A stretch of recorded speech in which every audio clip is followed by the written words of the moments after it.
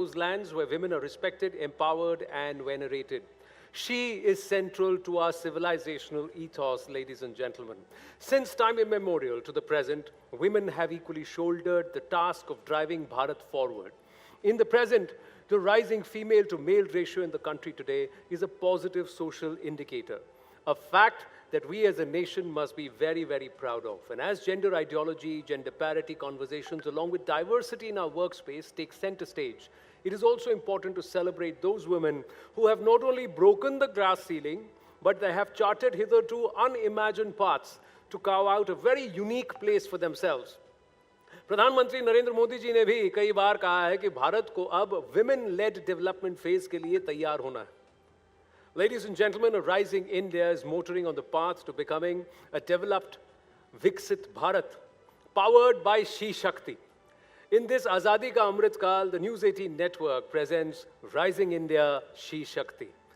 So what is the he doing here is a question that may pop in your mind, but she may be he hai. So that's the supplementary role that I'm going to play for a short while. But this show, ladies and gentlemen, is off for and about women. So big round of applause to all the women in the house and to the gentlemen today.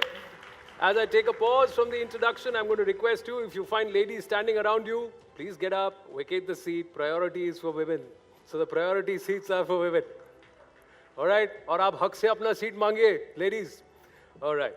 This is a unique endeavor that aims to recognize contribution of women across various disciplines, sectors, and celebrate their achievements. An effort for, of, and about, like I said, women, She Shakti, that is powering Bharat towards Atmanirbharta. The speed of India's drive towards becoming a developed nation is directly proportional to the number of its women getting behind the steering wheel.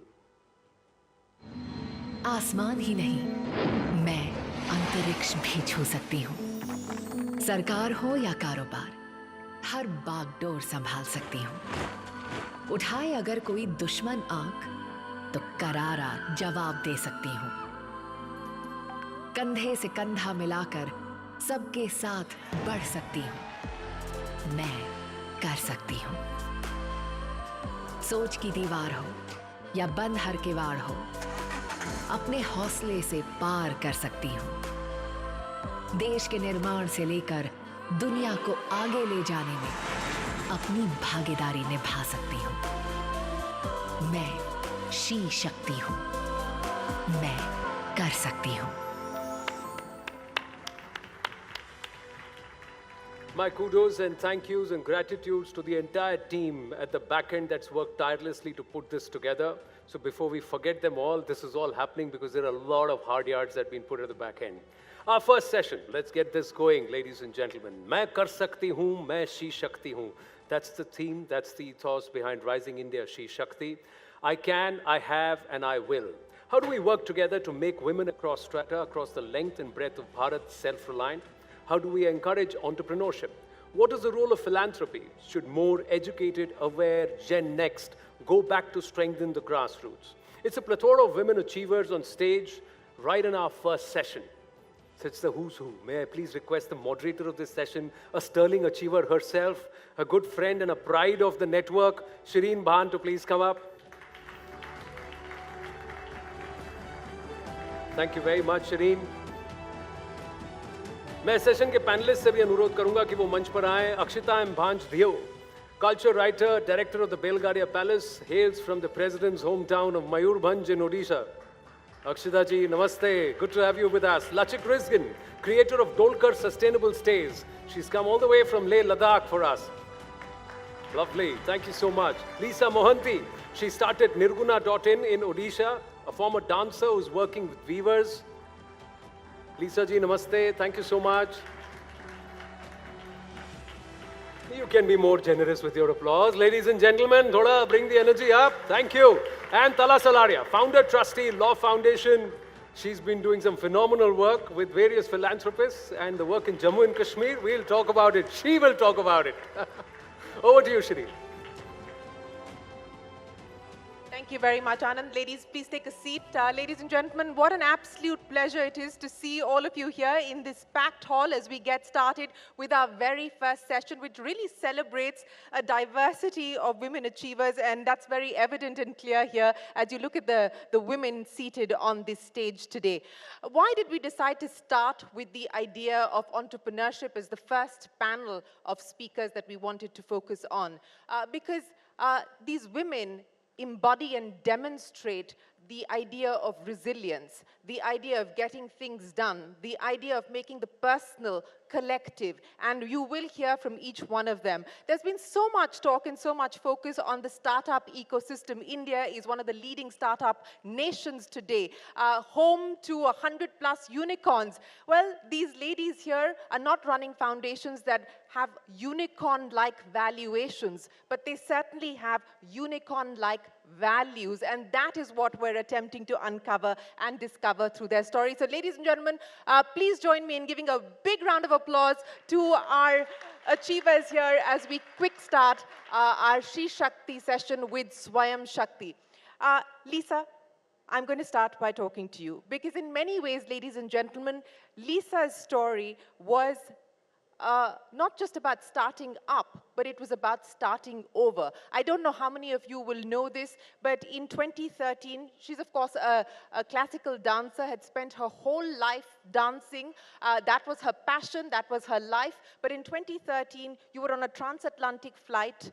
You had a medical emergency. That medical condition led you to give up dancing altogether. And in 2014, you decided to change your passion. You decided to reignite the spark that you had, the love for dance, and converted that into a collective. Lisa, I want you to talk to me about starting over, the resilience, the grace, and courage that it took for you to do so.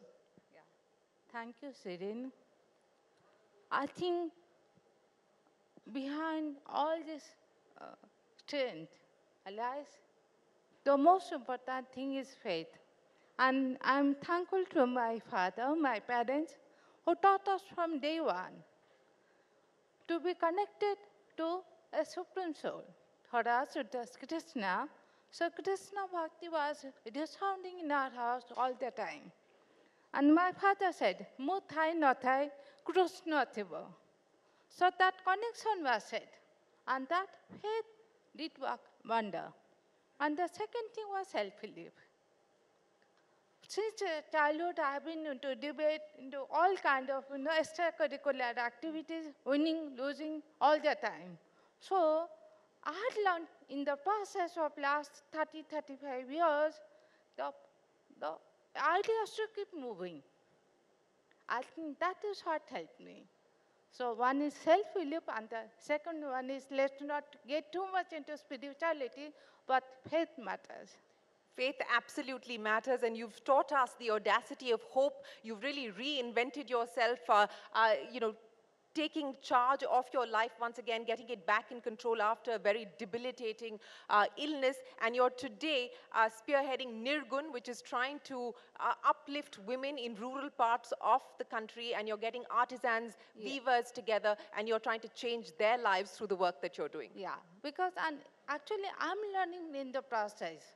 When you get into the grassroots, you'll see how hard, it's a lot of hard work. It's a lot of patience. They take a month or two to be Vesari, many of them. And still, they won't earn that kind of money had they been a clerk, officer attendant, somewhere else. But still, they are artists, because there is I always state my viewers as artists. Yes.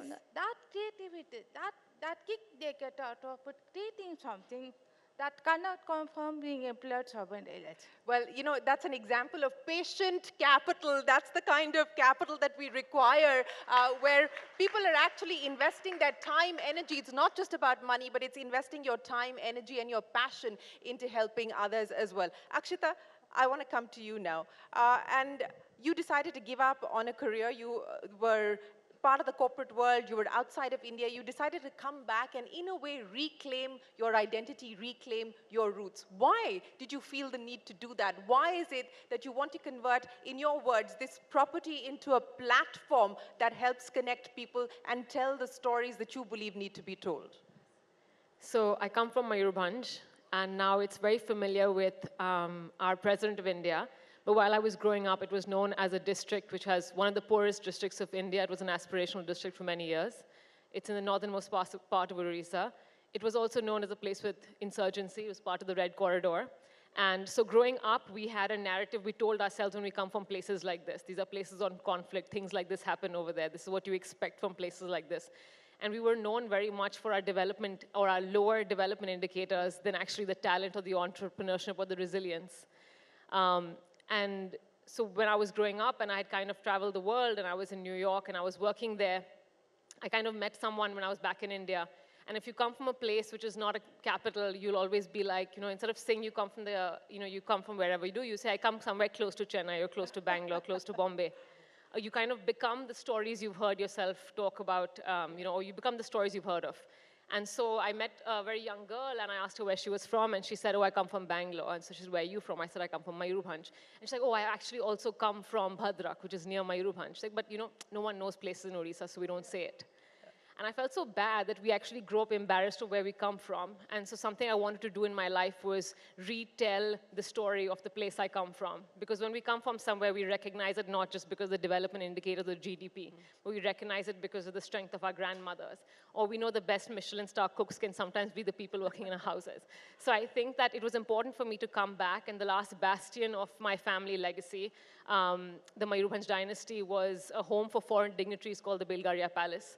And all the architecture in Mayurbhanj was built by women rulers because the men were usually fighting. So you see, the thing about women is, we know that we can do it. Hum kar sakte hain. Sometimes we just wait for that permission or someone's hand holding, someone to give us that extra raise or the job, or allow us permission to go out and take the job. We know we can do the job. We just need a little bit of support. So I think Belgaria was the support I wanted to be able to give to the people in the community. And you're right, it's not a startup. However, we wanted to build it on the principles of a startup. So when people come and stay with us, a percentage of funds can actually go back to mobilize nonprofits in the community, such as Mayurbhanj Chhau, which is actually a dance form which was patronized by the Royal Army. So not allowed to be performed by women. But you see, now that the men are all leaving for jobs, it's the women's responsibility to carry on our cultural traditions and storytelling, albeit in a different way. So for me, it was important that actually to start off, rather than a business or something else, actually all of us can start off with just changing the narrative and the story. It doesn't require capital, but more communication. Absolutely. It requires capital, it requires commitment, and it requires consistent communication. And you've been able to sort of now unapologetically tell your story. Yeah? Yes, yes. Absolutely. And that's wonderful to see. But Lachik, I want to come to you now, because there are many similarities in the stories that we just heard here from Akshita, as well as your story.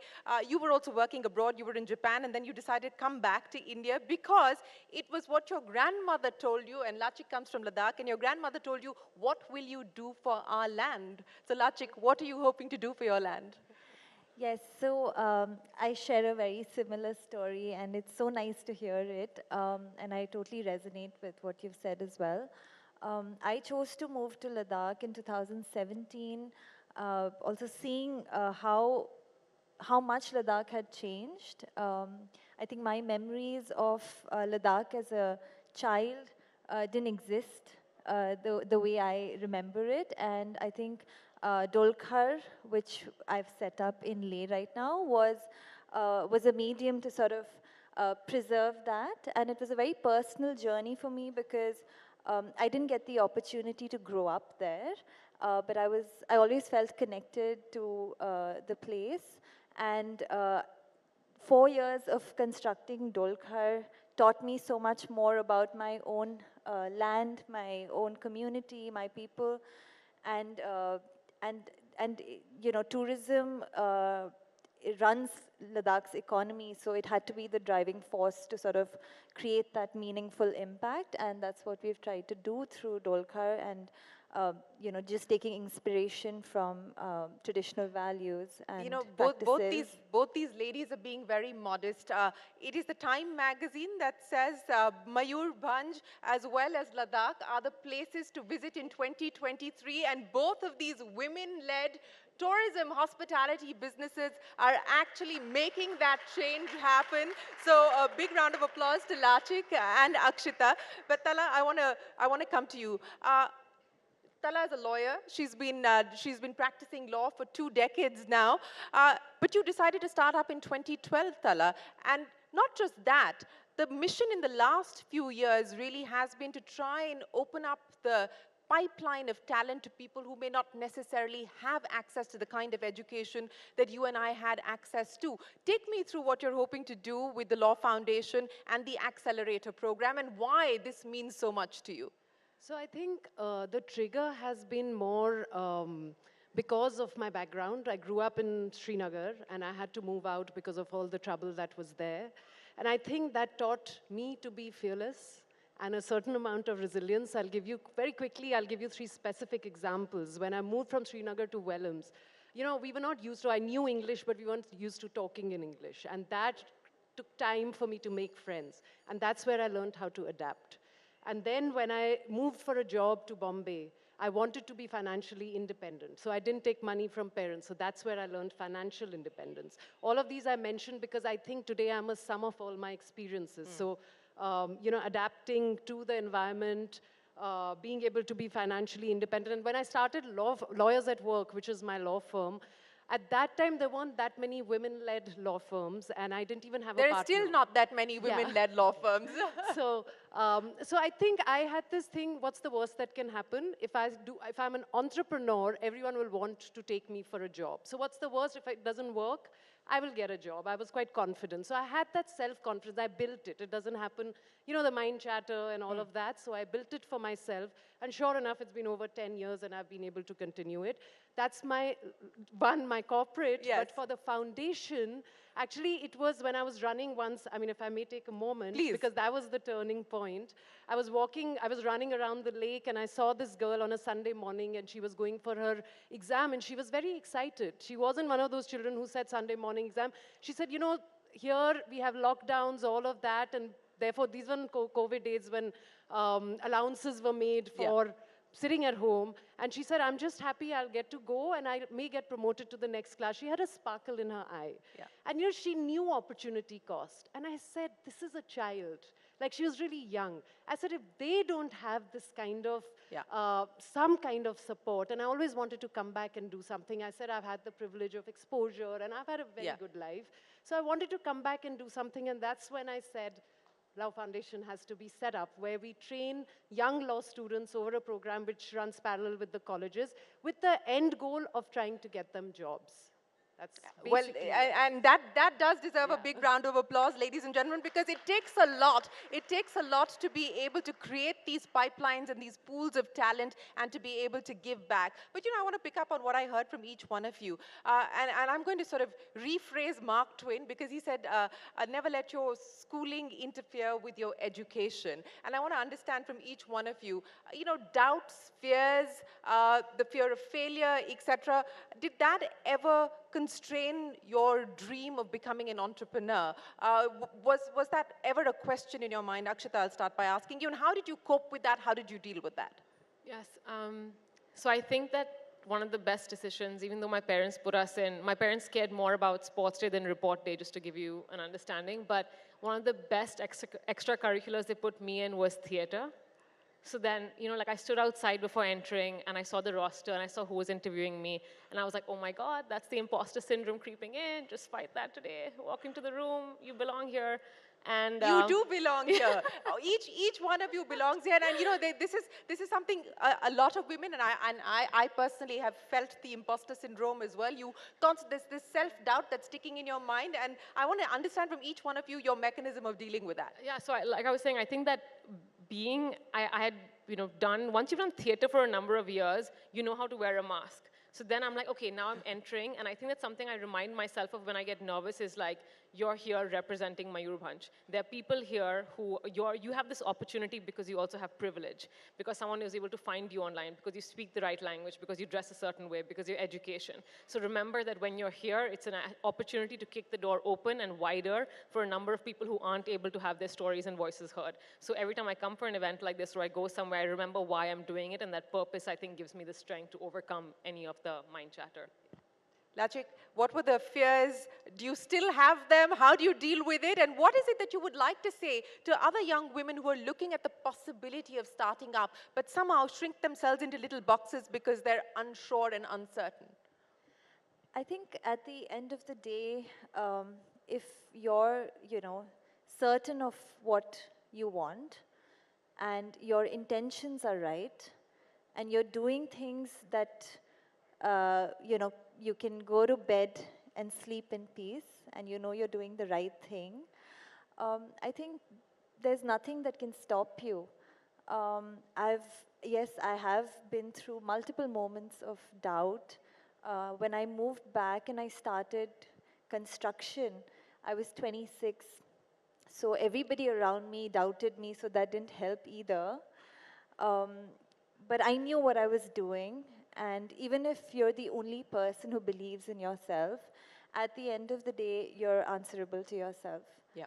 And if you're honest and you know you're doing the right thing, people come around. And you just have to continue doing it, and you have to consistently do it with the right intentions and the right motive. I think that's what's that's so me beautifully said, because very often we seek external validation, and in fact, that is what we live for. But at the end of the day, as you said, we're accountable to ourselves, to our own conscience. We're answerable to our calling, and each one of you is a representation of that. Lisa, I want to understand from you, what is the vision that you now have as far as Nirgun is concerned? Where would you like to take this? And what impact do you believe you're making in the lives of the women that you're dealing with today? Yeah. Nirguna, the way I have visualized it, the path I have followed is the holistic development of a community. So in a holistic development, what I always say to my customers, don't look at a sari as a product. It is a service to a community. You're talking the tradition, the culture, the local motives, the local rituals of that place. When you say Sambalpuri sari, we're talking about Sambalpuri people, right? Similarly, when I went into the interior recesses of Odisha, and suddenly one day I realized, there is something called Dhalapathar close to Bhubaneswar, I don't know. Yeah. And that is a sari, I'm wearing that sari. We revived the sari. After 100 years, it was lost in time. Yeah. So those kind of things, the revival of weaves, documentation. For last 8 years, we were doing video documentation of local culture, local tradition, local weaves, their motives. So somebody have to preserve our tradition, because that is where India lies. Yes, and that is how brands are built. Brands are not built on the strength of just the product alone. Brands are built on the strength of the stories that they represent. And what a wonderful sari you're wearing here, Lisa, today. So thank you very much for sharing the story of the sari that you're wearing. But Tala, let me ask you, what is it that you hope to do with the foundation? What is the kind of impact that you would like to make? I think what we realized, we thought we were trying to get jobs, but we realized that we are effectively making a systemic change. Because it's not just, in Kashmir, J&K, usually there's not much of a private sector, so there's only government sector. So just the shift from government sector to private jobs, that itself, people have to get used to it.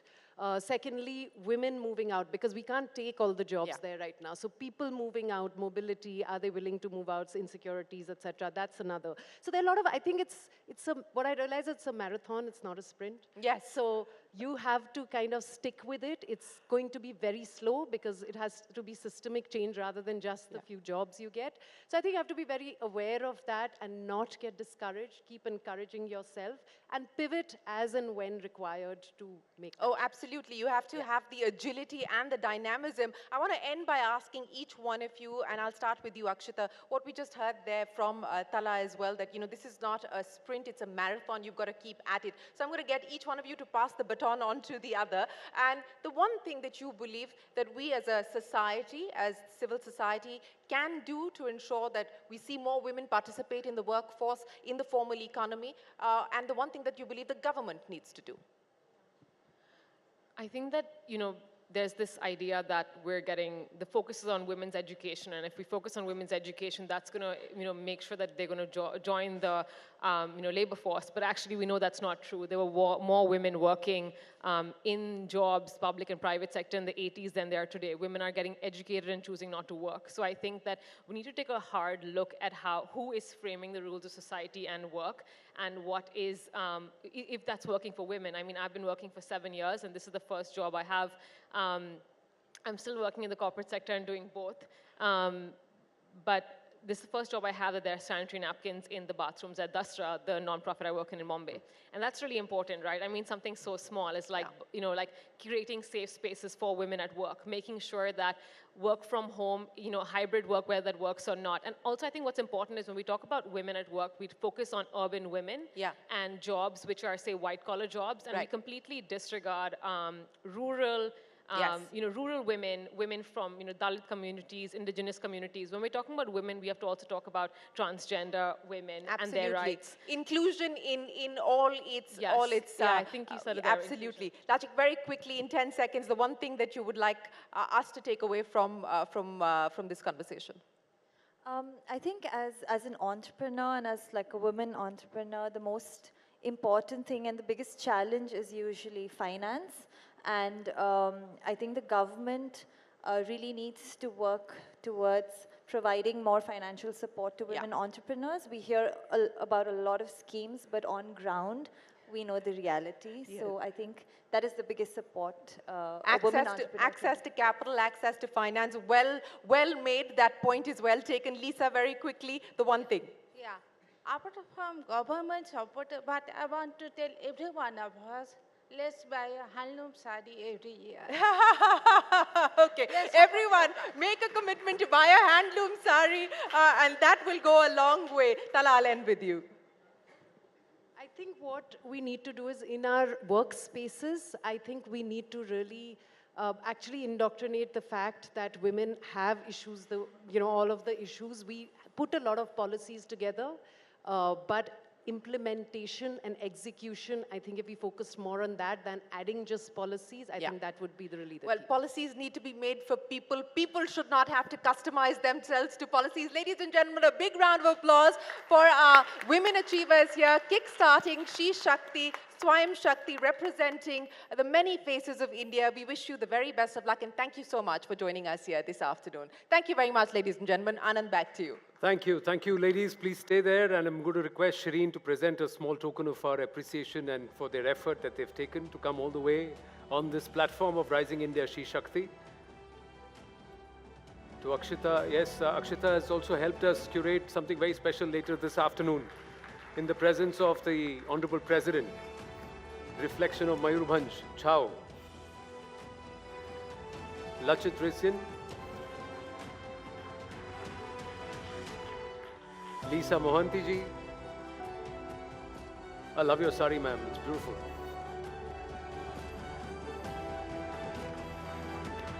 And Tala Sararia. Thank you. And ladies, before you step down from the stage, together a nice picture for posterity, please. Together on stage. Thank you. Everybody, please, quickly. Right there, can we have a picture together? All of you right at the center. Yeah. Thank you.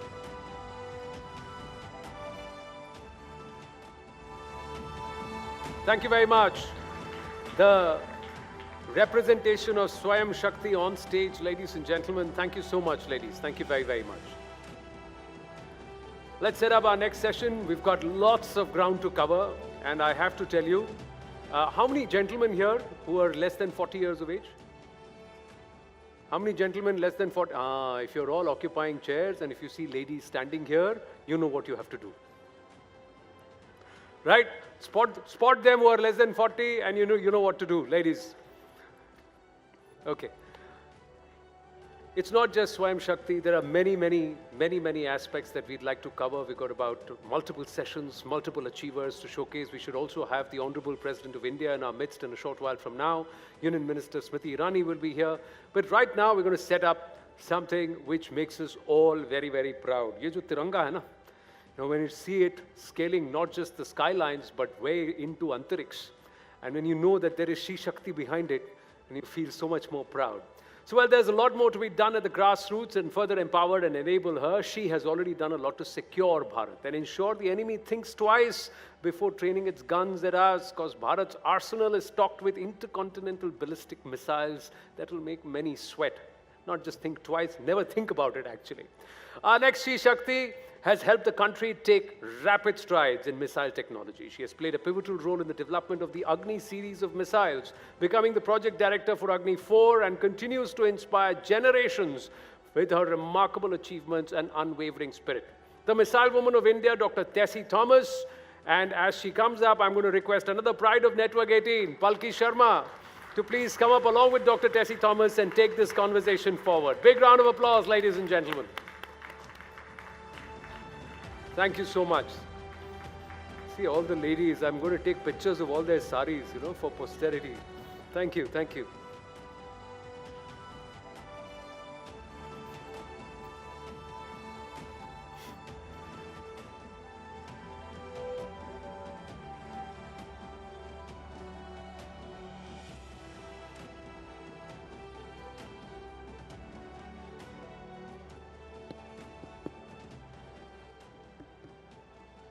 Thank you.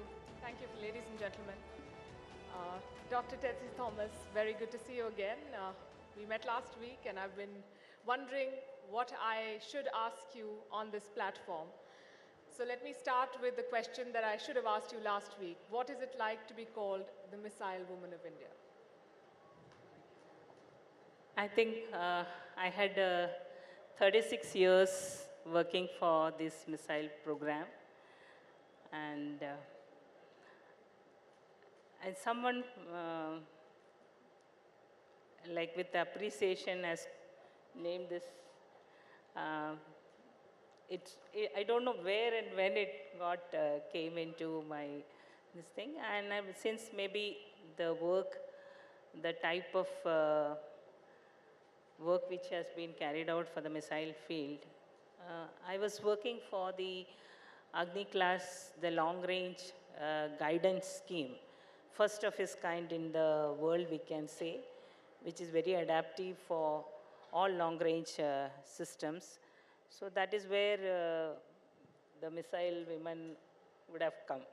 That's the way I take it. Wonderful. You were preparing for the IAS. You wanted to be a civil services officer. What made you change direction? Actually, after completing my BTech, options are either IAS, IES. That's the way we looked, HAL. So I didn't even get time, because by the time the advertisement for this DRDO-sponsored program, MTech program, 10 students will be selected all across the country. There was a written test. So I went for writing that. I got selected in that before my BTech results came. So I didn't have any option to go and take up anything else. And moreover, that time, IITs were giving a scholarship of 1,000 rupees, and the present DIT or IIT, the Armament Institute, was offering 1,200. So always that age, we know only to rate that way. That's the way I took up that opportunity and went for this guided missile program as MTech course.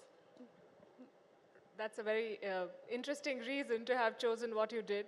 Was there any doubt in your mind or in your family? Because this is not, we say that the sky is the limit for women everywhere in the world. You've shown that even the sky is not the limit. But when you started off, did you think that this is the best move for you? And looking back, were there points in your journey where you thought that you may not have made the best choice? Was there a turning point? I think I didn't have time to think about whether I made a best choice. The first 20 years, including the MTech program, we didn't look at the outside world. And once I came to DRDL laboratory at Hyderabad, it's like I was selected for the Agni program. We don't even talk to anyone on what we are actually working for. Almost 15 years, nobody knew where I am. Even my friends also, I have lost touch with many of my friends also, because the way the programs were streamlined, that we are not supposed to talk about where we were working. So that's the way. No regrets, because it's for the, we know the importance, national importance of this and the responsibility what is being put to us. So keep working, that was the ultimate aim in our life. Absolutely, and you've inspired so many women. When we talk about women empowerment and what needs to be done to get more women into the workforce and into leadership roles, we've been discussing STEM education.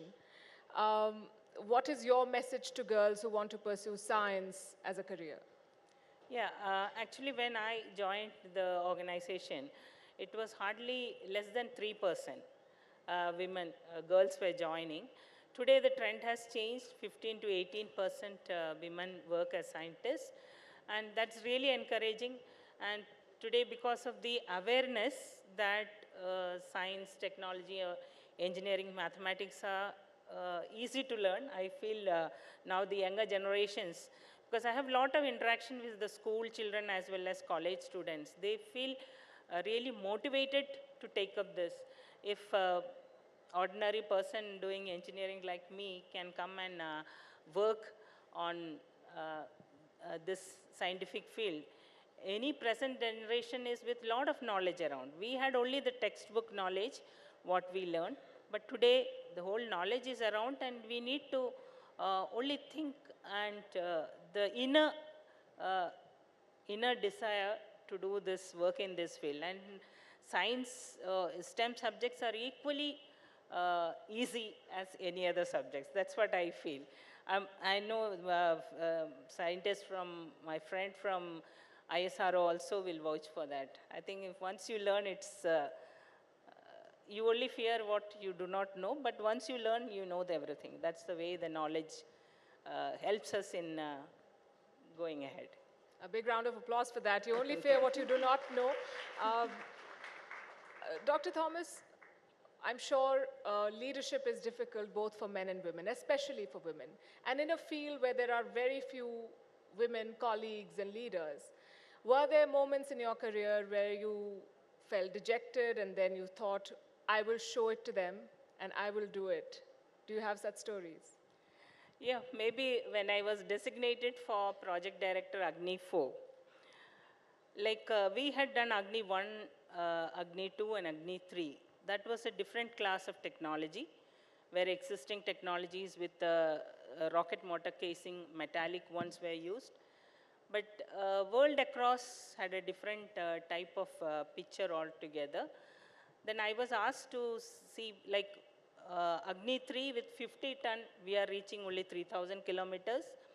World across were claiming 3,500 and so, with that type of weight launch mass. When I gone through the technology, we have to enter into composite rocket motor casing, composite technology, which was even the carbon fiber, the material, raw material needed for that was not available in the country. So this was the time I was given the task of developing a system of world class, where weight reduction also has to be there. And initially, the mandate was if we may change one of the stage of the rocket motor, we may be able to achieve. But the things were not that easy as it looked. That's where I was thinking, at one point of time, I was not sure the responsibility what was shouldered on me. I thought it's easy, but it was not so.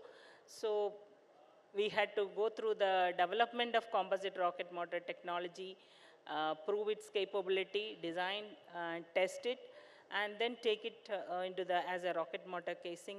And finally, when the efforts of after 4 years, we could achieve with 22 ton as the launch mass, launch capability up to 4,000. That is how Agni 4 came up. Fantastic, fantastic story. Yeah. What is it that motivates you, Dr. Thomas?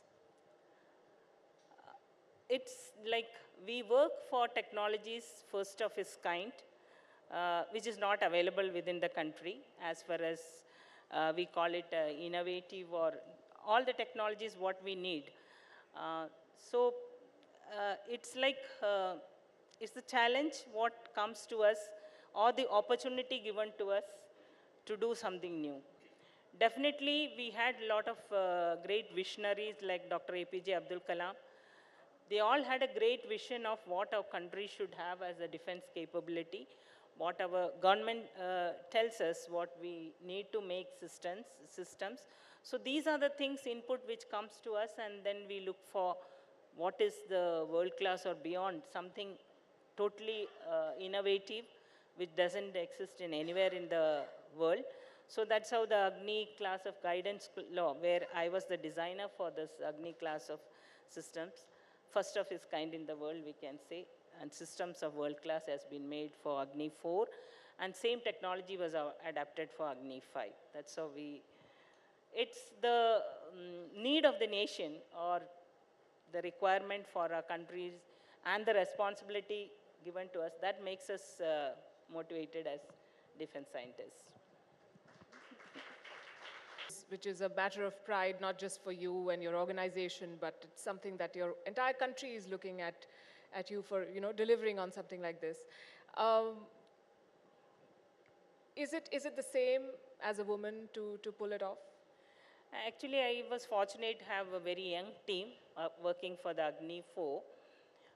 In the project group, we were 5 project group, but all across the country, from different missile, all the labs, DRDO labs, plus industry.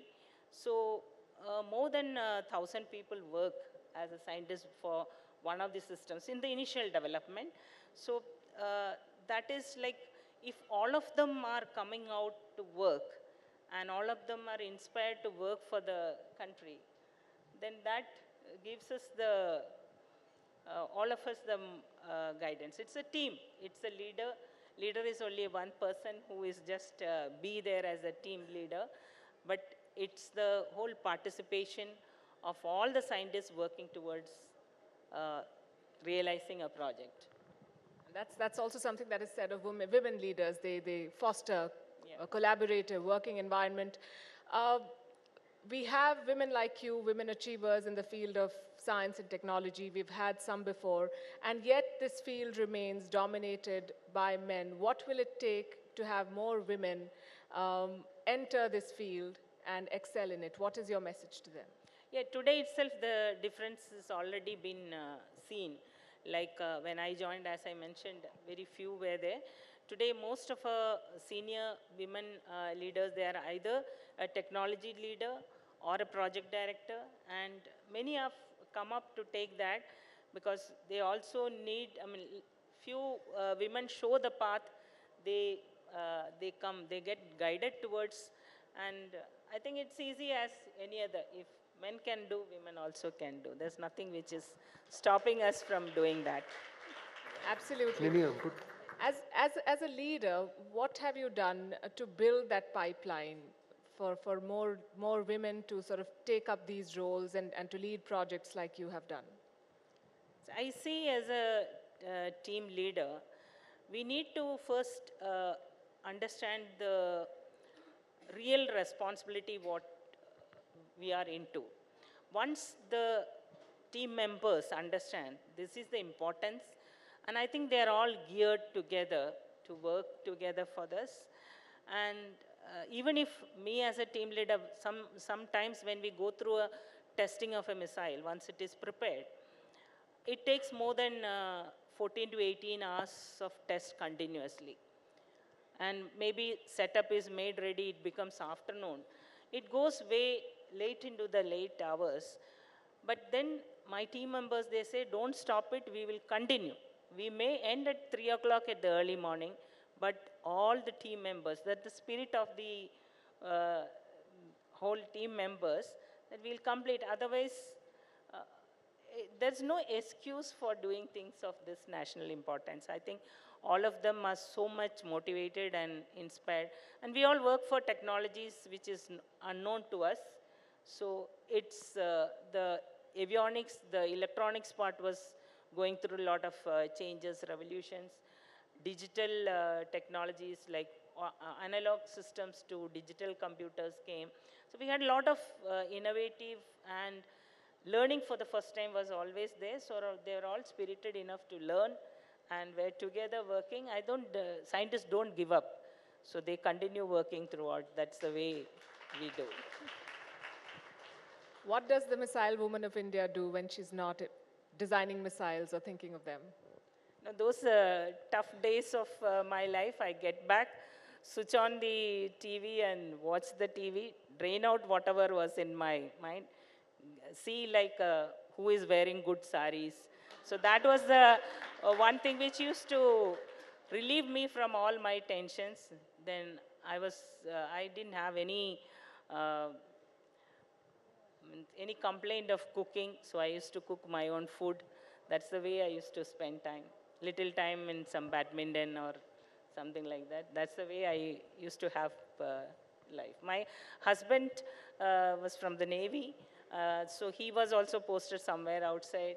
So, but whenever they were here with me, great support as family. So we were, my son also, very understanding. So that way, we all together made it, we can say. Very inspiring story. Thank you very much, Dr. Thomas, for speaking to us and for sharing your thoughts with us. Thank you. Thank you so much. Ladies and gentlemen, big round of applause to Dr. Tessie Thomas. And I'm going to request Palki to please present a token of our gratitude to Dr. Tessie Thomas, the She Shakti plate.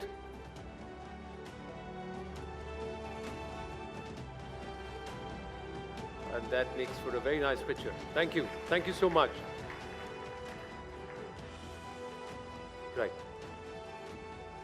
Thank you. Thank you so much, Palki. Thank you so much, Dr. Tessie Thomas, for making the effort and coming back. Thank you, ma'am. Lovely to meet you. Thank you.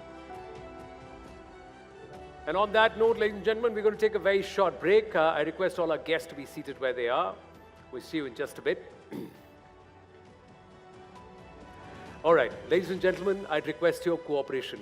We need to do it as quickly as possible and as seamlessly as possible. We've got to do, because of the Honorable President's attendance, we've got a security drill. You have a dog squad and the advanced security team, which is already inside the auditorium. So they're going to request, I think, barring the center tables, 1, 2, 3, 4, 5, everybody else will have to clear the audience. So everybody who's standing there, please, you'll have to make your way out of Alamgir, out of the Darbar Hall, please. Except for the...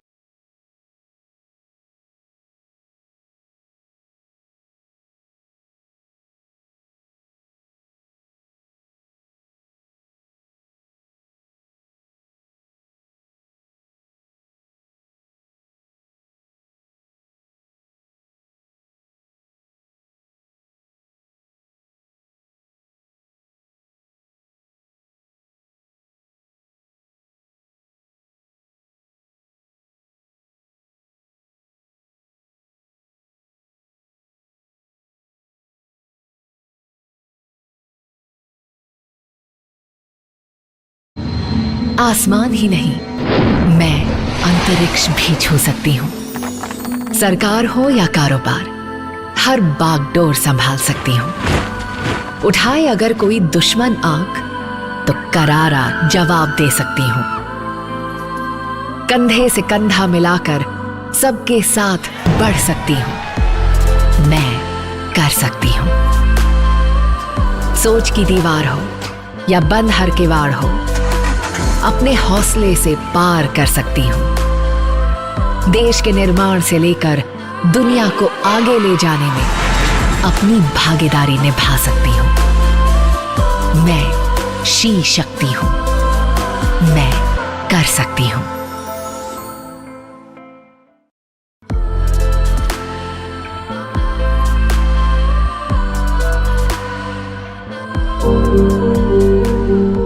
Rajiben Vankar from Gujarat, who's waging a war against plastic. And this initiative of hers is not just saving the environment, but also empowering women. Born in Kote village in Bhuj, Gujarat, Rajiben was denied the right to education due to social liability. At the age of 12, she learned the art of weaving khadi, which was strictly dominated by men. After Rajiben's husband's demise, she worked hard to make ends meet. With 3 children, she started weaving textiles to support her family. And in 2012, she learned about weaving upcycled plastic. And this changed her life forever. અમે છે ને waste પ્લાસ્ટિકનું વિવિંગનું કામ કરીએ છીએ, જે waste ડબલા આપણે કહીએ છીએ, માર્કેટિંગમાંથી લઈ આવીએ છીએ બકાલામાં, પછી ફ્રૂટમાં, અને પછી એને આપણે જ્યાં ત્યાં નાખી દઈએ છીએ. એનાથી શું થાય છે કે પ્રદૂષણને નુકસાન થાય અને જે ગાય ખાય છે મૃત્યુ પામે છે. તો અમે બહેનો એક મંડળ હતું અમારું બહેનોનું જે અમે બચત કરતા હતા શક્તિ મંડળ જે કહેવાય. Taking her passion ahead, in 2018, Rajiben set up her own unit and trained women in her village to segregate, clean, cut and weave the plastic. At present, nearly 60 women work with Rajiben, out of which 50 women collect polythene from the villages. Rajiben manufactures nearly 50 products, from purses to wallets, eyeglass covers to trays, folders to floor mats, etc. The products are not just sold in India. Her efforts are recognized across the globe. જેમ કે આ bag છે આ બિસ્કિટના રેફરમાંથી બનાવેલો છે. બિસ્કિટનું refer આવે એને નાના નાના ટુકડામાં કટિંગ કરી એને ચોડી લાંબી પટ્ટી બનાવીને વીવિંગ કરી અને આ બેગ બનાવ્યું છે. એવા ઘણા બધા બેગ છે જેમાં પેન્સિલ પાઉચ છે, પછી આ ચશ્મા કવર છે, પછી આ ટ્રે છે. Rajiben Vankar stands as an exceptional figure, and the News18 network lauds her determination and dedication. She is a shining example of rising India's She Shakti, who believes in "Main kar sakti hu."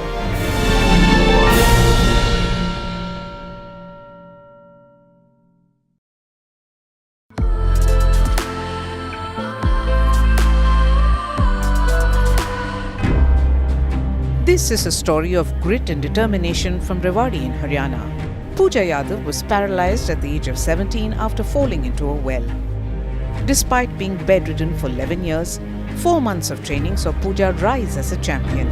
Bronze medal goes to Pooja from India. Competing in the National Games and the World Para-Athletics Championship in Paris, where she clinched the bronze medal in javelin.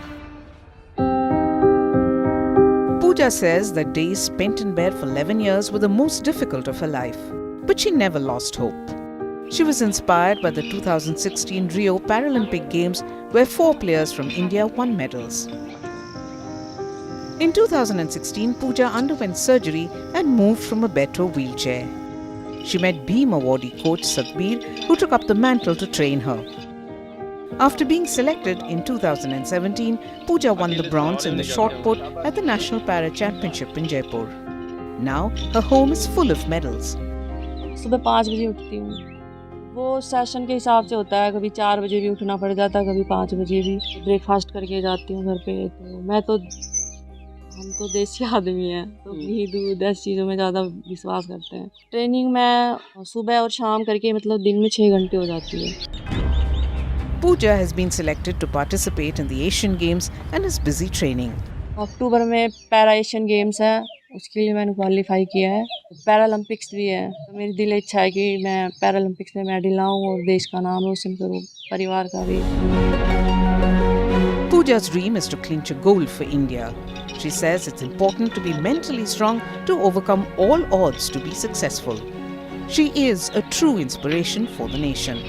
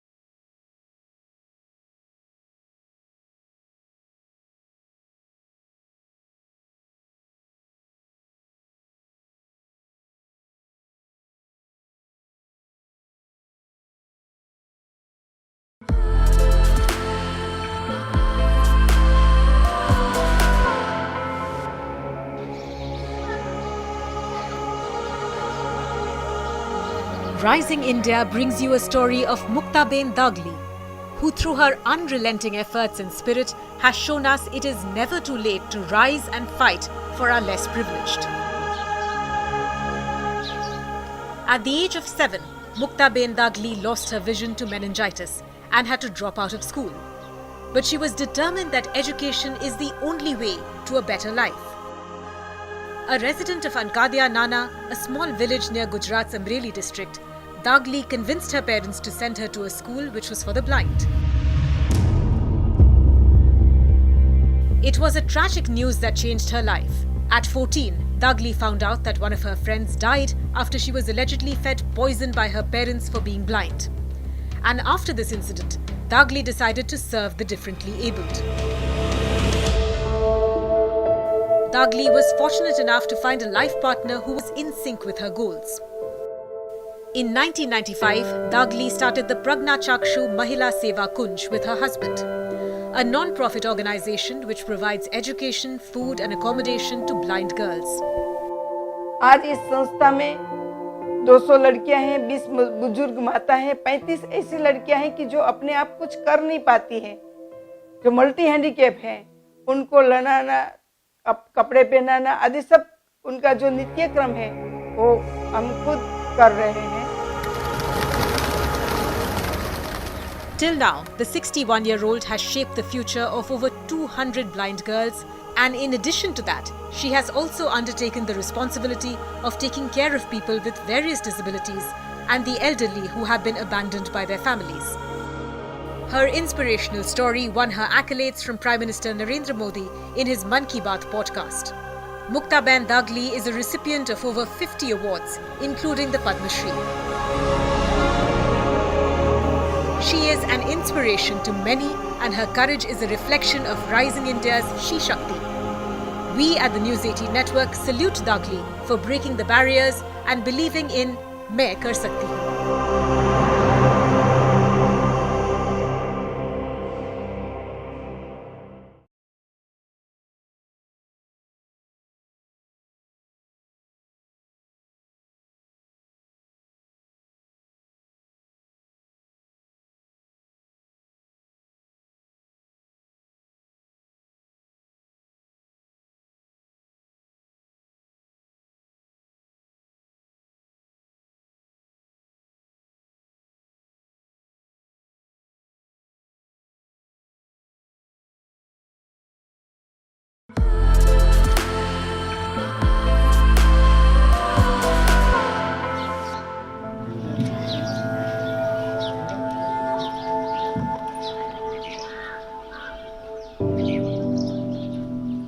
Struggling from water crisis in Madhya Pradesh's Bundelkhand region, where women would travel for kilometers to get water for their household consumption, a young resident of the village, Babita Rajput, came up with an idea to solve the problem which has plagued them for years. हमारे गांव में पानी की अत्यधिक समस्या थी, जहां पर अगर हैंडपंपों पर देखा जाए तो लाइन लगाकर लोग खड़े होते थे और सर पर 3 से 4 घड़े लेकर महिलाएं आती थीं. 2 सर पर, एक हाथ में, एक कमर पर, इस प्रकार से पानी भरती थी.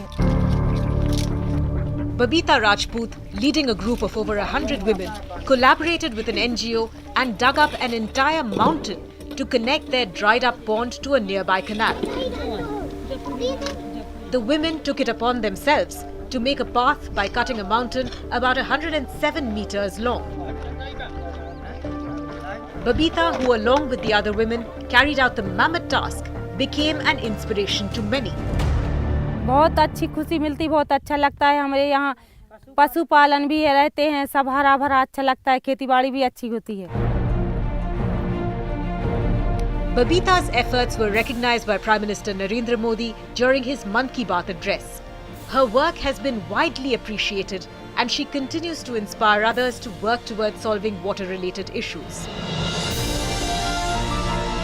Babita's leadership, determination and courage is a reflection of rising India's She Shakti.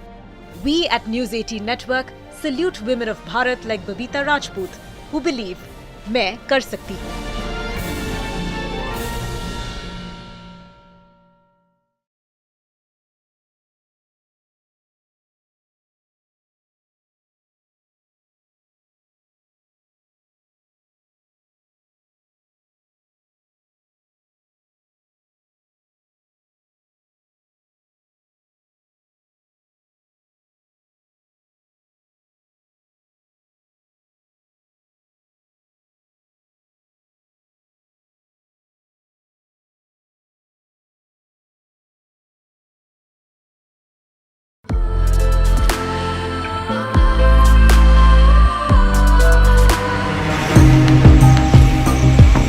A 25-year-old woman is on a quest to disprove the popular notion that it is unsafe for women to travel alone in India.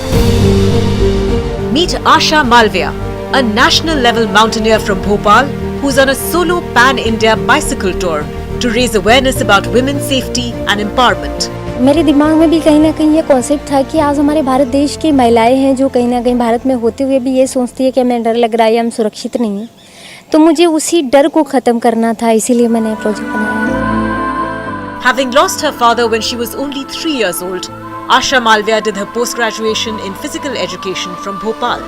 She carries only 3 sets of clothing, some basic essentials and some dry fruits with her on her journey to create awareness. As a mountaineer, Asha Bhosle has climbed several peaks.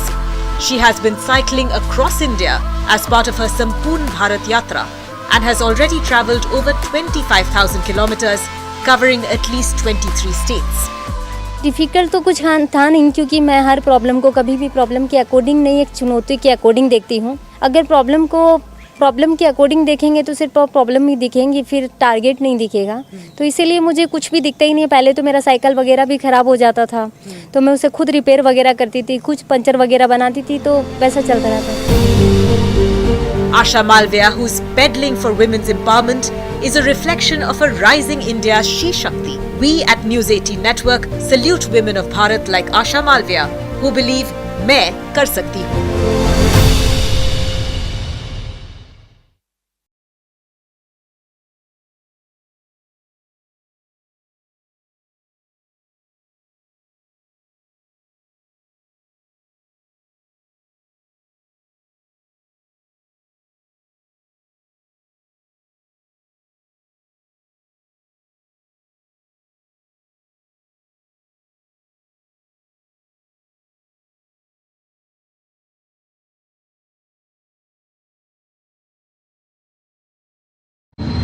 आसमान ही नहीं, मैं अंतरिक्ष भी छू सकती हूँ।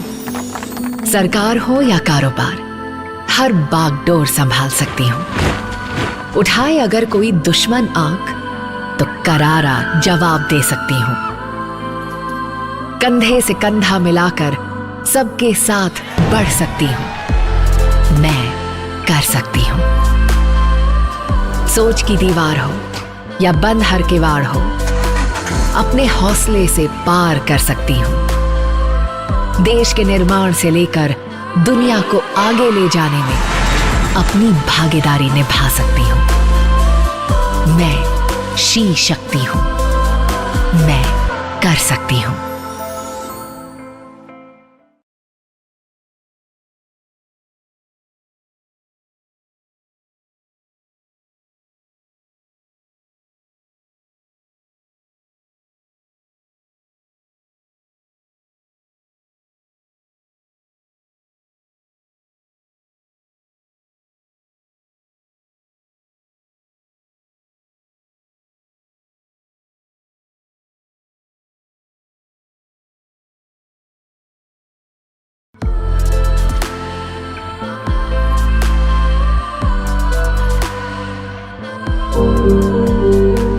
Meet Rajiben Vankar from Gujarat, who's waging a war against plastic. And this initiative of hers is not just saving the environment, but also empowering women.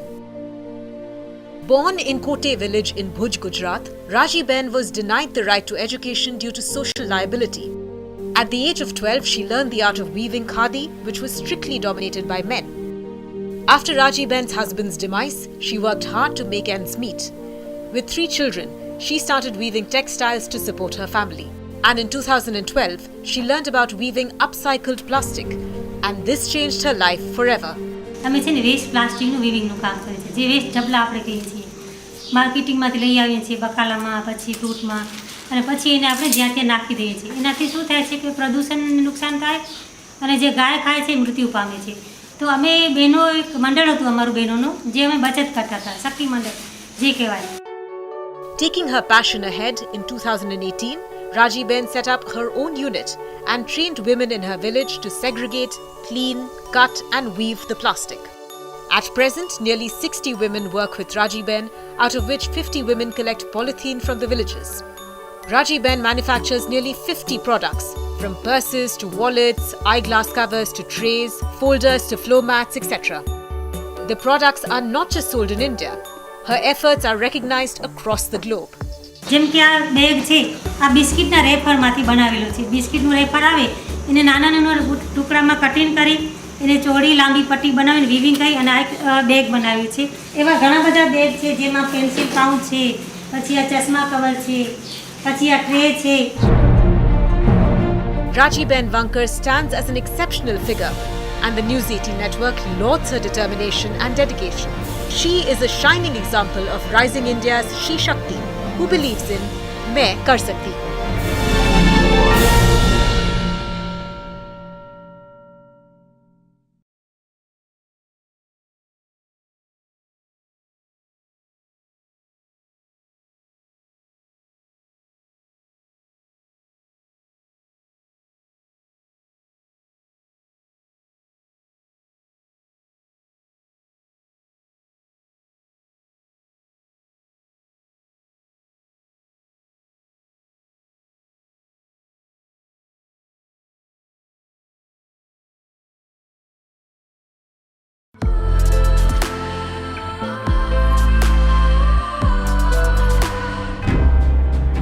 This is a story of grit and determination from Rewari in Haryana. Pooja Yadav was paralyzed at the age of 17 after falling into a well. Despite being bedridden for 11 years, 4 months of training saw Pooja rise as a champion. Bronze medal goes to Pooja from India. Competing in the National Games and the World Para-Athletics Championship in Paris, where she clinched the bronze medal in javelin. Pooja says that days spent in bed for 11 years were the most difficult of her life, but she never lost hope. She was inspired by the 2016 Rio Paralympic Games, where 4 players from India won medals. In 2016, Pooja underwent surgery and moved from a bed to a wheelchair. She met Beam awardee coach Sadhguru. We had to do this, it's a security protocol, but let's get proceedings underway. This is a story that you must all hear. When I heard this story, I was flabbergasted. I was wondering how could this have been possible? A lady who's perhaps in ICU, a lady perhaps who should not have any motivation to do it, has gone ahead and done something which makes us all proud. Worked with students across the length and breadth of the country, girls between 12 and 15, and then also helped put up a satellite in orbit for a G20 year of leadership. What a story, isn't it? Let's now quickly invite my colleague south of the Vindhyas, who's also busy making tech domain her own, to take this story forward in India's decade. Chandra, please come on. Please welcome Chandra Shrikant. And first up is the only Indian to be decorated with the ambassador status in top 3 space centers of the world, NASA, ESA, and also the GCTC Moscow, an educational evangelist who's worked for more than 700 girl children aged between 12 to 15 years to build a satellite marking India's G20 year of leadership. The one and only Dr. Srimati Kesan. Please come in, ma'am. I'm so happy that you're here. And her ultimate goal is to create young scientists and young leaders. She's accompanied by 4 students. Where are those 4 students? 4 out of the 700 odd. We've been able to bring them along from different parts of the country, and they brought some of the parts they made for that satellite. So they actually made these parts. So please come, ma'am, please. And also Dr. Anuradha TK is with us. Anuradha ji. So nice. Look at the energy that she exudes. The first woman to become a satellite project director at ISRO. She has worked on the launches of the satellites GSAT-12 and GSAT-10, a communication satellite specialist and a beacon for She mission directors of today.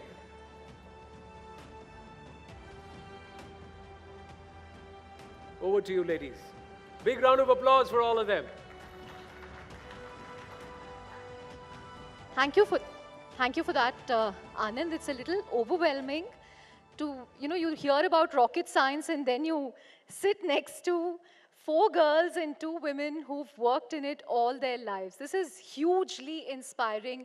I would request all of you to give a huge round of applause to our guests here. So the rocket girls or the satellite girls that you see on stage, they were part of 750 girls selected from government schools across the country to launch a satellite called Azadi Sat in February this year. It was a communication satellite, right? Yes, it was a communication satellite. Beat that, schoolgirls aged 15, 16 already launching satellites. The future is certainly bright for India. Huge round of applause for the rocket girls on stage. Satellite girls. Satellite girls on stage. Thank you so much for that. You've got some parts with you. So, आप बताना चाहेंगे कि वो क्या है आपके बगल में? It's not parts. These are the satellites that we built. This is the world's lightest and first ever 3D printed satellite that went up on NASA's suborbital, of course, Terrier Orion rocket. It was considered to be the first lightest satellite. This is the Satish Dhawan satellite, a tribute to Professor Satish Dhawan, a 3U satellite. And that's the big one. That's the Azadi Sat mock model, and which was built by the 750 girls and my team, of course, Space Kids India. How did you manage to get 750 girls across the country to collaborate on a satellite project? See, lying in the ICU, I was thinking that, I'm not going to kick the bucket without doing something remarkable for the country. So being 75th independent anniversary of the country, something has to be done different. And, STEM and women don't go together. That's the greatest myth people have. And they keep saying that, oh no, I don't think you're too good at this. So I was like, no, we got to do this, and that too with rural India. So handpicked about 750 children from Jammu Kashmir to Kanyakumari, all the states and union territories, 10 children from each government school, put them together, brought them online because due to COVID, got them online, taught them what is a satellite, what is a rocket, where does a satellite sit in a rocket, what is space first, and then got them to understand the components that go in making payloads, and got them to code that and send them to us. And then my team integrated the whole satellite. That's so this is how, inspiring. Yeah. Ma'am, I firmly believe that there is seriously this myth about STEM and women. All of you are breaking it one by one and breaking it with such force. You're here. We also have, Dr. Tessie Thomas seated there. And Anuradha TK, for everyone in the room, she was the first woman satellite project director for ISRO. She's helmed key satellite launches such as the GSAT-10 and the GSAT-12. Tell us about your journey, ma'am. What brought you into space, and what does it feel like when you're seeing, the next generation of Anuradha TK and Srimati Keshan and Tessie Thomas seated on stage? First of all, congratulations to Dr. Keshan and her team. It's a wonderful thing to see that in India, such movements are happening, that the rural children are encouraged. That's something fantastic. And coming to your other question, that women in science and technology, to tell you frankly, it is a myth which is created by West, not in India. And if you really see in all your families, your sisters, your daughters, you want each of them to take science. I mean, it's a natural course, unless someone is very, passionate about doing commerce or arts or any other thing. I think it's a very common thing that girl or boy today, at any economic background, they would like to pursue science, and they want to continue as doctors or engineers. It's a very common thing in India.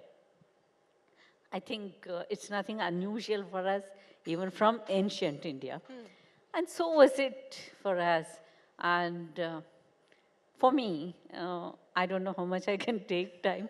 For me, we grew up in a very free environment in our family, and we were always encouraged to ask questions and debate. Do not accept as it is, whatever is told, and you have to reason out. And we were 4 sisters at home, no brothers. And that must have been a lot of fun. Oh yeah, it was. Though I miss sometimes, I wish I had a brother. So, yeah, it was like, debating all the time. Take anything, whether it is mythology or science or anything that is happening around. We would have debates at home, and we were very inquisitive, and we were encouraged to be so. And that's the way we grew up, and we did not have so much pressure as children that you have so much of homework and You like have to get 100, today's children. 100 on 100 in everything. No, no, no, no, no, no. In fact, even my parents never insisted. And in fact, once I think I got, just when I moved from my vernacular school to English medium school, I really had a tough time adjusting, and I got pretty low marks in biology, not in maths or physics or anything. In biology, I got less marks. And I was really afraid what my father would say, because you had to get signature in the report card. And he was so, I'm surprised the way he said, okay, next time you do better, that's all. I mean, there was no insistence that you had to stand first. You had to, no rat race for us. So the freedom they gave you, in a sense, liberated you to pursue what you wanted to do. You put it very beautifully. I believe in that. We have a beautiful quote, Sa Vidya Ya Vimuktaye. It means education is that which liberates you. If you don't get liberated, you haven't been educated, right? That's a brilliant way of putting it. That's true. So that's how we grew up, and we had total independence to choose what we want to do. And my elder sister, she became a medical doctor. And my parents had an inclination that I too should take up medical thing. I don't know. I got a seat too, but I was not interested. I remember my father was already on transfer. He was here and there. He was in government job. And he sent a telegram. Those days we didn't have a phone at home. Let Anuradha join medical. Then I told my mom, no, I'm not joining. That's all. Next day, one more telegram came. Let her join what she wants. And that was probably the best decision. Yeah, I mean, I would make decisions for myself, and so were my sisters too at home. We were all very independent, and Got it. that way. Dr. Keshan, why do you have this mission to educate girls in India, particularly from government schools? Why do you think space education will be important for them? Beyond the fact that it looks great, the fact that these 750 girls worked on the satellite that India has launched, what's the larger impact? How is this going to help the country? Well, that's a brilliant question. The facade of Indian rural children generally internationally is, you carry a mud pot, torn clothes, walking on a deserted path. This is what is picturized everywhere, in all the magazines that you see. I wanted to break that. I wanted to say that, these are not Indian girls. The Indian girls are more powerful if you give them a platform. So give them that platform. And in fact, for this year's UN Girl Children's Day, what we did was the children who worked on Azadi Sat, they were in their rural attire, but we gave satellites and rockets in their hands and sent that to UN, and it was published everywhere. So we said, no more Indian girls with mud pots. They are with satellites. And space is the future. Everybody is talking about it, and they want to, I think this is a platform, I'm sure, I know if I'm going to voice out, they're going to be brickbats, but I would love to voice out saying that the West always loves to trounce upon that Indians are snake charmers still, and we wanted to say, no, our girls, rural India is also powerful. So what are you talking about? People sitting there in ISRO and everything. They are even more powerful. So we will launch Chandrayaan at the first shot, Mangalyaan first shot. Everything is possible. So this kind of a power I wanted to give my rural children, so that today they stand as a testimony to the rest of the children, rest of the youth of the country, as leaders. How many children I mean, you should ask this to them, I think. I'm going to get them to talk. Yeah, how they feel about, what's the transformation they had. Right. So we have, kids from Kerala, Jharkhand, Chhattisgarh? Chhattisgarh और आप? Bihar and Tamil Nadu. So one of them will be speaking in Tamil, two of them will be speaking in Hindi, and she's going to be speaking in English. We will translate it for the benefit of our audience here. நீங்க முதல்ல சொல்லுங்க உங்களுக்கு எதுக்கு space பிடிச்சிருக்கு, satellites பிடிச்சிருக்கு, என்ன ஆகணும்னு நினைக்கிறீங்க? என்னோட பேர் ஜே குகப்பிரியா. நான் தமிழ்நாட்டில் மதுரை மாவட்டம் திருமங்கலம் அரசு பெண்கள் மேல்நிலைப் பள்ளியில் 12ஆம் வகுப்பு படிக்கிறேன். ஆசாதிசா 2 எங்கள் 780 மாணவிகளின் கனவு. ஆசாதிசா 2 அன்னைக்கு பிப்ரவரி 10ஆம் தேதி 780 மாணவிகளின் கனவுகளையும் எங்கள் கனவுகளின் அரசி டாக்டர் ஸ்ரீமதி கேசன் அம்மையார் அவர்களின் கடின உழைப்பையும் அதை எங்களுக்கு கற்றுக் கொடுத்த 11 இளம் விஞ்ஞானிகளான சகோதரர்களின் அறிவையும் எங்கள் பெற்றோர் மற்றும் ஆசிரியர்களின் ஆனந்த கண்ணீரையும் சுமந்து கொண்டு வெற்றிகரமாக விண்ணில் சீறி பாய்ந்தது. You want to She's from a background that, absolutely rural. And she says it was a dream we've never dreamt before. And this has really transformed not only our lives, our parents' lives, everybody's lives. And we wanted to be thankful for this whole mission. What she's being humble about is she owed a lot of gratitude to Dr. Keshan for making her dreams come true. ஆசாதிசா 2க்கு அப்புறமா எனக்குள்ள ஒரு தன்னம்பிக்கை வந்துச்சு. இன்னும் நான் நிறைய கண்டுபிடிப்புகள் கண்டுபிடிக்கணும். என்னோட எண்ணம் எல்லாமே ISROல சயின்டிஸ்ட் ஆகணும் அப்படின்றது. That is easy to translate. She wants to become a scientist at ISRO. All the very best to you. And we will interview you 10 years later or 20 years later as a scientist. Maybe as a project director. Thank you so much. आप बताइए आपके बारे में, आपको अंतरिक्ष में इतनी रुचि क्यों है? आप किससे प्रेरित हुई हैं? वैसे तो मुझे साइंस में पहले से ही इंटरेस्टेड थे, लेकिन जब से मैम के द्वारा ये मिशन चलाया गया और ऑनलाइन कोई क्लास के द्वारा मुझे जो टीचिंग मिली, इंफॉर्मेशन मिला स्पेस के बारे में, उससे मुझे और भी इंटरेस्टेड होने लगा और मुझे स्पेस में और भी इंटरेस्ट होने लगा. और आप क्या बनना चाहेंगी बड़े होकर? I want to become in the science field. Excellent. आप बताइए आपको क्यों इंटरेस्ट है स्पेस में, अंतरिक्ष में, सैटेलाइट्स में? My name is Hina Sahu और मैम ने जब हमें ये मिशन कराया, इसमें भाग कराया हमें, तो सबसे पहले हमें नहीं पता था कि अंतरिक्ष क्या होता. हम सोचते भी नहीं थे अंतरिक्ष के बारे में. हम सिर्फ देखते थे कि हाँ होता है, पृथ्वी में के आगे भी कुछ होता है जो हम आसमान में देखते हैं. पर जब हम इस प्रोग्राम में भाग लिए तब पता चला कि अंतरिक्ष क्या होता है, अंतरिक्ष में क्या है. तो जब हमें प्रोग्राम करते जाते थे, मतलब किए, तब हमें लगा कि नहीं, हमें इससे आगे बढ़ना है. अब हमें अंतरिक्ष में आगे बढ़ना है और जाकर देखना है कि अंतरिक्ष से हमारा भारत देश कैसे दिखता है.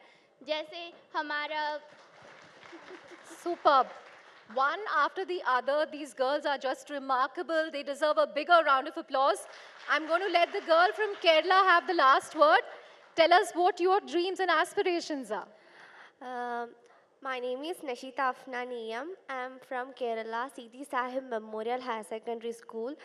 Firstly, I'm very proud and very happy to be part of the Sasadi set, and a very big thank to our sweet, charming Srimati Kesan ma'am. And our girls are hidden in 4 walls. They could not come forward to show the talents to the entire world. But in this project, our Srimati ma'am gives our girls the opportunity to show the world. So I am remembering an African adage: if you educate a man, you train a man. If you educate a girl, you train a village. On that brilliant note, huge round of applause to all of you. I think all of you would have seen that Mission Mangal movie. If there's a second version, we have 4 people here. 4 girls who can be part of it. Thank you very much. Thank you. Thank you. Ladies and gentlemen, you can be more generous with your applause, please. Not only are they so talented, but look at how confident they are when they speak, these young girls. Pramadama pasting aniga. Superb. Well done, ladies. This young girl, these girls, superb. Superb. Chandra, I'm going to request you to please present a memento to Dr. B.K. Anupama. And then Srimati Kesanji, and also all the young scientists of the future, bright minds.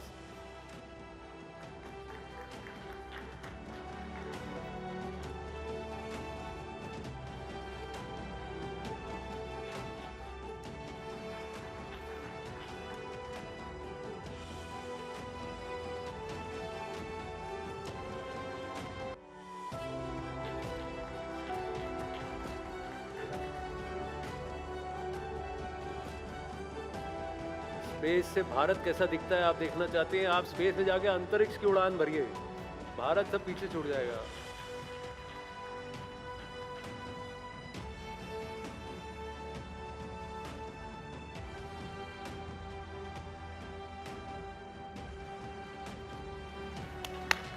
Thank you so much. Thank you so much, everybody. Quickly together, a huddle in the center, and we'll take a lovely picture, everybody. Center पे आ जाइए, या जल्दी से. Lovely. That's She Shakti, present and future, ladies and gentlemen. Thank you. Thank you so much. Let's get a move on. Ladies and gentlemen, Rising India She Shakti is very special to us, but just like the flight of a fledgling needs the solidity of a branch or even Mother Earth to take off, an initiative such as this also needs the backing of solid partners who believe in the cause. So I'm taking this opportunity to thank all our sponsors, all of them who stepped forward and said we want to back this initiative and who have helped make this possible. But foremost among them is Quest, our main sponsor, who embraced the philosophy of She Shakti and told us, "Tum kar sakte ho." So may I now request News 18 Network's very own Shivani Gupta, who's known for her plain speak. Shivani, come on up. And we're going to have, as we welcome Mr. Lohit Bhatia, President Workforce Management at Quest, to talk about She Shakti in the workforce. Thank you. Over to you.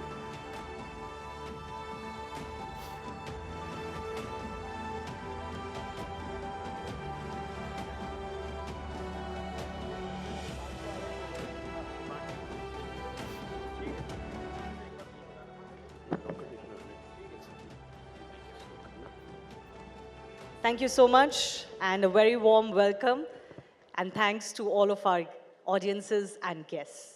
I'm Shivani Gupta. I'm in conversation with Mr. Lohit Bhatia, President, Workforce Management at Quest Corp. He comes with an experience of over 25 years across industries such as textiles, auto components, and services, with a focus on product and services, sales, and business development, along with proficiency in manpower outsourcing programs, with emphasis on managed services across industries. I do thank you, first of all, for partnering with us. Why is this initiative so important to you? Let me begin by asking that. So first and foremost, I'll take a second to thank every woman in this audience and out there. This Nari Shakti, this She Shakti is absolutely to be celebrated every day, every moment. So that's the first. Why is it important to us? So Quest started with very humble backgrounds in a 3-bedroom apartment in Bangalore 16 years ago.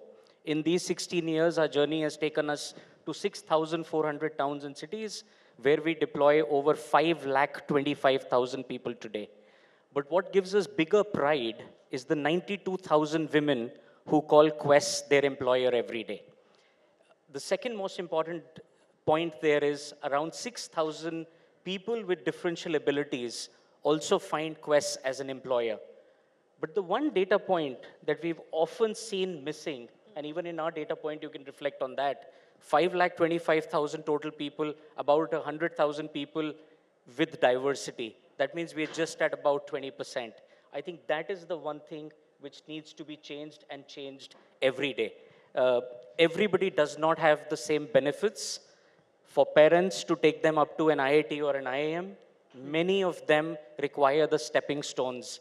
And if you enable them those stepping stones, then we'll see the kind of power in this room magnify and multiply 10 times over. So let me ask you the tougher question. What is it that makes that difference? So if you could elaborate on Quest's initiatives that help women particularly at the workplace. So very importantly, the first thing at an enterprise level at least is a goal, a target, and something which is driven from the top. 2 years ago, our chairman, along with our CHRO, went to the board and made a presentation when we were just about 22% of women in employment within Quest, the core employees, and set a very, very ambitious goal, saying that by 2023, we will have 33% women at work, and by 2025, we'll have 50% women at work. I'm glad to report to you, as I sit in front of you today, we've already crossed the 33% mark. We are at 35%. And we are well on the way to be 50% and thereabouts. Now, strategy is important, but execution is even more important. So internally, what we've done is we have a HER program, H-E-R. And what we say is we tag job roles, profiles, right through the entry level to the leadership. And we say these are reserved only for women. We don't just stop there. We take it to our business leaders. And some of my business leaders are in this room today. This becomes a target to them. They have to not only open those job roles only to women, they have to ensure that they come into the system, and they come into the system with open arms and a red carpet. And beyond that, you have to make it easy for them after they come to place of work. You know, I was going to ask you exactly that question. From my grandmother's generation to my mother's generation, every generation has faced issues, and I have, of course, grown up as any woman would, learning about what those issues were. And as a young woman professional, I feel some of my issues are different. I want to ask you, what is the issue, or what are the issues that today's woman in the workplace faces, and how do we solve those issues? Have you identified those issues first up? So I think over the centuries, some issues have remained constant. And women will typically, in my opinion, have 4 hurdles or 4 M's in their life. The first M or the first hurdle would be marriage. And I'm not saying it in the wrong way. I am married. I love my wife. I found her in school. We both started dating when we were just 9 years, in the 9th standard. And since then, it's gone pretty steady. So marriage is important. Please let me put a caveat out there. But that becomes the first hurdle for a woman. The second hurdle for a woman is maternity. The third hurdle for the woman is medical care. And medical care both for your own aging parents and your parent-in-laws. And the fourth hurdle is motherhood and becoming a mother as your children start to grow up. They get to the middle school, they finally get to the 10th standard, the 12th standard. The burden eventually goes back onto the woman. So as Quest, very specifically, we've tried to address each of these. After the HER program brings a woman into the system, we also encourage them to stay for longer. So the first program that we run is called GROW. And once a woman is into the system, how can she go from the junior management to mid-management to senior management? The second one that we have, which the senior women leader anchor, is called QUEEN. But this QUEEN is with slightly different spellings. It's QWEEN, and that is Quest Women Employment and Engagement Network. So all senior leaders, all women senior leaders at Quest have to mentor and buddy all the junior women leaders and navigate them through these 4 M's or these 4 hurdles at the workplace, which, mind you, they are going to get. I'll add one more point and just one tactical thing. We added and we changed our leave policies. And one of the policy we added was that if you're a parent of a child going into the 10th or the 12th standard, both father and mother will get a leave during the board exam. So we are telling the men, please share the burden. Don't expect your wife to give up the job during that time. We also added just one last one, and this is important because I heard in the earlier panel as well. We started what is called a period leave. I know Government of India is talking about it. We said, if you are in your menstruation cycle and you need to work from home and you feel comfortable working from home, no questions asked, just convert that day into work from home and you're comfortable. So these are small little things. A lot of enterprises can do it. Absolutely, absolutely. So there is, as you said, some challenges haven't changed for women. And those come from marriage, maternity, motherhood, as you said. And as you rightly said, those challenges will not go away till the burden of motherhood or parenthood is shared equally between men and women. But I do want to ask you, there is a report that Quest has initiated or authored, which is called the New Collar Generation. Could you tell me what is it that you found about young women or women of all age groups in the workforce, especially from the unorganized sector to the organized sector? So thanks for that question. Actually, Quest brings people into formal employment for the very first time. In the last 12 months, when we added about 350,000 people, 177,000 of those people got a UAN number for the very first time. That means they came into formal employment for the very first time. 42,000 of those were women employees who came into the formal employment for the very first time. Now, how this report came about is when we took our findings, being a 500,000 company to the government, the first question the government asked us is, you also speak for the formal worker. Who speaks for the informal worker? So we initiated a report in 14 cities, 4,200 girls and boys who work in 10 different disciplines in the informal sector. And we asked them a question: would you want to transition to the formal sector or the formal jobs? The emphatic answer, 97%, was absolutely yes. What do they find? They find decent work, they find skilling, and they find career enhancement. More importantly, 63% of the women said if they transition to the formal work and they get medical benefits, maternity benefits, and medical benefits for the family, they're willing to even let go of higher wages and will settle for lower wages, but for these aspects. And I think COVID has not been kind to most families, most people, and I think that's what the women in this report were trying to Absolutely. you No, know, I think talk to that's us. an important finding, that it's not just the pay scale or the amount of pay, but it's also the benefits, especially maternal benefits or medical benefits, that are extremely important to keep women in the workplace and encourage them, especially in the organized sector as well. I do thank you, Mr. Lohit Bhatia. A big round of applause for Quest, because Thank it's you. important to initiate these conversations, and we need partners like you, and I hope I have a commitment from you. Absolutely. All right. We are here for the long haul. Thank you very much. Thank you very much. Ladies and gentlemen, Mr. Lohit Bhatia, and a big round of applause for Quest for supporting us here at Rising India She Shakti. Thank you, sir. Thank you. Thank you. Just take a quick photograph and we move on to our next session. Thank you. Thank you very much, sir. Thank you.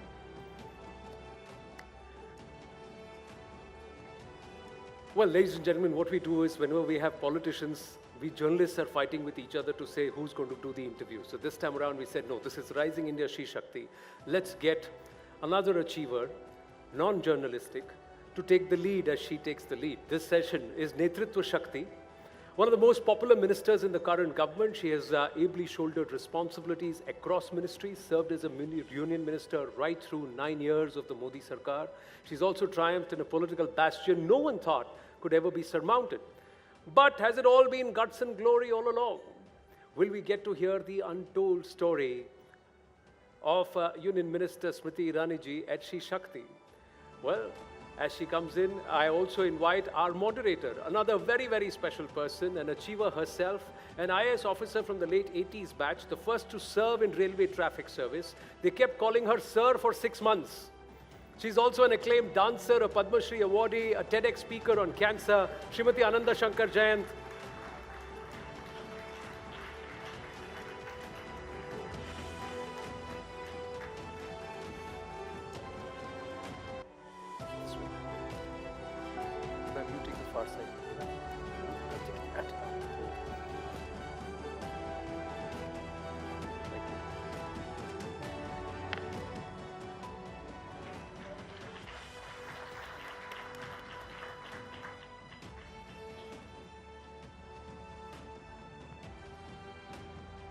Namaste. As grateful daughters of this land, this ancient civilization, Bharat, which has bequeathed to us in extraordinary legacies of learning and knowledge that continue to exist and grow unbroken over millennia.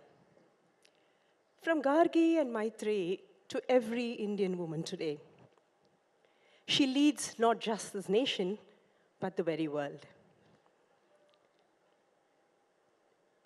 Charting her journey across many, many different genres of learning, she continues to guide this nation and the world in what it is meant to be. She is Shakti, the core of Bharat's growth story. Shakti, that is the essence that is powering Bharat's and India's Atmanirbharata.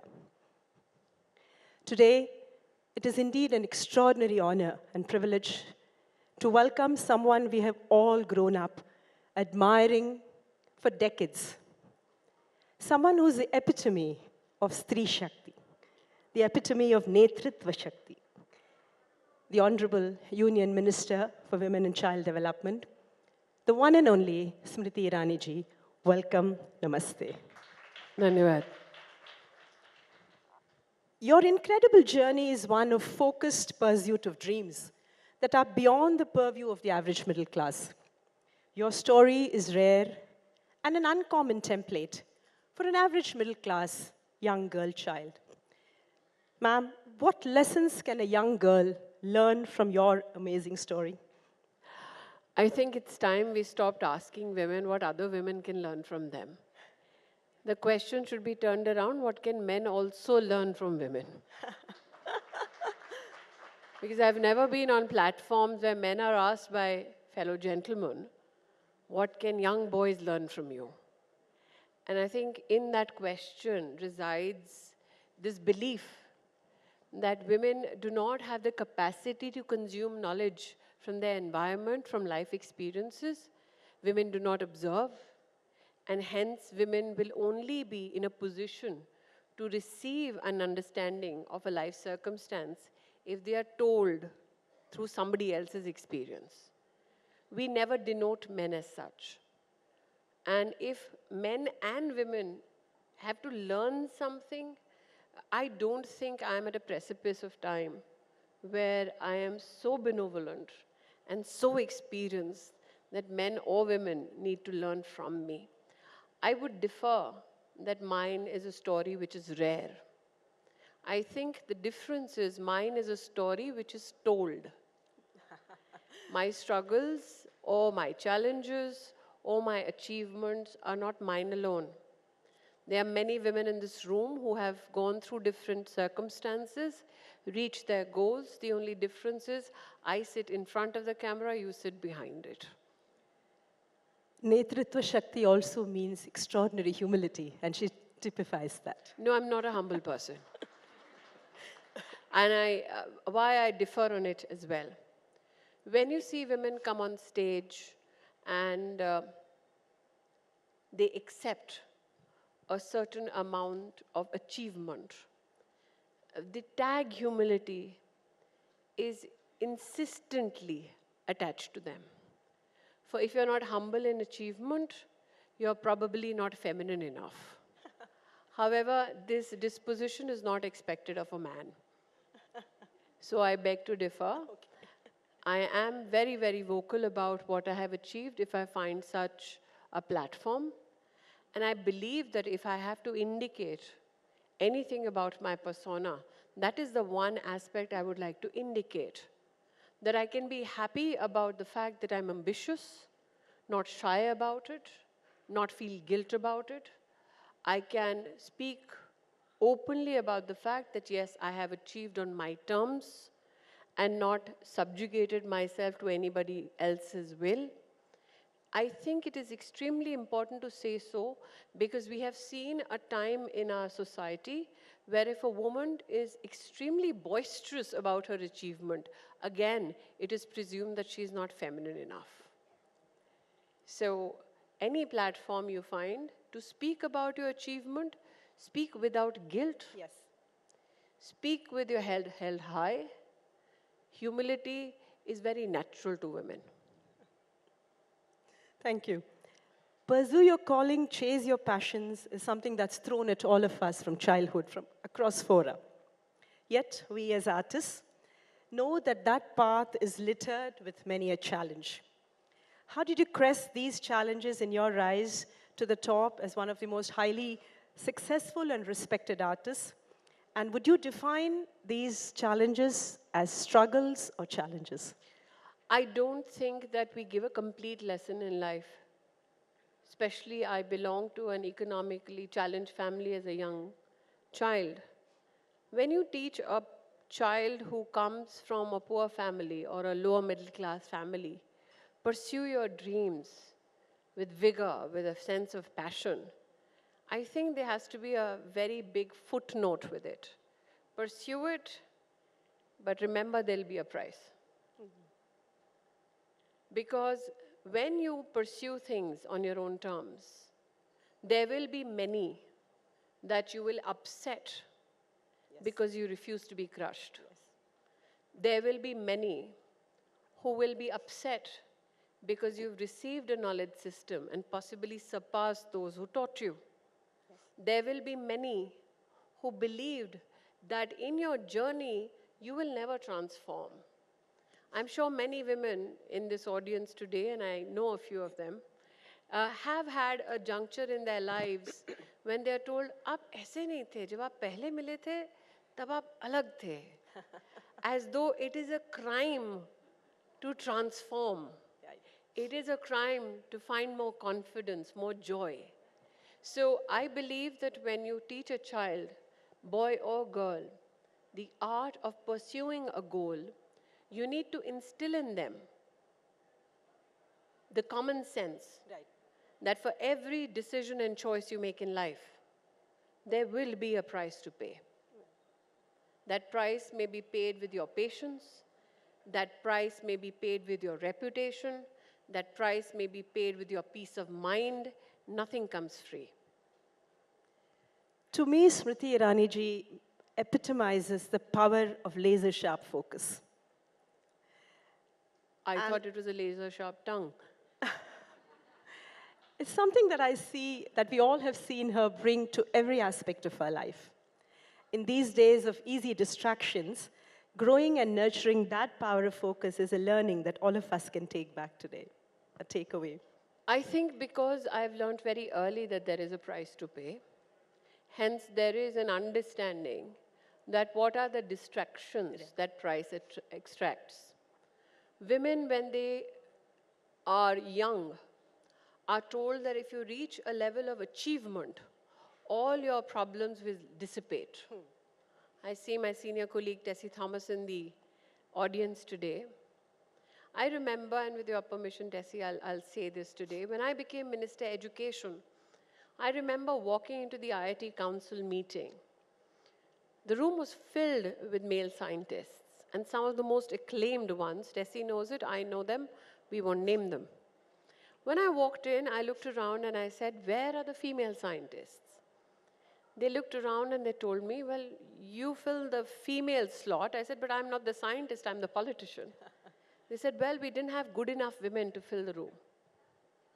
This is some of the most celebrated male scientists in the country in the year 2014 when I became Minister of Education. I walked out of the room, I excused myself for a phone call, and I called Tessie Thomas. For the first time in my life, I spoke to her, the missile woman of India. And I said, "Madam, I'm so-and-so. I have a request. Would you consider becoming the first chairperson of the IIT Council?" And Tessie literally choked. And I'll never forget those words. She said, "You thought of me." A woman who could make missile systems in my country choked because I thought of her. She was a natural choice. The fact that this woman was not in that room spoke volumes. It's not that women of merit didn't exist. It is that somebody needed to open the door to such rooms and say, "This is as much yours as the men in your field." So, my belief is, if you reach a particular position of excellence or achievement, remember there is a generation of women before us. Yes. The generation after mine is comparatively luckier. Yes. The generation before mine could never speak of equity, though there was much conversation around equality. Because if they spoke of equity, they were termed activists wherever they were at. कि ये नेतागिरी कर रही है. And so they did not want to pay that price for their careers. And today it's incumbent upon women of my generation and the generation that comes after me to recognize the women just before my generation so that they find their place of respect in society. In fact, a small personal anecdote. One part of why would you have focus is also to remember you're not the only one struggling. Right. Well said. Women, if they achieve, their struggle does not end. Their response gets more nuanced. We will have the privilege of having the Honorable President of India on this platform today, I would highlight to this august audience that even after becoming the President of India, the Supreme Commander of the Armed Forces, she was subjected to humiliation in politics. Yes. So just because you become an achiever, that doesn't mean your challenges end. That is the fairy tale we need to stop selling to young girls. In fact, my personal anecdote is I'm from the Indian Railway Traffic Service of the 87 batch, and I burst through a very male bastion to become the first woman officer in South Central Railway. And they said sir to me for 2 months. So, as a dancer, I live by 3 words: practice, practice, and practice. And that is how what I dance on stage, that glamour is covers all the sweat backstage. So what is the secret to the brilliance of oratorial skill, sharpness of mind and memory that is Smriti Irani? As far as my oratory skills and comebacks go, I practice a lot on my partner. Here, here. But I think what is also inevitable is the need to highlight the necessity to read. We have now necessitated in the digital age accumulation of knowledge through devices. But everything that Google has is not sacrosanct. We also need to recognize we have knowledge systems across many dialects of our country. We need to recognize that while I will get much information from the smartphone, there is also a human value to communication. There is also a deep sense, and I think as somebody who has consistently desired to become better, there is a need to ensure that you keep competing with yourself. I do not ever position myself to compete with any other individual. Right. Because that then becomes a standard which is very obvious. Yeah. If I am in a position to do something better, learn something better today, I will look for that opportunity. For instance, my day began with the Indian Publishing Federation. Okay. Now, that is not a part of my administrative ecosystem or my constitutional mandate. It's a different entity altogether in our country, which employs 1.2 million Indians. I'm not the Minister Publishing. However, I'm meeting these people who have spent years dedicating themselves to printing and publishing of books. Yeah. Now, that is the most unnatural thing for me to begin my day with. But there is limitless opportunity to educate oneself. So I think if you keep looking at new avenues of gaining knowledge, you stay razor sharp. You come from 2 very different workplaces. You were at the top of your career, you gave it all up, actually to get onto the shop floor of politics. And obviously, there is a whole lot of learning that you probably bring from the artistic space to the hustle and bustle of politics and governance. Well, I must here give a very humble disclosure. Even when I was in the media, I was mostly a union leader. So I've had the privilege of serving in the Writers' Federation. The camera people that you see behind, we are called the Allied Workers Union. So I was a part of their union as well. The Jimmy Jip that you see, I was a part of their union as well. I was a production union person as well. So yes, my union buzzy and activism was also reflected behind the camera as I cried my way to the bank. As women in leadership, and literally you at the top of that center and owning that space, it's often that eyes and knives are pointed at us. I'm sure we all know how you deal with it in an extraordinary way. What is your advice to youngsters entering the leadership space? And of course, these eyes and knives, I'm sure it bothers you. And I'm sure you have a huge family. Nothing bothers me. It doesn't? You can't be in the public space and hope to be protected. You are to be morally, ethically lynched. If you're a female who has made a considerable political impact, and especially if you're one Amethi, you have to be ready to be stripped of all your dignity, because that is the way they hope you defocus from issues. Right. Right. And once you understand that strategy, everything else falls in place. Fantastic. So I believe that if somebody wants to come into the public space, there are two issues you need to consider before you come in. Don't come in because you have no other career option. Right. India deserves better. Yes. People deserve better. Absolutely. Value why you are coming into politics. Second, which part of politics do you want to be a part of? I began with political activism. I began with social activism. I was the WHO USAID ambassador to India. And as I worked in the field of health across the country, I was just 24 then, I realized till such time I don't become a policy maker, not much will change. Hence, I switched to electoral politics. So one, you need to decide how, where would you like to contribute. Two, you need to decide how long would you like to contribute. Prime Minister Modi has emphasized on the need for women-led development. This is a little long question, multiple questions actually. A little elaboration on that if you can, if you may. And any resistance to this idea from the other half of the population? No. I'm very grateful, one, that the very phrase women-led development is a tectonic shift, not only in narrative, but also perception. Women in our country were always looked upon as beneficiaries, waiting to be rescued. Someone or the other in politics would talk about how humko aurton ke liye ye karna hai.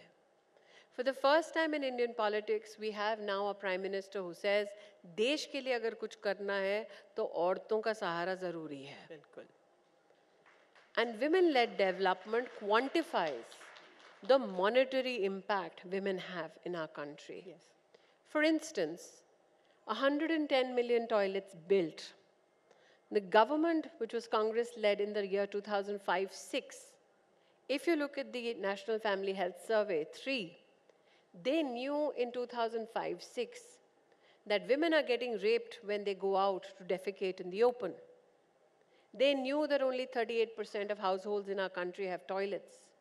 They knew in 2010 that the World Bank says that 6% of your GDP is taking a hit because of lack of sanitation. Nobody did anything. And building toilets has never been politically glamorous. No woman in our country has ever walked up to a politician to say, please build me a toilet. Exactly. Now, 110 million toilets get built. You ensure enhanced, dignified means of starting a day. 230 million bank accounts get opened. 200 million women get mudra loans. Before 2014, many people said women cannot start businesses because they have no access to collateral-free loans. When mudra came, nobody said it's a loan for women. It was actually not gendered. It was for men and women. And it was not just happenstance that 70% of the beneficiaries turned out to be women. Now look at it from a rural point of view, or look at it from an urban slum point of view. Imagine a woman sitting in some village or in a jhuggi jhopri, drawing up a business plan, going to a bank, convincing the bank that they can service the loan, take the loan, service it, grow their business, give the money back.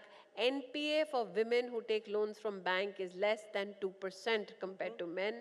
We are doing far better. We have proven now financially that we are better investments.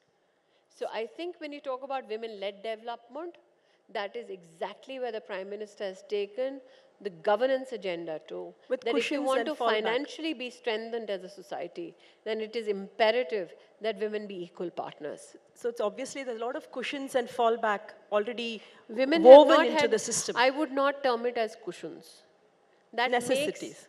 That makes light of our achievement. Yes. Nothing is a cushion.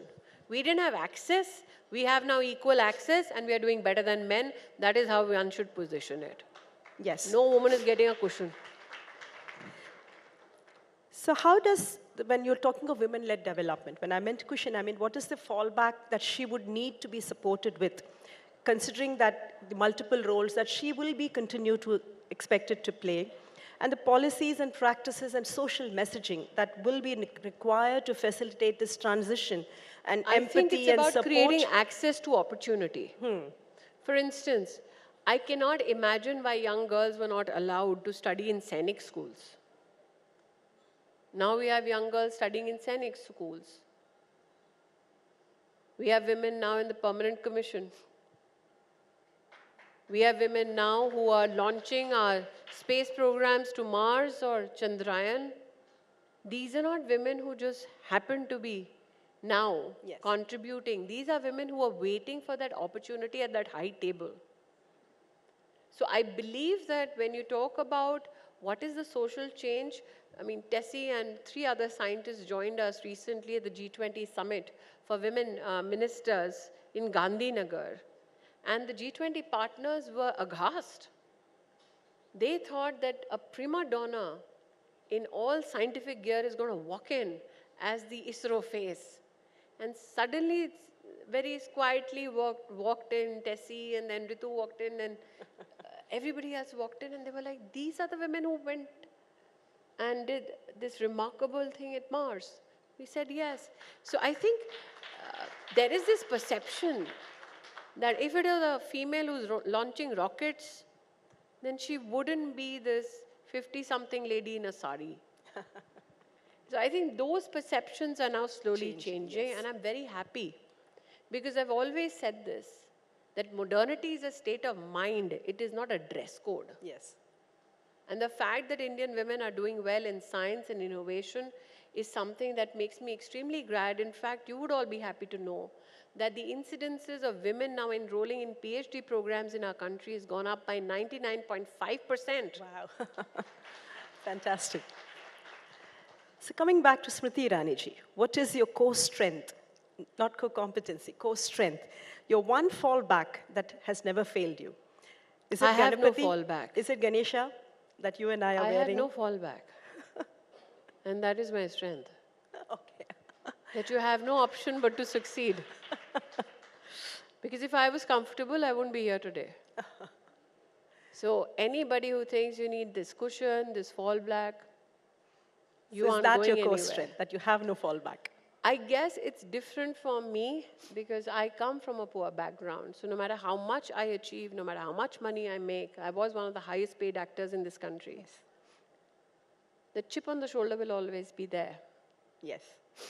So the secret to my success, I have no fallback plan, no fallback person. I just have me. As India enters a revolutionary phase of women-led development and onward in her march towards a century of independent India, what would be the 3 brief, most important advice you would give the young? I began again, nobody takes advice, especially young women. I will only have a request. Okay. As has been enunciated by the Honorable Prime Minister yesterday. We are at a time in our country's history where we can catapult to new achievements in new areas for a greater good. Wonderful. We cannot afford to lose this opportunity. Yes. We cannot afford to be pushed back. We cannot afford to be segregated in silos. We cannot afford to lose focus. It is a national ambition now. Right. To be in the top 3 economies of the world.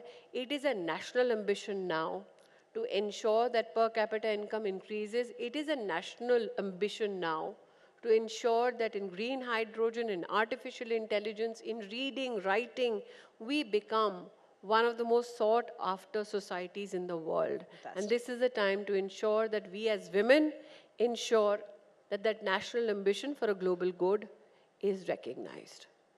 So fierce, she is. Feisty, she is Stree. Fiery, Shakti. Fearless, Smriti Irani. Ladies and gentlemen, put your hands together for the one and only Smriti Irani. Ladies and gentlemen, put your hands together for Smriti Irani ji and also Ananda Shankar Jain ji. And if I may have the honor of presenting something to both our guests, some role that he can play today, right, on She Shakti. Ma'am, this is for you. Thank you so much. Thank you. And this is for you, ma'am. Thank you, ladies. Thank you so much. Ma'am, can you please come together for a nice picture? And can I just bomb this? Yeah. Thank you so much. Thank you so much, ma'am. Thank you, lovely. Did you enjoy the conversation?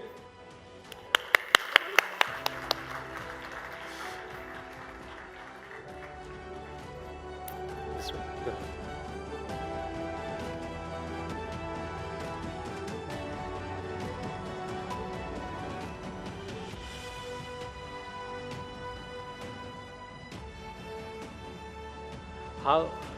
How much I'd like to be the fly on the wall to listen to that conversation there, isn't it?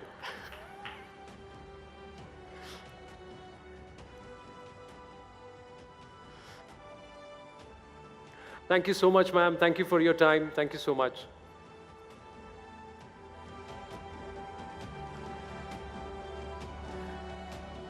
Well, ladies and gentlemen, we've got something very special to share with you. This is now some stories. You'll see a lot of achievers, a lot of the manifestation of She Shakti on the Rising India She Shakti platform today. But we've also put out certain stories that are equally inspirational.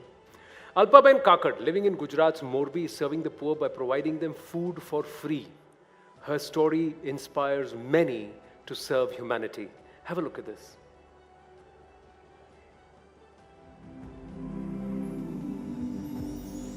Jan Seva, Hi Prabhu Seva. Service of people is the service of God, is the mantra of Alpaben Kakkar's life.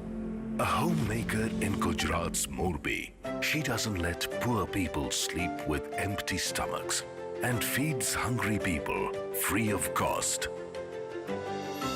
For the last 5 years, Alpaben Kakkar has been feeding the poor in Morbi district. Be it slums or anywhere, Alpaben has taken it upon herself and is distributing food to the needy.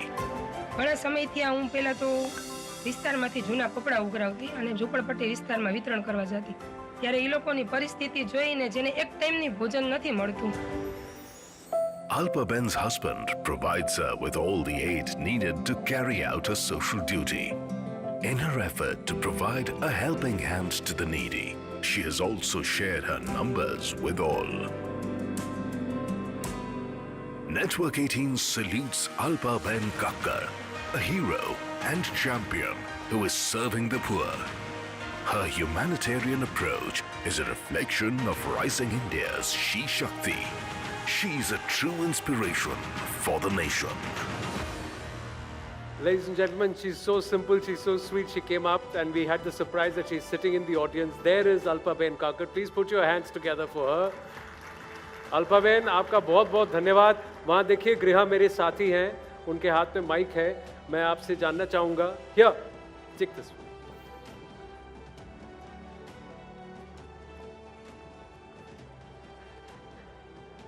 जी, लोगों को खाना खिलाती हैं आप. बहुत शुक्रिया हाँ. आपका हमारे साथ जुड़ने के लिए और इतने सारे लोग आपसे यहाँ पे मुखातिब होने आए हैं. सबसे पहले तो कैसा लग रहा है आपको? इतना बड़ा मंच है राइजिंग इंडिया शी शक्ति का, तो सबसे पहले इसके बारे में बताइए. मैं अपना सौभाग्य मानती हूँ कि मुझे आने का मौका मिला. पहले मुझे कॉल आया तो मुझे मानने में नहीं आता था.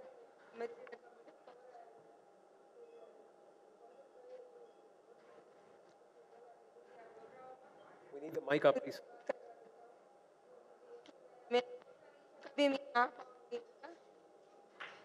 बहुत अच्छा लग रहा है आप सबसे मिलके. और मैं ये सोचती हूँ कि जो काम मैं मोरबी में गुजरात में करती हूँ वो पूरे देश में चेन चले है. कोई भी जगह पे शादी ब्याह होता है, बर्थडे सेलिब्रेशन होता है, पुण्यतिथि होती है, कहीं से भी खाना में इकट्ठा करके स्लम विस्तार में सबको खाना खिलाने जाती हूँ. ये चेन मैं पूरे देश में चलाना चाहती हूँ क्योंकि मैं सब जगह पे नहीं पहुँच सकती हूँ और मैं ये दौर से गुजर चुकी हूँ. भूख और दुख मेरे गुरु है, इसलिए मुझे पता है भूख लगती है ना तब क्या होता है. पहले मैं सब लोगों को पुराने कपड़े इकट्ठे करके देना चाहती थी. तब सब लोग बच्चे छोटे छोटे मुझे बोलते थे दीदी कुछ अच्छा खाना मिल जाए तो 2 दिन तक मैंने सतत सोचा क्या किया जाए. मैं तो इतनी कैपेबल नहीं हूँ कि सबको मैं खिला सकूँ. तब मैंने ये प्लान किया कि चलो कुछ शादी ब्याह में जब खाना बचता है तो सब मुझे कॉल करते हैं, मैं लेने जाती हूँ और सबको खिलाती हूँ. 6-7 साल से ये काम करती हूँ मैं और मुझे बहुत आनंद आता है। मैं खुद किराए के घर पे रहती हूँ, लेकिन कुछ अच्छा काम करने के लिए पैसों की ज़रूरत नहीं रहती है। बिना पैसे भी हमको सब कुछ कर सकते हैं। अल्पा बहन, ये बताइए, जब शुरुआत करते हैं तो सबसे ज़्यादा मुश्किल वक्त होता है। आपके लिए कोई ऐसी वो कहानी जब आपने शुरू किया था कि आप ये करना चाहती हैं लोगों के लिए, सबसे मुश्किल वो दौर कौन सा था और आपने कैसे उसको ओवरकम किया? अच्छा काम करने के लिए मुश्किल तो रहती है दीदी। सब बोलते थे भिखारी की तरह सब जगह खाना इकट्ठा करती है, खाना देने जाती है। कोई बोलता था कि खाना खा जाती है, खुद खाना नहीं बनाती है। सब ताने सुने, सब सुना है, लेकिन मैं चुप रही हूँ, इसलिए मैं आज यहाँ पे हूँ। मैं कुछ बोली नहीं हूँ, सबने सब कुछ बोला, मैंने बहुत सहन किया है। अगर मैं कुछ बोलती तो आज मैं यहाँ पे नहीं होती। Ladies and gentlemen, huge round of applause for Alpa Ben. Alpa बहन, Thank you so much. आपको बहुत बहुत धन्यवाद कि आप आई और आपकी कहानी सुन करके I hope there are many who want to do work like you and help you also. Thank you so much Alpa बहन। बैठिए। Thank you. Round of applause for Alpa बहन काकड़ प्लीज। ऐसी बहुत सारी कहानियां हैं, इतनी सारी कहानियां हैं कि राइजिंग इंडिया शी शक्ति के लिए जब हम मंथन कर रहे थे तो ऐसी ऐसी कहानियां देखी, बोली इन सबको कैसे लेकर आए एक दिन में इतने साल। So what we did is we've tried to put this out across our News18 network in the run-up to Rising India She Shakti, and we'll continue to put out such stories. Another story, ladies and gentlemen. A 25-year-old Asha Bhosle, a national-level mountaineer from Bhopal, on an Indian bicycle tour to raise awareness about women's safety and empowerment. आज हमारे भारत देश की महिलाएं हैं जो कहीं ना कहीं भारत में होते हुए भी ये सोचती है कि हमें डर लग रहा है, हम सुरक्षित नहीं हैं। तो मुझे उसी डर को खत्म करना था, इसीलिए मैंने प्रोजेक्ट बनाया। As part of a Sampurna Bharat Yatra, Asha has already covered 25,000 kilometers across 23 states and continues to pedal for women's empowerment. ऐसे डिफिकल्ट तो कुछ था नहीं, क्योंकि मैं हर प्रॉब्लम को कभी भी प्रॉब्लम के अकॉर्डिंग नहीं, एक चुनौती के अकॉर्डिंग देखती हूँ। News18 Network salutes Asha Bhosle, a reflection of rising India's She Shakti. There she is, Asha Bhosle. और मैं आपको बताऊं, उनका मोटो है, आशा जी आपको लगता है आज अभी आपने कितने किलोमीटर कर दिए? सबीना हमारे साथ हैं, जरा बताइए। 25,000 किलोमीटर करने का आपका लक्ष्य था, जहां तक मुझे याद है। Yes, sir. सबसे पहले तो बहुत बहुत बधाई और शुभकामनाएं आपको शी शक्ति की एक शानदार मिसाल बनने के लिए। अपने सफर के बारे में हम चाहेंगे आप आज पूरे देश को बताएं। सबसे पहले तो धन्यवाद करती हूँ मैं हमारे पूरे भारत देश का और पूरे विश्व का। और मैं इस यात्रा की शुरुआत 1 नवंबर 2022 को भोपाल से करके अभी तक 24,000 किलोमीटर में कर चुकी हूँ। और इस यात्रा का समापन भी मैं 15 अगस्त को दिल्ली में कर रही हूँ। और इसके पीछे का खास मकसद भी हम चाहेंगे कि आप देश भर की महिलाओं को बताएं। मेरा इस यात्रा का उद्देश्य है महिला सुरक्षा, महिला सशक्तिकरण। यस सर, मैं अभी तक 24,000 कर चुकी हूँ। यस सर, अकेले ही मैं सोलो साइकिलिस्ट हूँ। डर नहीं लगा आपको? सर, मुझे उसी डर को खत्म करना है, क्योंकि हमारे भारत देश में कहीं ना कहीं मैं बहुत सारी गाँव में ऐसे विजिट करती थी, तो हमारे भारत देश की महिलाओं में कहीं ना कहीं छोटी सी एक चीज़ होती थी कि हमें डर लग रहा है। तो मैं इस राइड को रात को और दिन में दोनों टाइम करती हूँ। कभी कभी मैंने 24 घंटे भी कंटिन्यूसली राइड किया है। और मैं यही प्रूव करना चाहती हूँ कि हमारा भारत देश वाकई सुरक्षित है या नहीं।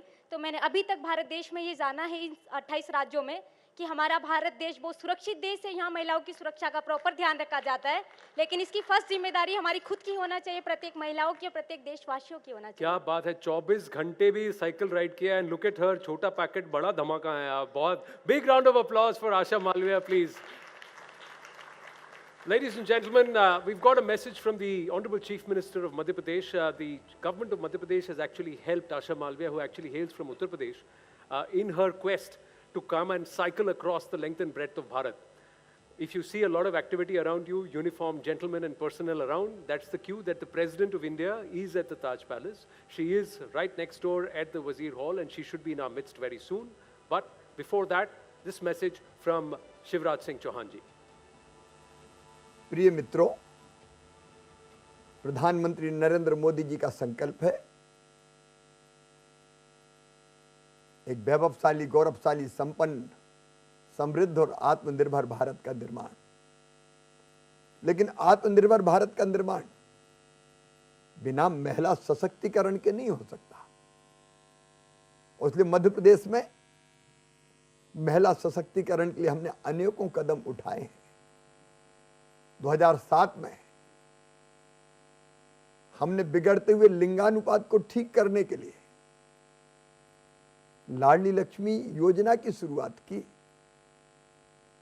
और लाडली लक्ष्मी योजना की अवधारणा है कि बेटी पैदा होगी तो वो लखपति होगी।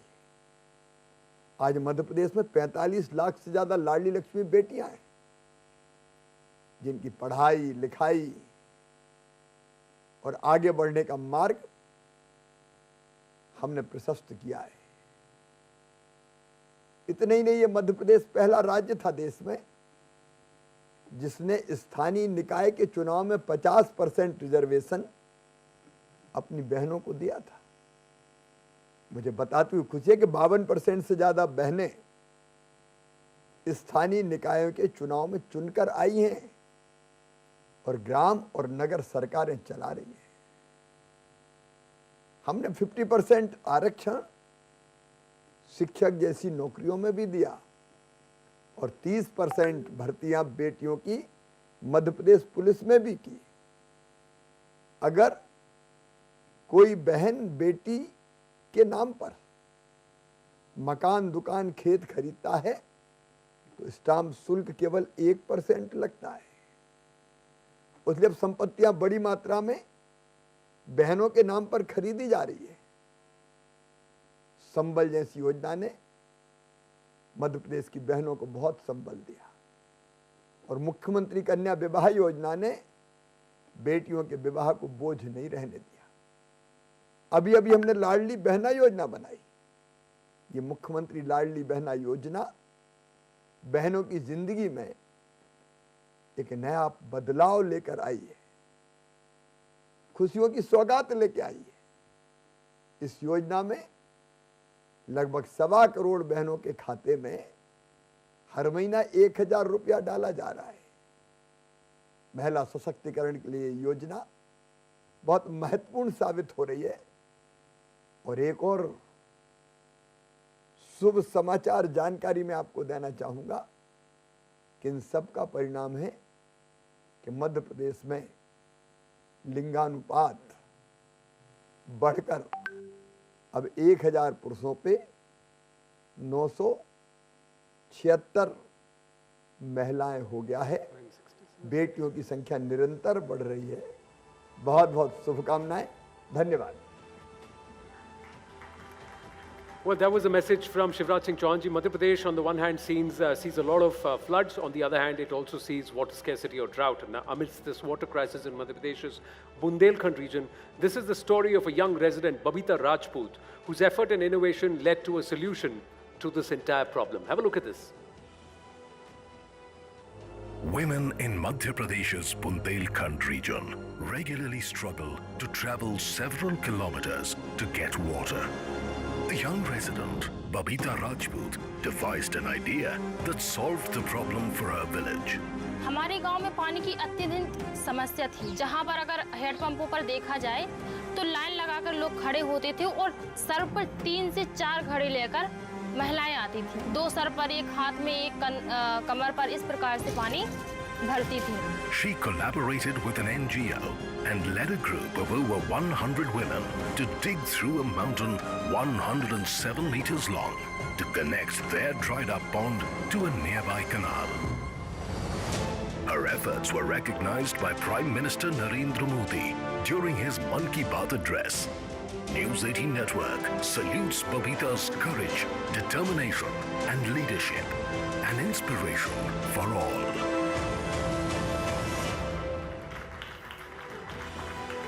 Well, there is Babita Rajput. Babita ji, namaste. Yes, Griha, quick question with her. Babita ji, सबसे पहले तो आपने कैसे ये जाना कि आपको खड़े होना है? ये वाटर क्राइसिस की जब हम बात कर रहे हैं आपके एरिया में, आपको क्यों लगा कि मैं खड़ी होती हूँ, मैं लोगों की मदद करूँगी और आगे बढ़ूँगी? सबसे शुरुआत में तो बचपन से ही जब देखते आए हैं कि हमारे बुंदेलखंड में पानी की समस्या, और सबसे बड़ी समस्या ये है कि महिलाओं को बाहर जा कर के पानी भरना पड़ता था, 1 से 1.5 किलोमीटर दूर जा कर के पानी भरना पड़ता था, और इससे कई बार मम्मी, चाची, भाभी लोगों पर हिंसा भी होती थी, मारपीट भी उनके घर वाले करते थे, सास ससुर करते थे कि अभी तक खाना नहीं बना, जबकि वो बहुत दूर से पानी भरने जाती थी। कई बार हमारे जैसी लड़कियां पढ़ाई नहीं कर पाती थी, मम्मी पापा बोलते थे कि पढ़ाई बाद में करो, पहले पानी भर के लाओ। तो मुझे लगा कि मुझे खड़ा होना चाहिए, और जैसी मैंने समस्याओं को सामना किया है उस तरीके से और हमारी बहनें और लड़कियां और महिलाएं समस्या का सामना ना करें, इसलिए। Thank you so much, Babita ji. Ladies and gentlemen, huge round of applause. Round of applause. Thank you. Now, I quickly want to ask how many men under 40 who are sitting behind there? Men under 40? Yes, please put your hands up, and also please raise your seats and vacate them for the ladies who are standing all around you. Let's try and do that, please, on our own. I don't need to point out anybody. Please vacate the seats for the ladies who are standing there. And gentlemen here on this side also, जो चुप रहे हैं, बैठ रहे हैं इधर उधर, आपकी कुर्सियां हैं, आसपास महिलाएं खड़ी हैं, प्लीज उन्हें बैठने दें. Please, I don't want to point out and request somebody. Please do it on your own. Let's not have women standing around, please. Please make way for the ladies. Thank you. Thank you very much. I think that is something which all of us can do. There are a lot of people standing here. I request you, all of you, to please clear this aisle, clear this area. Head back, please. Thank you very much. A superintendent from Yamunanagar's Balkunj, Mona Chauhan, has reunited 700 missing children with their families in the last 10 years. 700 missing children with their families in the last 10 years. Have a look at this story of Mona Chauhan. In a country with the largest population, it's difficult to reunite separated children with their families. But Mona Chauhan has taken up this task upon herself. Mona Chauhan, currently the superintendent at Chachroli Balkunj in Haryana, has reunited about 700 missing children with their families in the last 10 years. Mona Chauhan shares an emotional connection with missing children. During her tenure up till now, she has solved several cases, some cases where even families lost their hope. हमने आज तक जो है इन 10 वर्षों में लगभग 700 missing बच्चों को उनके परिवार तक पहुंचाया है. Through her grit and passion, she continues to unite the lost ones with their respective families. Network 18 salutes Mona Chauhan's undying spirit and unconditional service. Her inspiring story is a true example of She Shakti, who believes in "Main kar sakti hu." Mona Chauhan, do we have her in the house here? There she is. Mona ji, big round of applause. Well done, Mona ji. Quick question and answer with you, Mona ji. As we celebrate She Shakti, the Honorable President is with us. Mona ji, एक बड़ा सफर आपने यहाँ पर तय किया है, बहुत परिवारों को खुशियाँ दी हैं, और शी शक्ति की मिसाल आखिरकार आप बनी. पहले तो मैं शी शक्ति का बहुत बहुत थैंक्स करना चाहूँगी कि मुझे यहाँ पर बुलाकर एक मौका दिया कि मैं आम लोगों से एक अपील कर सकूँ कि पूरे भारतवर्ष में बहुत सारे बच्चे ऐसे हैं जो गुमशुदा होकर बहुत सारे होम्स में रह रहे हैं. तो मैं सभी से एक रिक्वेस्ट ये करूँगी कि सभी की साझा जिम्मेदारी है कि अगर आपको कोई बच्चा ऐसा मिलता है कि आपको डाउट होता है कि वो बच्चा मिसिंग है, तो आप उसे उसके घर तक सकुशल पहुंचाने का एक प्रयास करें ताकि एक बच्चा अपने परिवार से मिल सके. मैं बताना चाहूँगी कि पिछले 10 सालों में मैंने लगभग 700 गुमशुदा बच्चों को उनके परिवारों तक पहुंचाया है. और खतरनाक चुनौतियाँ भी क्या इस बीच आपको झेलनी पड़ी कभी? इस बहुत सारी चुनौतियां सामने आई हैं, लेकिन चुनौतियों के बावजूद बहुत लोग हैं जो हमारी हेल्प करते हैं. मीडिया हमारी बहुत हेल्प करता है, पुलिस हमारी बहुत हेल्प करती है, लोकल लोग हमारी बहुत हेल्प करते हैं. तो मैं उन सभी का भी बहुत बहुत शुक्रिया आपका शी शक्ति के इस मिसाल बनने के लिए. आपका सफर यूं ही जारी रहे.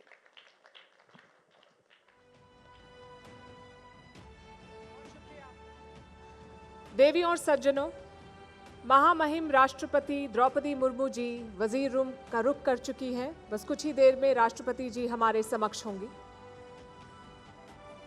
भारत की नारी सशक्तिकरण की मिसाल बन चुकी महामहिम राष्ट्रपति द्रौपदी मुर्मू जी कुछ ही पलों में हमारे बीच होंगी.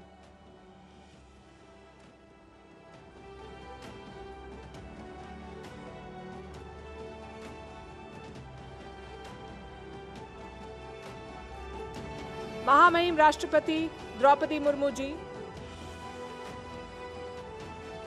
कुछ ही पलों में हमारे समक्ष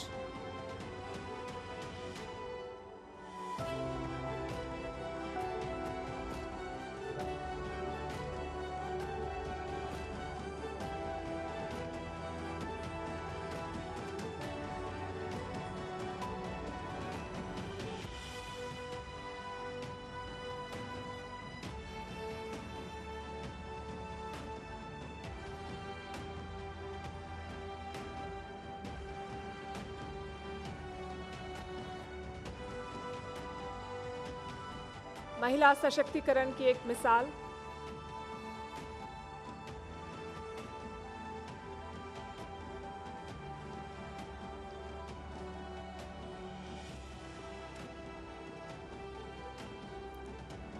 उनका भारत की राष्ट्रपति बनना कई मायनों में खास है। देश की पहली आदिवासी महिला राष्ट्रपति बनने का गौरव उन्हें हासिल है। इसके अलावा वो आज़ाद भारत में जन्म लेने वाली पहली और सबसे कम उम्र की राष्ट्रपति हैं। ओडिशा के मयूरभंज जिले में एक छोटे से गांव से देश के सर्वोच्च संवैधानिक पद तक पहुंचने का उनका सफर आसान नहीं रहा। कई मुश्किलें आईं, लेकिन उन्होंने कभी हार नहीं मानी और उसी जज्बे की बदौलत वो आज इस मुकाम तक पहुंची हैं।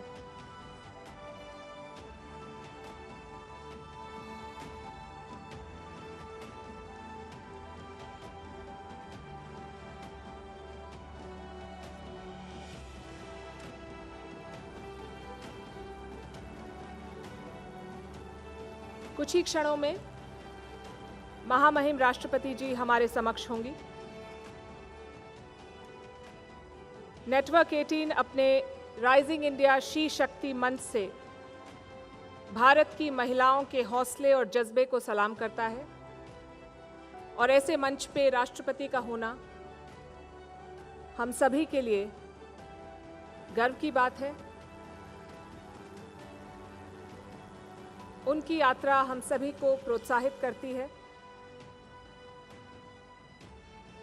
शी शक्ति के जरिए हम महिलाओं की शक्ति, दृढ़ता और असीमित संभावनाओं के समागम को सम्मानित करने का एक छोटा सा प्रयास कर रहे हैं।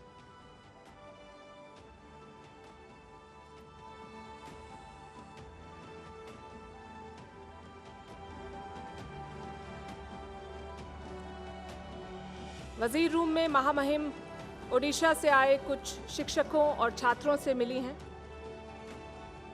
वो खुद एक शिक्षिका रह चुकी हैं। वो जानती हैं कि एक परिवार, समाज और देश के लिए योग्य और होनहार छात्र तैयार करने में एक शिक्षक की कितनी बड़ी और कितनी अहम भूमिका और योगदान है।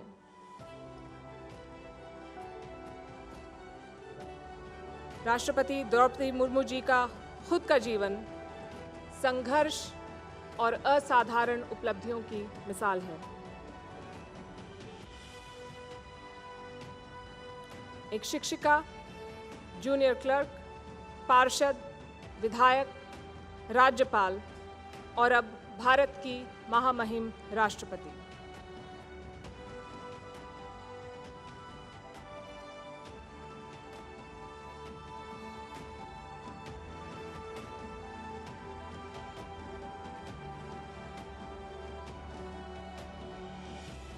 श्रीमती द्रौपदी मुर्मू जी देश की 15वीं राष्ट्रपति हैं।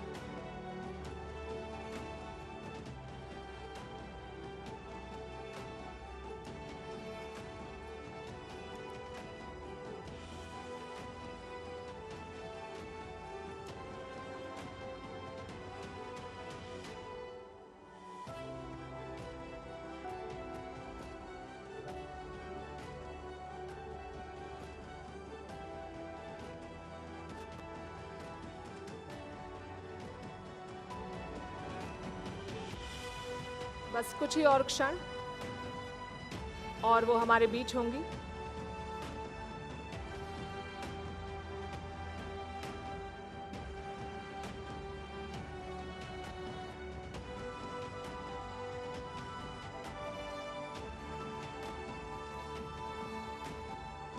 नेटवर्क 18 के राइजिंग इंडिया शी शक्ति मंच से सिर्फ भारत ही नहीं बल्कि पूरे विश्व की महिलाओं के जज्बे और हौसले को सलाम करने की ये एक छोटी सी कोशिश है। महिलाओं को सम्मानित करने का प्रयास, महिलाओं को प्रेरित करने का प्रयास, अलग अलग विषयों और क्षेत्रों में महिलाओं के योगदान को पहचानने और उनकी उपलब्धियों का जश्न मनाने की प्रतिबद्धता का एक प्रतीक है ये राइजिंग इंडिया शी शक्ति इवेंट। आज हम इस मंच से देश की उन महिलाओं से रूबरू हो रहे हैं जो अपने अपने प्रोफेशन में, अपने अपने कार्यक्षेत्र में न सिर्फ कामयाबी के शिखर पर मौजूद हैं बल्कि देश की आधी आबादी के लिए एक मिसाल बन चुकी हैं।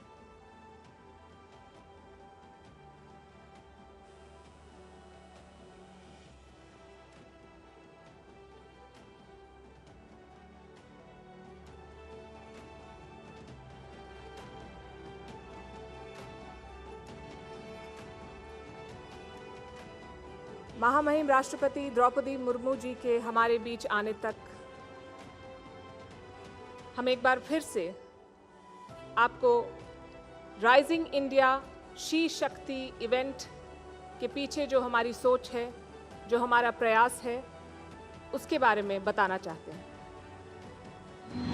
आसमान ही नहीं, मैं अंतरिक्ष भी छू सकती हूँ।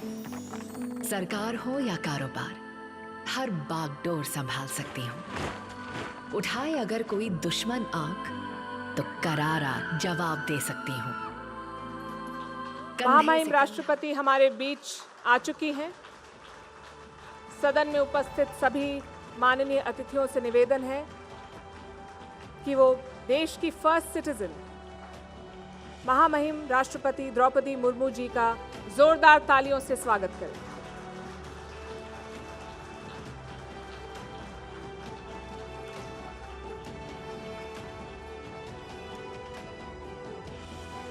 अब मैं हॉल में मौजूद तमाम माननीय अतिथियों से निवेदन करूंगी कि वो भारत के राष्ट्रगान के सम्मान में खड़े हों।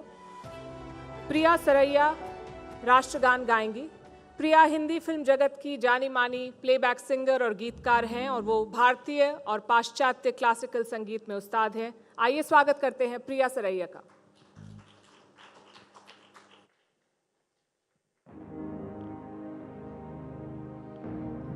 जनगण मन अधिनायक जय हे भारत भाग्य विधाता।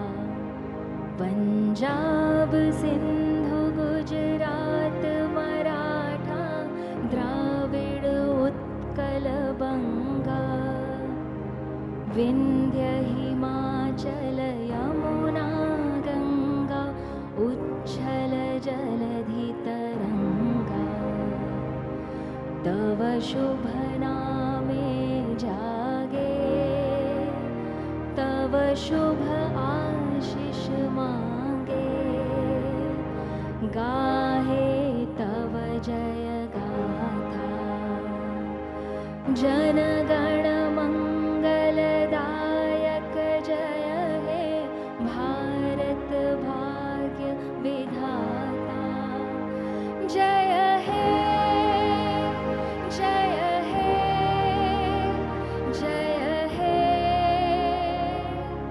जय जय जय जय हे।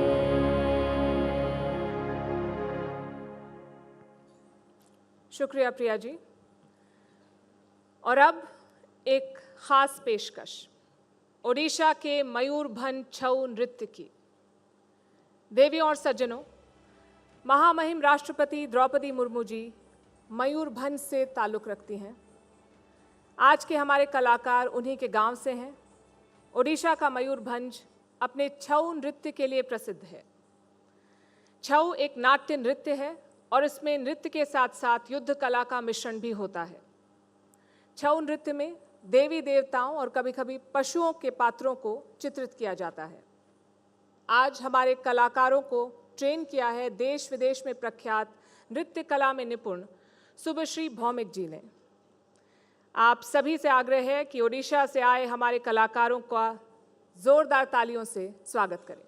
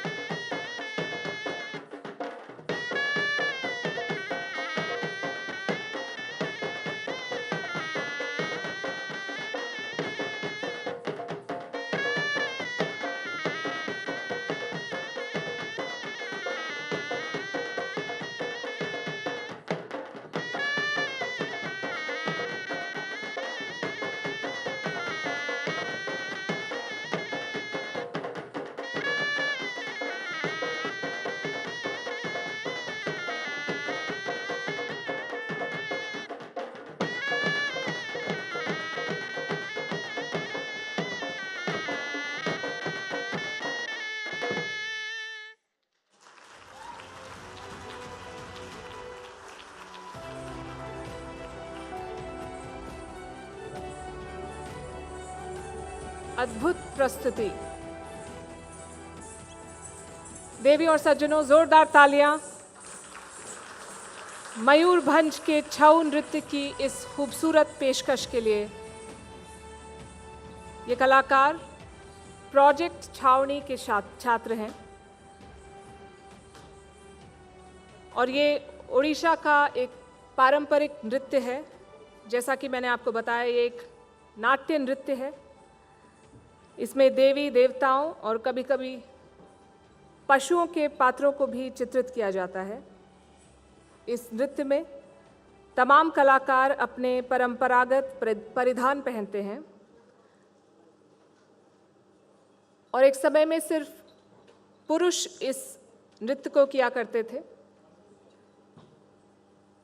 पर इसके आधुनिक रूप में महिलाएं भी इस छऊ नाट्य नृत्य में हिस्सा लेती हैं। ये प्रोजेक्ट छावनी के छात्र थे जिन्होंने ओडिशा के मयूरभंज के छऊ नृत्य का प्रदर्शन किया। ये महामहिम राष्ट्रपति जी के गांव से आते हैं।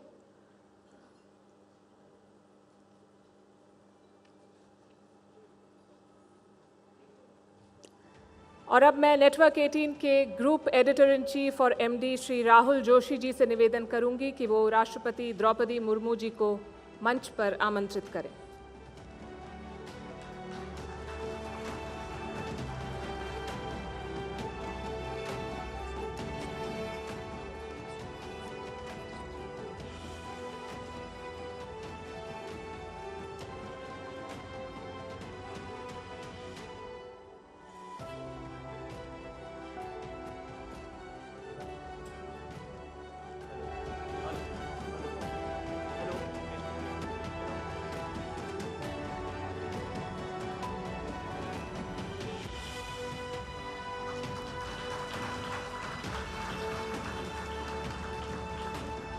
धन्यवाद।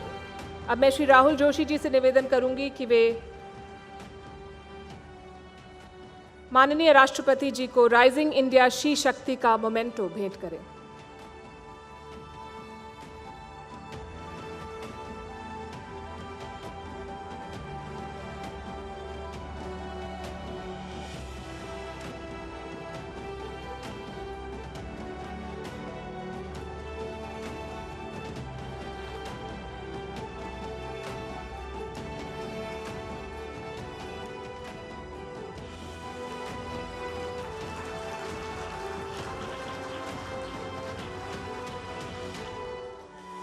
राहुल जोशी जी से अब निवेदन है कि महामहिम राष्ट्रपति और हमारे समक्ष उपस्थित सभी अतिथियों का सादर अभिनंदन करें।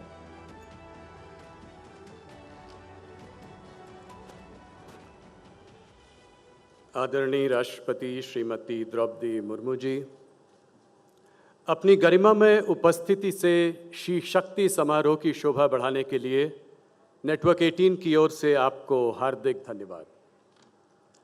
भारत की नारी शक्ति की उपलब्धियों का उत्सव मनाने वाले इस मंच पर आपका स्वागत करने का मौका हमारे लिए एक बहुत गौरवपूर्ण बात है। राष्ट्रपति के रूप में सर्वोच्च संवैधानिक आसन पर आपकी मौजूदगी यहाँ बैठे सभी लोगों के लिए प्रेरणादायी है। जिन महिलाओं के योगदान का उत्सव हम यहाँ मना रहे हैं, वो भी आपको सामने देखकर गर्व महसूस कर रही हैं। नारी शक्ति का योगदान इस गौरवशाली इतिहास वाले राष्ट्र के विकास में प्राचीन काल से रहा है। आदि गुरु शंकराचार्य ने भी नारी शक्ति को समर्पित अपनी रचना सौंदर्य लहरी में पहले श्लोक में कहा है, शिव शक्तया युक्तो यदि भवति शक्तः प्रभिवन्तु न च देवं देवो न खलु कुशलः स्पंदितुमपि। अर्थात शक्ति के सहयोग से ही शिव संसार का सृजन करने में समर्थ होते हैं। शक्ति के बिना ऐसे समर्थवान शिव भी अपनी जगह से हिल नहीं सकते। आदिकाल से ही हमारे देश का भविष्य कैसा होगा ये तय करने में महिलाओं ने बराबर की हिस्सेदारी निभाई है। चाहे शिक्षा साहित्य का क्षेत्र हो या विज्ञान का, खेल का मैदान हो या राजनीति का मंच, चारों ओर नारी शक्ति अगुवाई ले रही है, और वो भी बिना कोई शोर मचाए, गंभीर मर्यादित ढंग से। हमारे लिए गर्व की बात है कि शी शक्ति का मजबूत संदेश देने वाली ये तमाम हस्तियां आज हमारे सामने इस हॉल में मौजूद हैं। मुझे ये बताते हुए और भी खुशी हो रही है कि इस पूरे कार्यक्रम का आयोजन मुख्य तौर पर महिलाओं ने ही किया है। इस कार्यक्रम को अपने समर्थन और योगदान से सफल बनाने के लिए आप सबका बहुत धन्यवाद। राष्ट्रपति जी, जनसेवक, शिक्षक, विधायक, मंत्री, राज्यपाल और अब राष्ट्रपति के तौर पर आप इस देश में सभी लोगों के लिए रोल मॉडल हैं। सादा जीवन और उच्च विचार की आप जीती जागती एक मिसाल हैं। स्वयं की जगह राष्ट्र और समाज की सेवा को आपने सर्वोपरि रखा है। आप जीवन में आई तमाम कठिनाइयों के बावजूद मजबूती से उनका सामना कर कर यहाँ पहुँची हैं और राष्ट्रपति के इस पद का मान आपने और भी बढ़ाया है। नेटवर्क 18 के इस शी शक्ति कार्यक्रम की मुख्य अतिथि के तौर पर मैं आपका फिर एक बार बहुत बहुत अभिनंदन करता हूँ। बहुत बहुत धन्यवाद।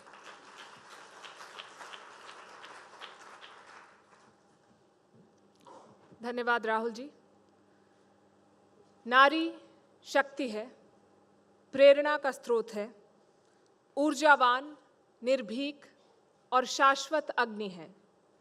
और आज हम नेटवर्क 18 के राइजिंग इंडिया शी शक्ति के मंच के जरिए महिलाओं की उपलब्धियों को सम्मानित करने के लिए एकत्रित हुए हैं। ये सम्मान उनकी मेहनत और लगन के लिए है। लिहाजा इस मौके को और ख़ास बनाने के लिए हम आपके समक्ष पेश करने जा रहे हैं राइजिंग इंडिया शी शक्ति एंथम। इसे प्रिया सुरैया ने शब्दों और सुरों में पिरोया है। मैं उनसे अनुग्रह करती हूं कि वो राइजिंग इंडिया शी शक्ति एंथम प्रस्तुत करें।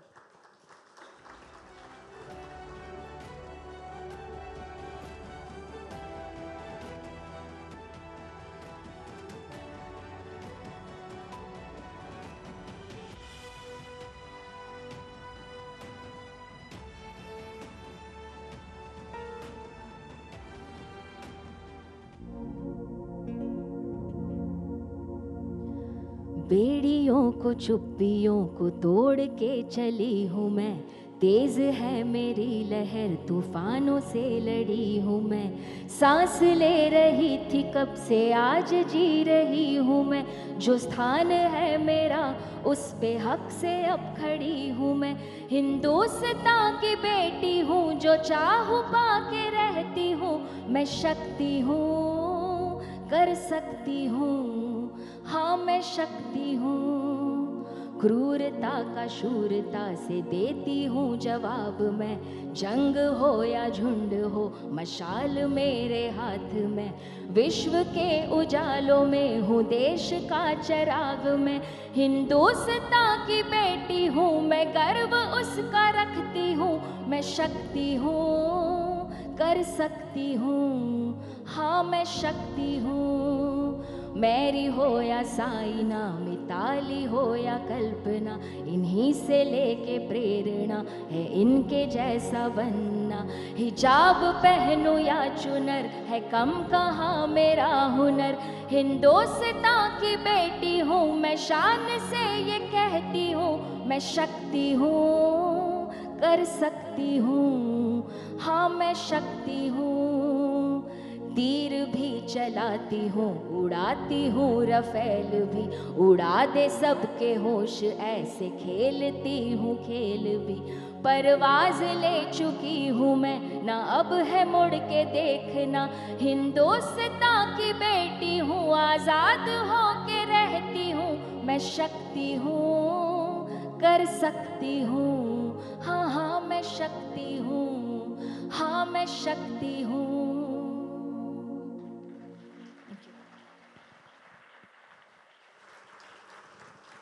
बहुत शुक्रिया प्रिया सुरैया जी। अब हम मंच पर भारत की एक ऐसी शख्सियत को आमंत्रित करने जा रहे हैं जिनको किसी परिचय की ज़रूरत नहीं है। उनकी आवाज़ ही उनकी पहचान है। ये वो आवाज़ है जिसने भारतीय फिल्म संगीत को ना सिर्फ एक नई ऊंचाई दी बल्कि एक नया आयाम भी दिया है। देवियों और सज्जनों, हमारे बीच सुरों की मल्लिका आशा भोसले जी मौजूद हैं।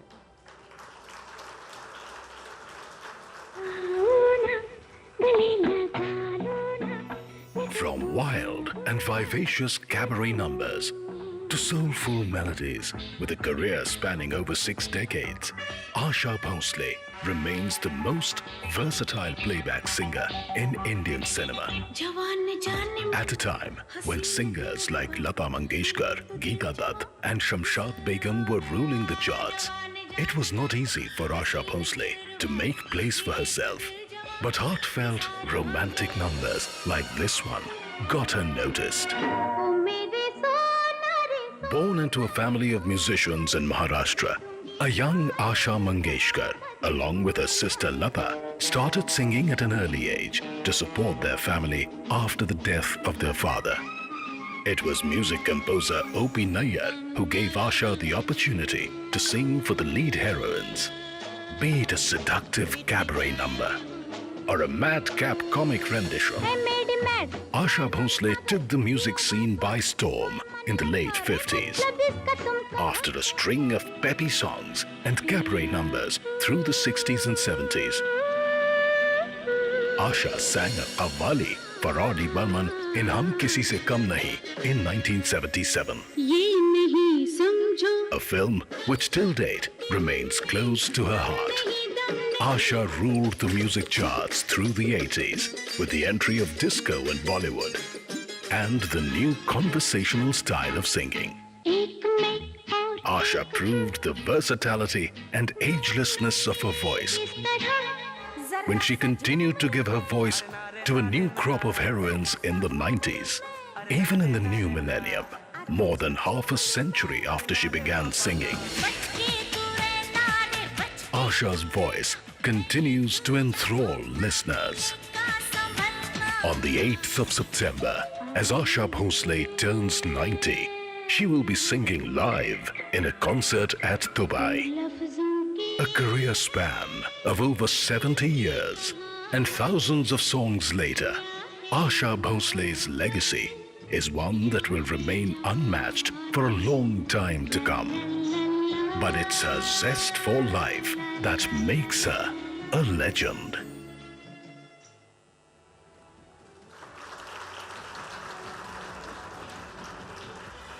आज राइजिंग इंडिया शी शक्ति के मंच पर महामहिम राष्ट्रपति द्रौपदी मुर्मू जी आशा भोसले जी को भारतीय संगीत में उनके योगदान के लिए सम्मानित करेंगी। आशा जी, आपसे निवेदन है कि आप मंच पर आएं।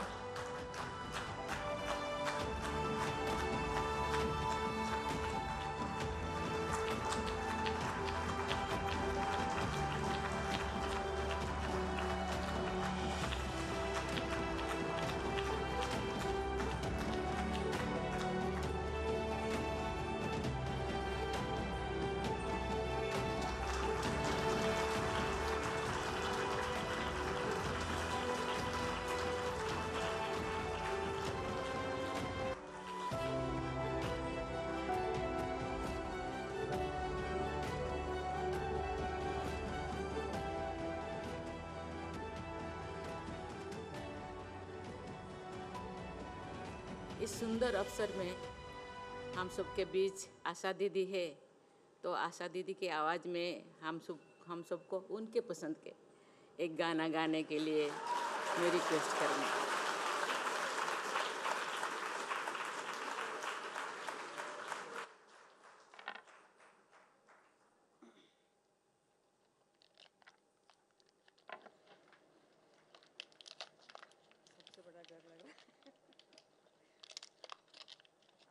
कहा था कि hello hello hello hello hello hello hello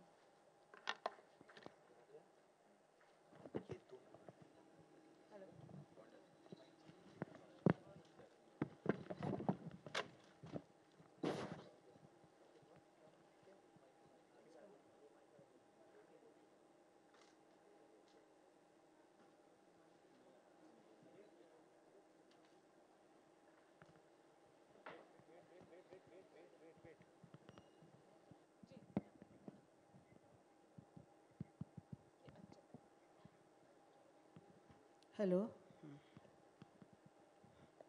पहले तो यहाँ बैठे हुए सारे बड़े बड़े लोग और आपको नमस्कार, प्रणाम। आपने कहा कि मधुबन में कन्हैया किसी गोपी से मिले, मुझे सुनना है। तो मुझे वो गाना इतना अभी याद नहीं है, मैं मुखड़ा सुना देती हूँ। मधुबन में कन्हैया किसी गोपी से मिले, कभी मुस्काए कभी रास रमे, रास रमे। राधा कैसे न जले, राधा कैसे न जले, आग तन मन में लगे, आग तन मन में लगे। राधा कैसे न जले, राधा कैसे न जले, राधा कैसे, राधा कैसे न जले।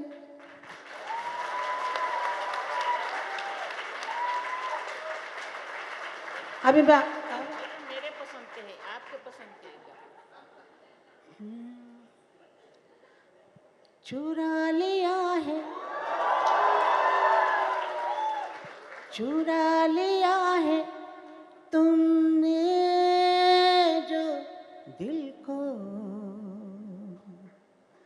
नजर नहीं चुराना सनम।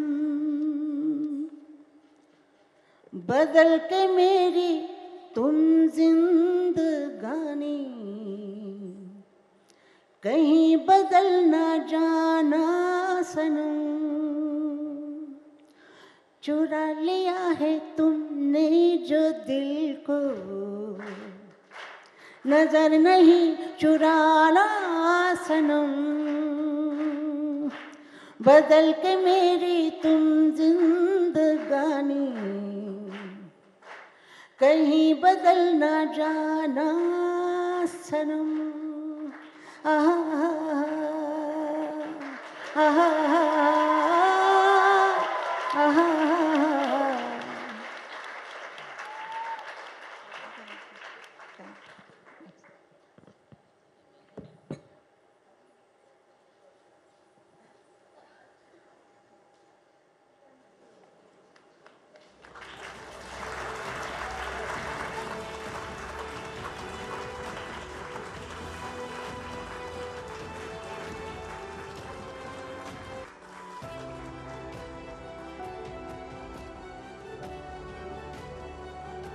Thank you so much, it was beautiful. बहुत बहुत धन्यवाद आपका। राजनीति के दांव पेच हो या फिर खेल का मैदान हो, रॉकेट साइंस हो या देश की हिफाजत करने की जिम्मेदारी, महिलाओं ने पुरुषों के साथ कंधे से कंधा मिलाकर हर फर्ज न सिर्फ बखूबी निभाया है, बल्कि पूरी दुनिया में भारत का परचम बुलंदी से लहराया है। और नेटवर्क 18 अपने राइजिंग इंडिया शी शक्ति मंच से भारत की ऐसी ही महिलाओं के हौसले और जज्बे को सलाम करता है। शी शक्ति महिलाओं को सम्मानित करने का एक प्रयास है। मैं अब महामहिम राष्ट्रपति द्रौपदी मुर्मू जी से विनम्र निवेदन करती हूं कि वो नारी शक्ति पर अपने विचार हमसे साझा करें।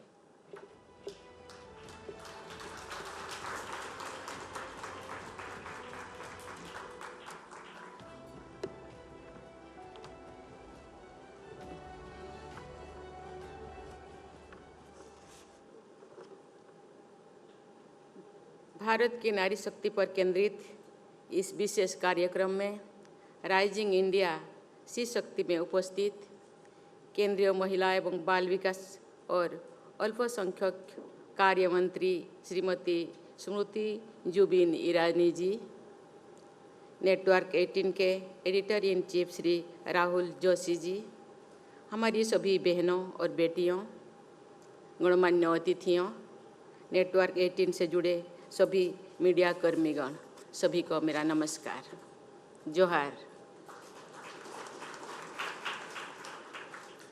महिलाओं की उपलब्धियों को मान्यता देने, सम्मानित करने और उसका उत्सव मनाने के इस कार्यक्रम में शामिल होकर मुझे हार्दिक प्रसन्नता हो रही है।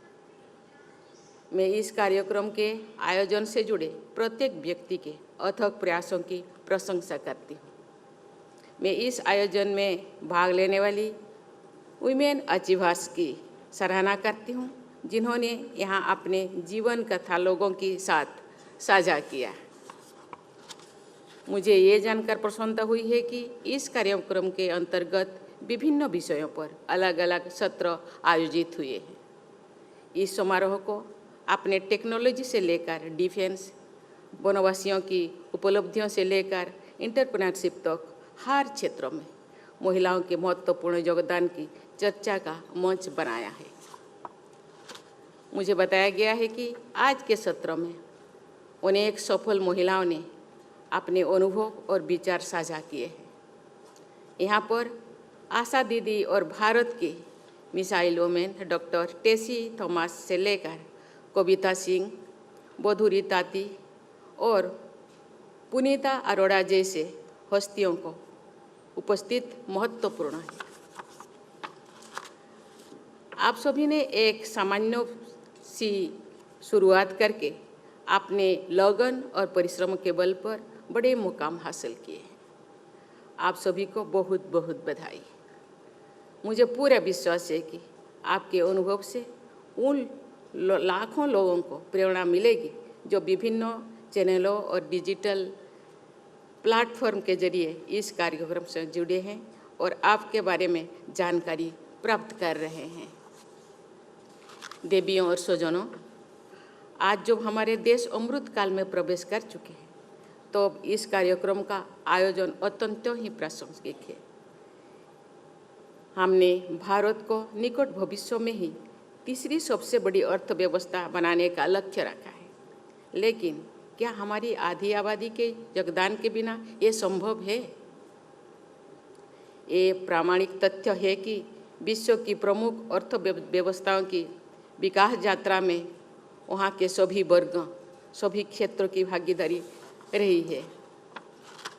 कुछ राज्यों की वर्कफोर्स में महिलाओं का पर्याप्त प्रतिनिधित्व है, लेकिन बहुत से राज्य ऐसे भी हैं जहाँ उनकी संख्या काफ़ी कम है। मैंने पहले भी कहा है कि स्त्री और पुरुष एक ही गाड़ी के दो पहिया है। अगर एक पहिया ठीक से नहीं चलेगा तो गाड़ी भी ठीक से नहीं चल पाएगी। शक्ति के बिना शिव अधूरे है। शिव और शक्ति एक दूसरे के पूरक है। हमारे सभी धर्म ग्रंथों और साहित्यों में नारी की महिमा सदियों से रेखांकित की जा रही है। विकसित भारत के लक्ष्य को शीघ्रता से हासिल करने में हमारी बहनें और बेटियों का योगदान होना अनिवार्य है। पिछली एक वर्ष के दौरान देश भर में अनेक बेटियों और बहनों ने मैंने उनसे मिली हूँ और अपने अनुभव से ये कह सकती हूँ कि उनमें जीवन में आगे बढ़ने और देश तथा समाज के लिए कुछ कर गुजरने की असीम ललक है। ज़रूरत है कि बस उनकी क्षमता और योग्यता पर भरोसा करने की। मुझे पूरा विश्वास है कि अमृतकाल में नारी शक्ति के योगदान के बल पर भारत विकसित देश के समूहों में अपने अग्रणी स्थान बना सकेगा।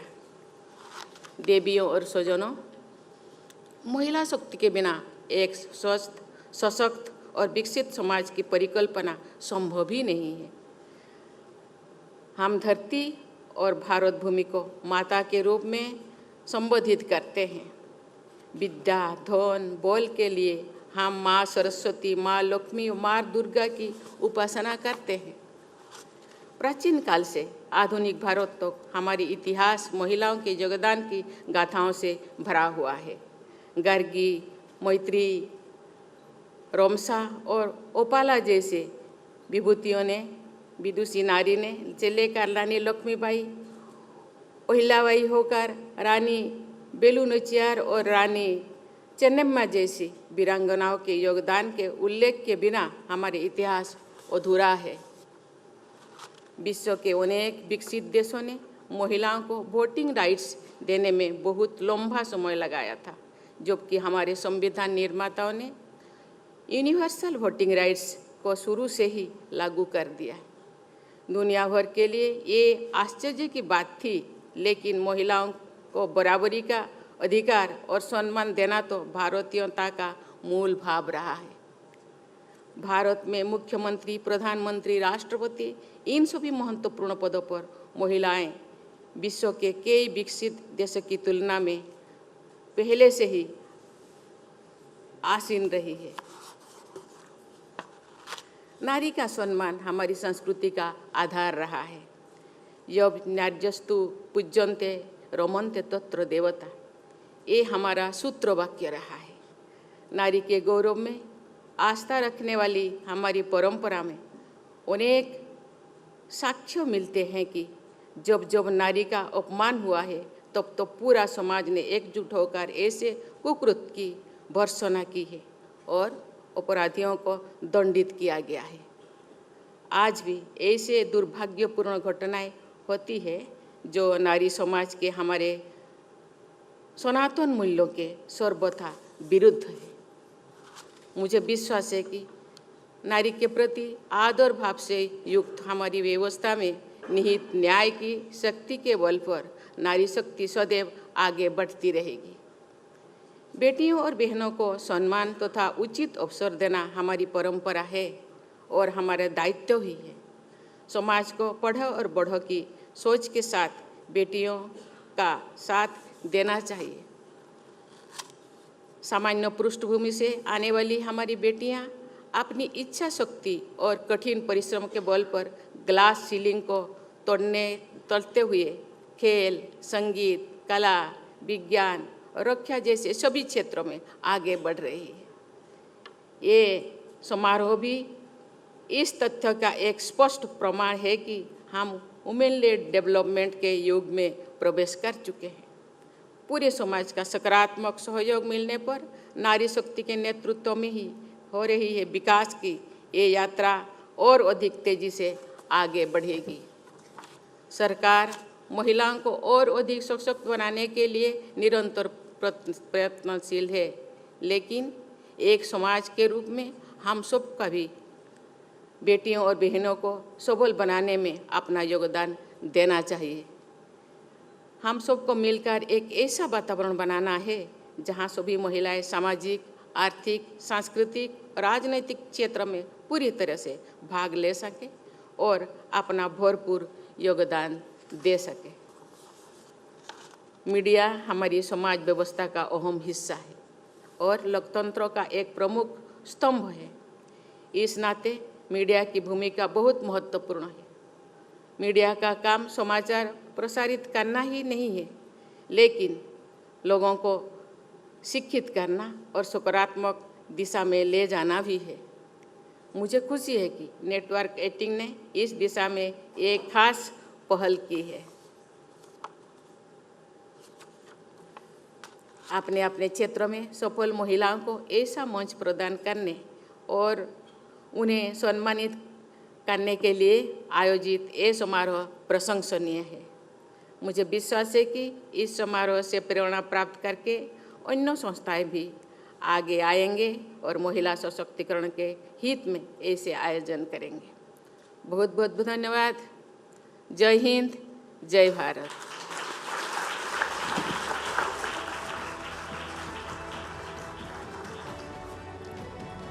बहुत बहुत धन्यवाद महामहिम राष्ट्रपति जी आपके प्रेरणादायक विचारों के लिए। अब मैं हॉल में मौजूद तमाम अतिथियों से निवेदन करूंगी कि वो भारत के राष्ट्रगान के सम्मान में एक बार फिर खड़े हो जाएं। प्रिया सुरैया जी से विनती है कि वो मंच पर आकर राष्ट्रगान गाएं।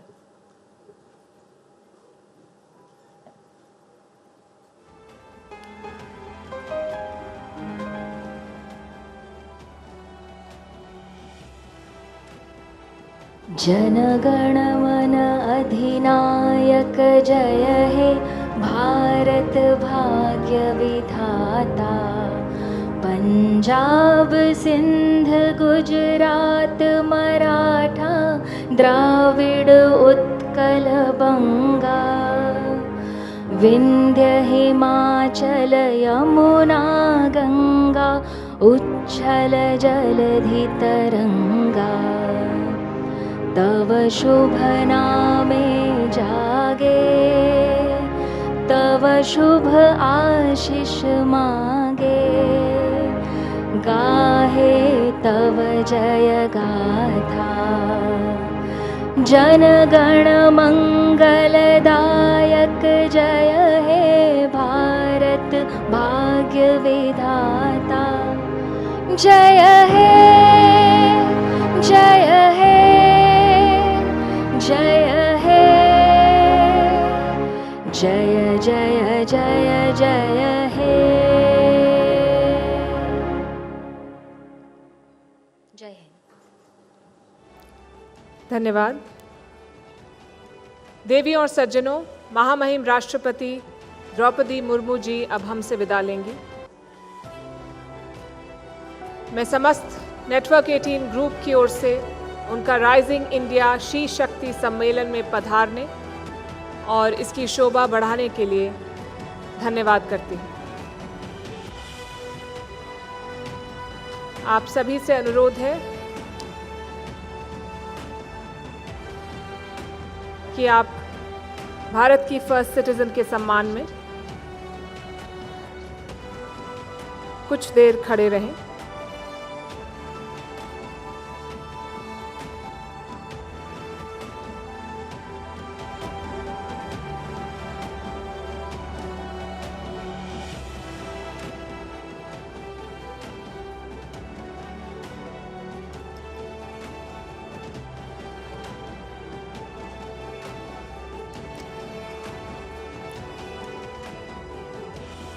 बहुत शुक्रिया।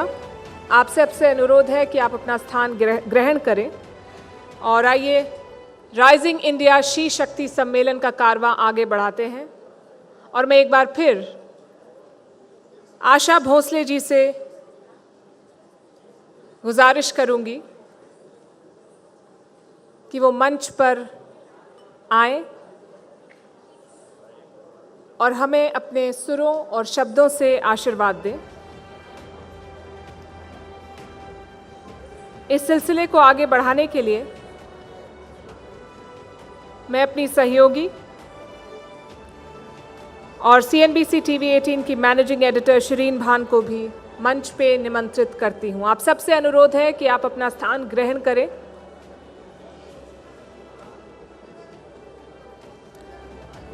Ladies and gentlemen, please take your seat. Thank you. You've been a wonderful audience. Thank you very much. Please put your hands together for Asha Bhosle ji and Shireen Bhan.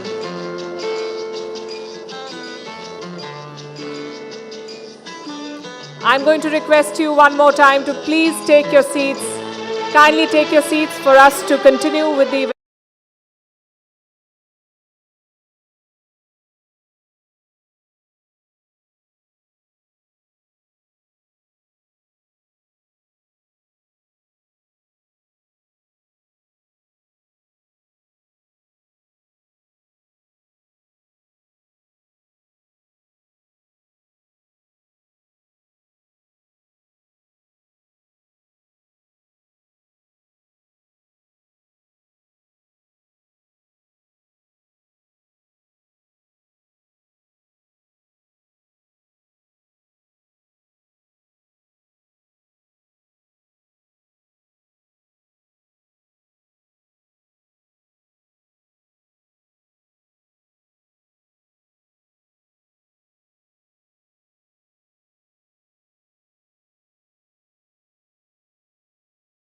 It's our dharma. Please let us do this. Thank you very much.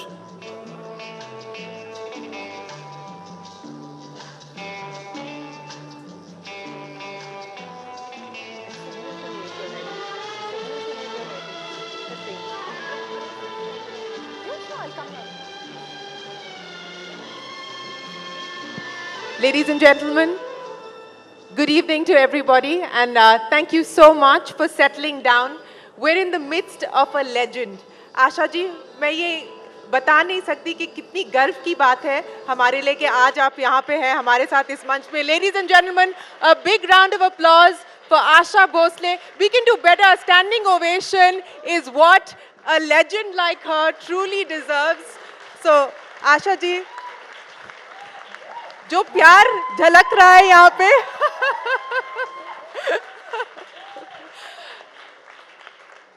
मैंने आपको पहले भी कहा था कि आज मैं इतने सारे लोगों से मिली हूँ और जितने भी लोगों ने मुझे बताया कि वो यहाँ आ रहे थे, सबने सबसे पहली बात यही की कि हम आ रहे हैं आशा जी को देखने के लिए. तो आपने देखा कि किस प्रकार का प्यार आपके लिए है. पर मैं शुरुआत करना चाहूँगी आपके जो सफ़र रहा है.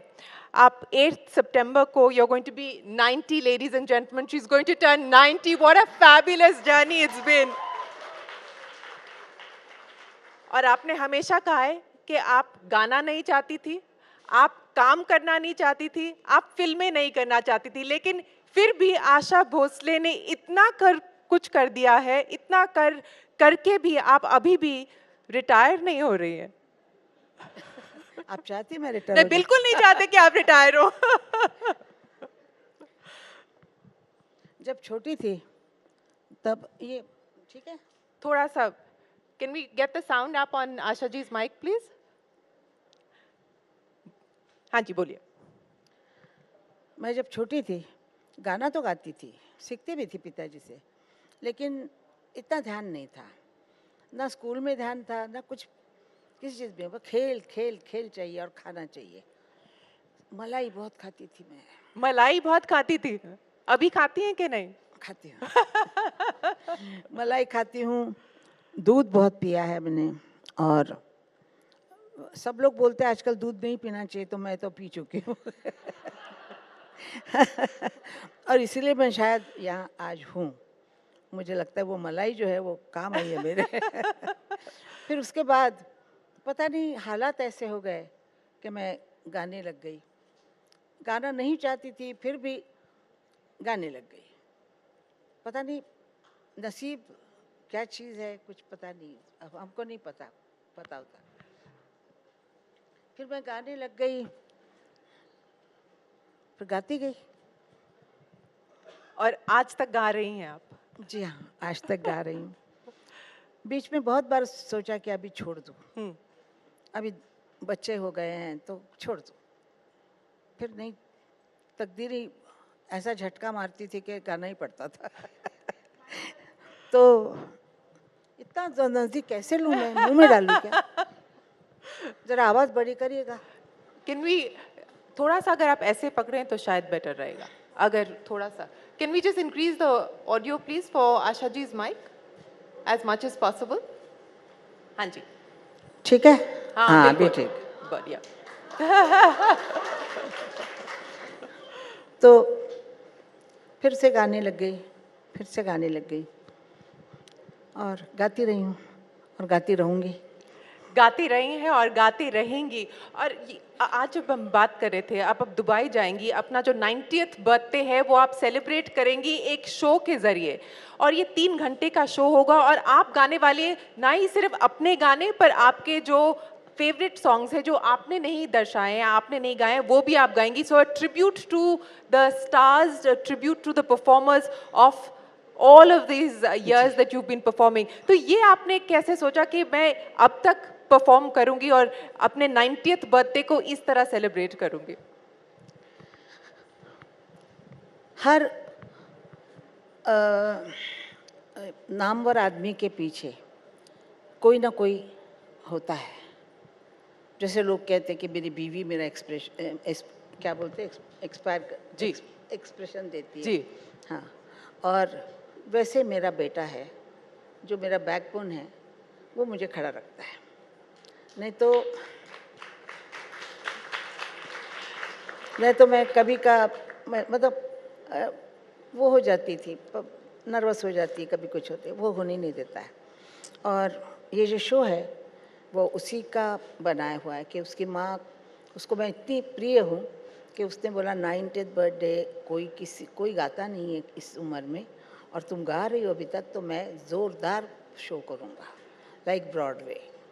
like Broadway. And that is the tribute that her son, who's here with us, ladies and gentlemen, a big round of applause to him as well. Thank you so much for giving all of us an opportunity to basically see her in action, in live action once again. Asha ji, आपसे मैं ये पूछना चाहूँगी, मैंने आपका एक पुराना interview देखा था, ये 1991 की बात है, और 1991 में आपसे जब पूछा गया था कि आप कैसे देखती हैं अपने सफ़र को, और आपने कहा था, मैं जैसे बिल्डिंग की 7वीं मंजिल होती है उस पे बैठ के देखती हूँ कि एक डिस्पैशनेट ऑब्जर्वर की तरह देखती हूँ कि मेरा किस प्रकार का सफ़र रहा है। आज 90 इयर्स ऑन आप किस प्रकार से अपने जर्नी और अपने सफ़र को देखती हैं?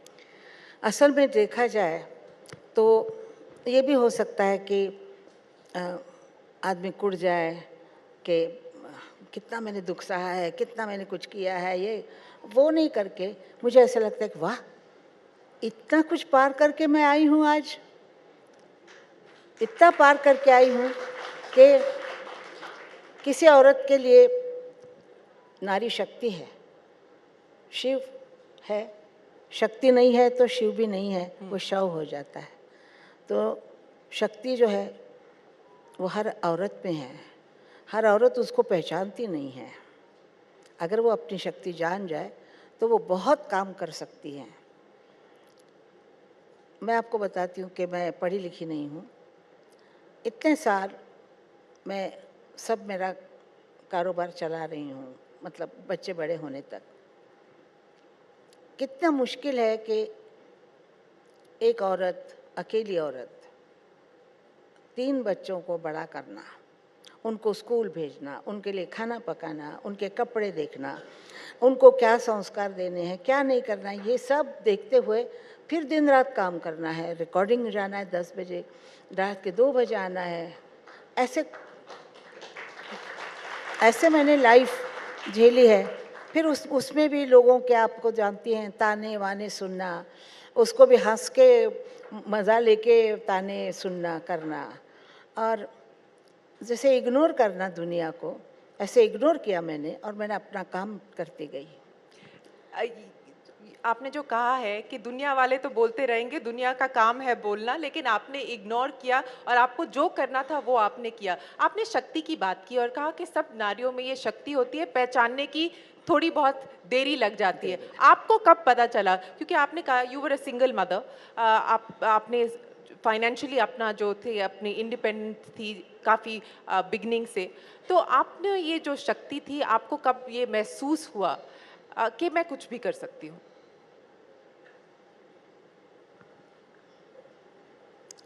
काफ़ी लेट हुआ, मतलब 19-20 साल में ये मुझे लगा कि मैं, जब मुझे मतलब अलग हो गई, कर दिया, फिर उसके बाद मैं अकेली खड़ी थी सड़क पे, और मैं सोच रही थी मैं अब कहाँ जाऊँ, क्या करूँ। तो एक अपना गला ही अपने साथ है, तो फिर आगे काम चलाती रही, और बच्चों को लेके कैसे मैंने क्या ज़मीन, कैसे फ्लैट लिया, क्या किया, काफ़ी लंबा मामला है, तो ये मैं छोड़ देती हूँ। लेकिन मैंने बच्चों को बहुत अच्छी तरीके से बड़ा किया, क्योंकि मैं काम करती थी उनके लिए। मुझे अगर कोई पूछे कि तुम किस लिए काम करती हो, तो मैं बोलती थी मुझे पैसा चाहिए, क्योंकि मुझे बच्चों को बड़ा करना है, सिर्फ गाने से खाना नहीं मिलता है, तो मुझे पैसा चाहिए था, क्योंकि पैसा बिल्कुल नहीं था मेरे पास। तो पैसे के लिए मैंने काम किया, जो काम मिला वो करती गई। इस बेटे के बाप ने मुझसे कहा था कि दाने फेंकते जाओ, कभी ना कभी पेड़ आएगा ही आएगा, कोई ना कोई पेड़ आएगा, ये उन्होंने कहा था।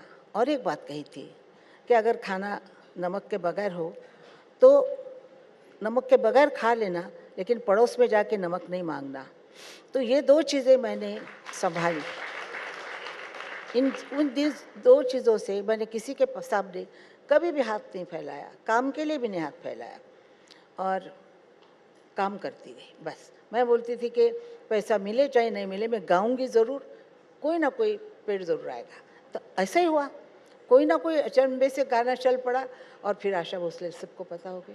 बिल्कुल। और आशा जी, मैं आपसे ये जानना चाहूँगी कि जब हमने आपकी अभी फिल्म देखी, और इतने सारे जो फिल्म स्टार्स हैं जिनकी आप आवाज़ बनी है, मधुबाला से लेके माधुरी दीक्षित तक, उर्मिला मातोंडकर से लेके जीनत अमान तक, और इतना बड़ा आपने जो सफ़र तय किया है, लेकिन आपकी एक जो डिस्टिंक्ट क्वालिटी रही है, और काफ़ी कंपैरिजन्स भी होते रहे होंगे आपके और लता जी के बीच में, लेकिन आपने एक कॉन्शियस डिसीजन किया था कि वो उनका स्टाइल है, आपका स्टाइल अपना होना चाहिए। तो ये आपने कैसे अपने जहन में ये तय किया था, और उस स्टाइल को फिर कैसे होन करती गई? क्योंकि इतने सारे किरदारों के लिए आपने आवाज़ दी है, इतनी सारी महिलाओं के लिए आपने आवाज़ दी है, तो वो प्रोसेस कैसा होता है कि अब मैं जीनत अमान के लिए कैसे गाऊं, माधुरी दीक्षित के लिए कैसा गाऊं, मधुबाला के लिए कैसे गाऊं?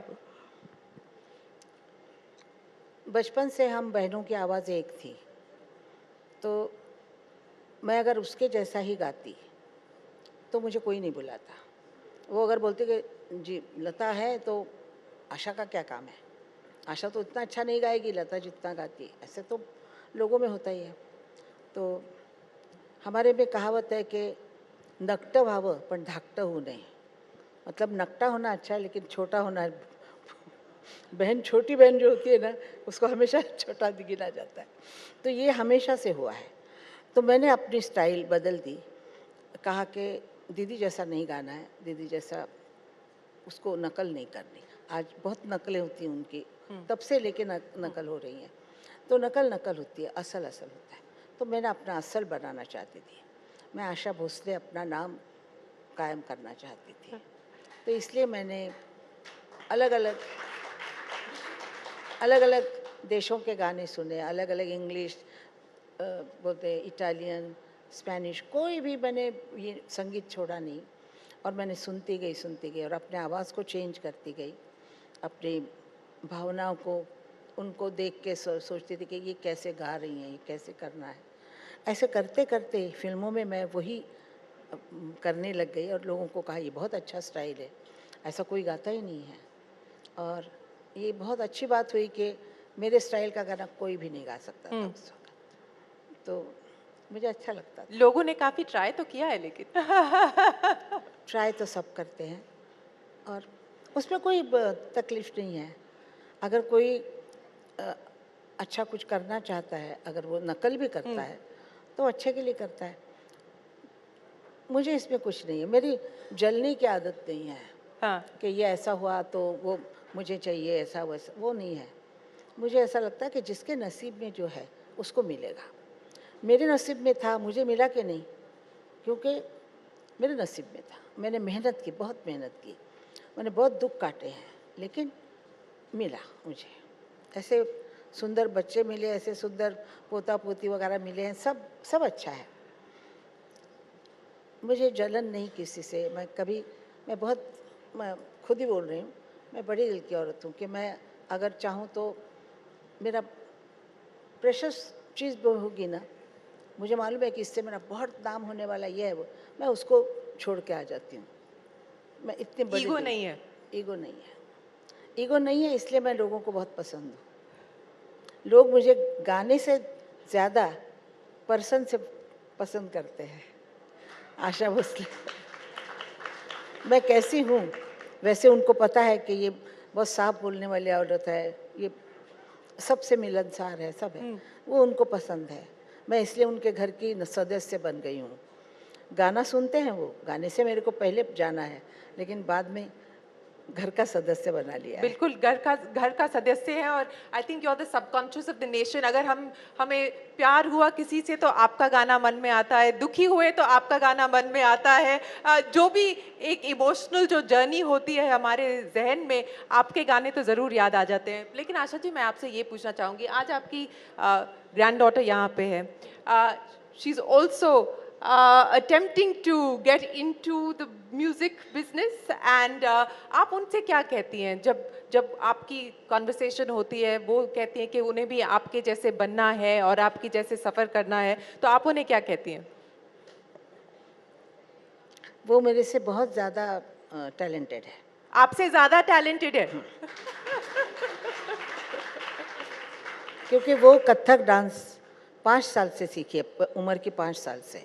वो कथक में एकदम ठीक है, मॉडर्न डांस में भी अच्छी है, एक्टिंग भी करती है, गाना भी गाती है, तो मुझसे ज़्यादा उसमें है। बिल्कुल सुनेंगे। I heard you. I'm walking up to her because this is your grandmother has said that you're as talented as her. So आज तुझा आवाज चांगला नाही, गाणं गाऊ नकोस. she's already giving you instructions on stage, is it? A tribute to your grandmother.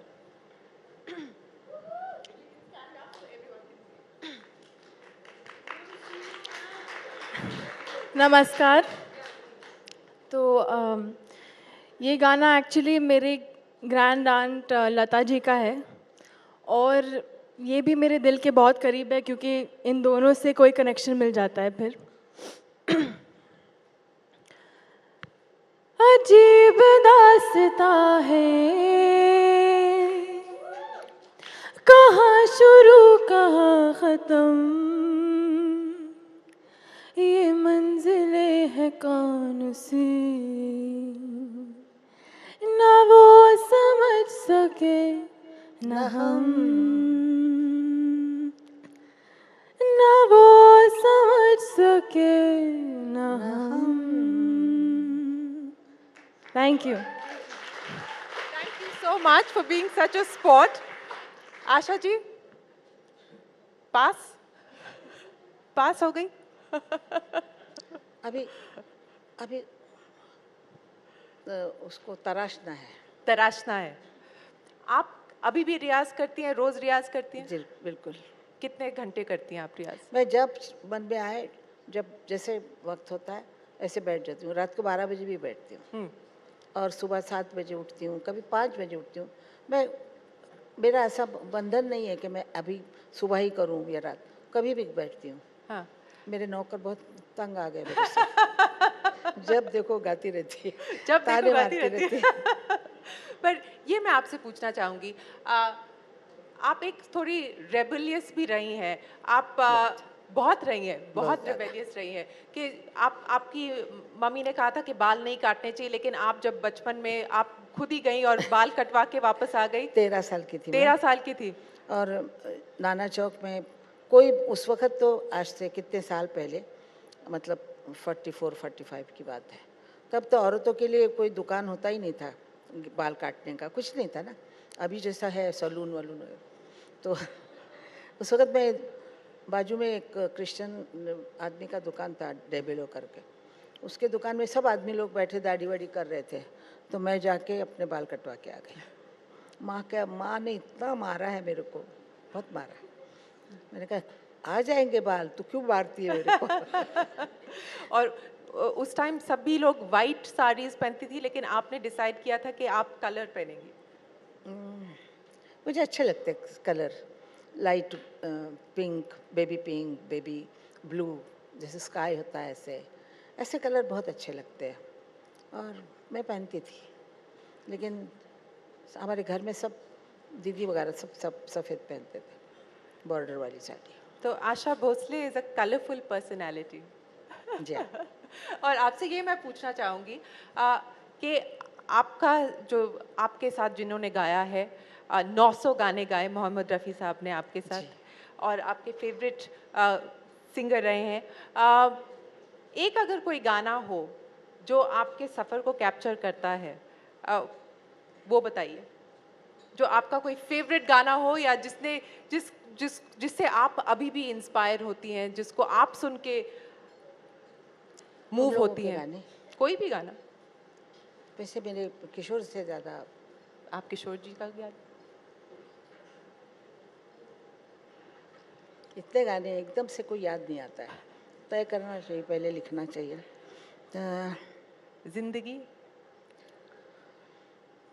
जिंदगी के सफ़र में गुजर जाते हैं जो मकाम, वो फिर नहीं आते, वो फिर नहीं आते।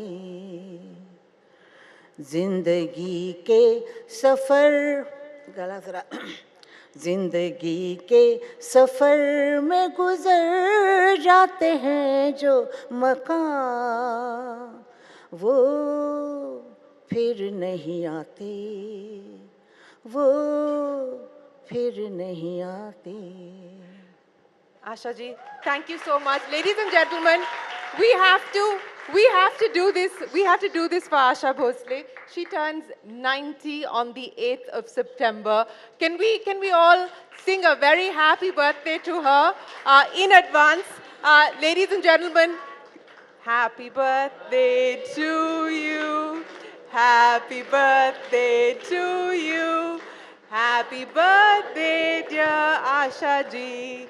Happy birthday to you. Thank you, thank you, Thank you, ji. Thank you so much, Asha ji. Ladies and gentlemen, a big round of applause for the legendary Asha Bhosle.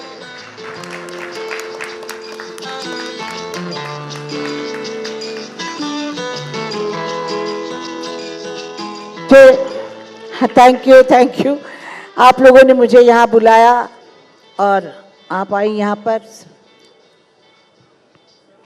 President साहब के हाथ से मुझे award मिला है, इसलिए मैं बहुत शुक्रगुजार हूँ और बहुत आपकी आभारी हूँ और आई लव यू।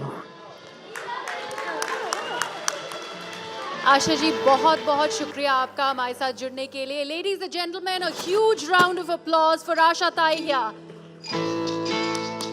शी शक्ति के मंच पर आशा ताई आप आई, आपने अपना कीमती वक्त हमें दिया, हमारे दर्शकों को दिया। सुरीली शक्ति के लिए एक बार फिर से हम चाहेंगे सभी जोरदार तालियों से एक बार ये साबित कर दें कि आखिर किस तरह से शी शक्ति का ये मंच खूबसूरत पलों से सराबोर हुआ।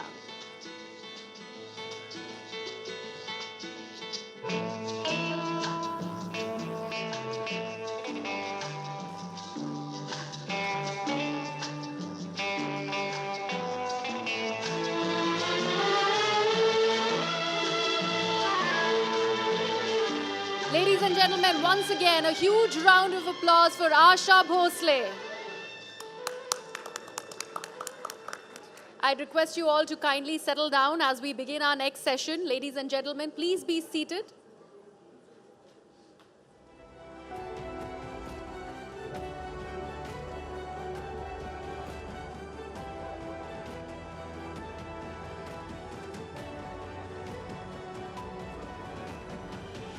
देवियों और सज्जनों, अब वक्त है हमारे अगले सेशन अगम शक्ति का।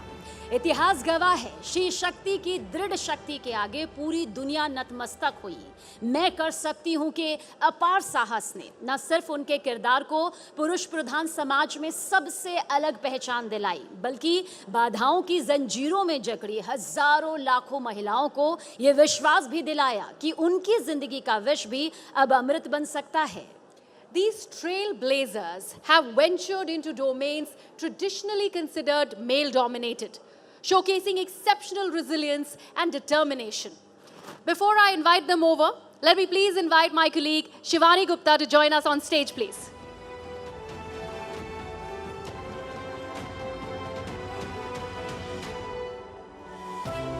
Ladies and gentlemen, please put your hands together for a panel of achievers who have risen to the challenge. Sanobar Pardiwala, a Bollywood stunt woman.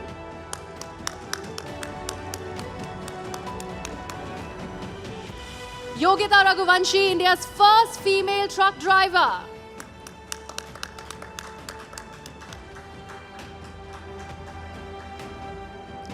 Chandraprabha Ramkite, a fearless woman earth mover and miner from Nagpur. And the remarkable C.A. Bhavani Devi, India's fencing trailblazer.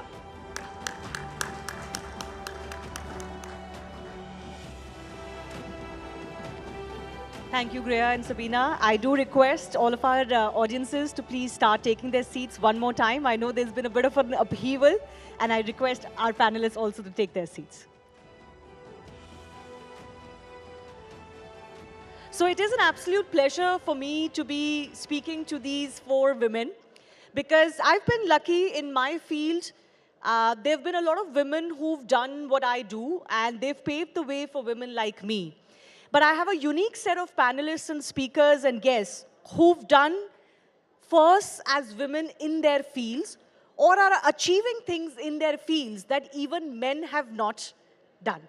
So right next to me is Sanobar Pardiwala. She's a stunt woman who's plying her trade in the Indian film industry. And obviously, as stunts go or action goes, we associate it as much as we do with men and not so much with women. So she is one of those women who's leading the charge and paving the way for more women to do things that are often considered to be male-dominated. Next to her is Yogita Raghuvanshi, who's also India's first truck driver. Another act or a profession that is considered about men, isn't it? Right? Is truck driving for men? Yes or no? Not anymore, exactly. The answer is not anymore because of women like Yogita. On the very far corner is C.A. Bhavani, who's India's fencer. Fencing is a lesser known sport in India.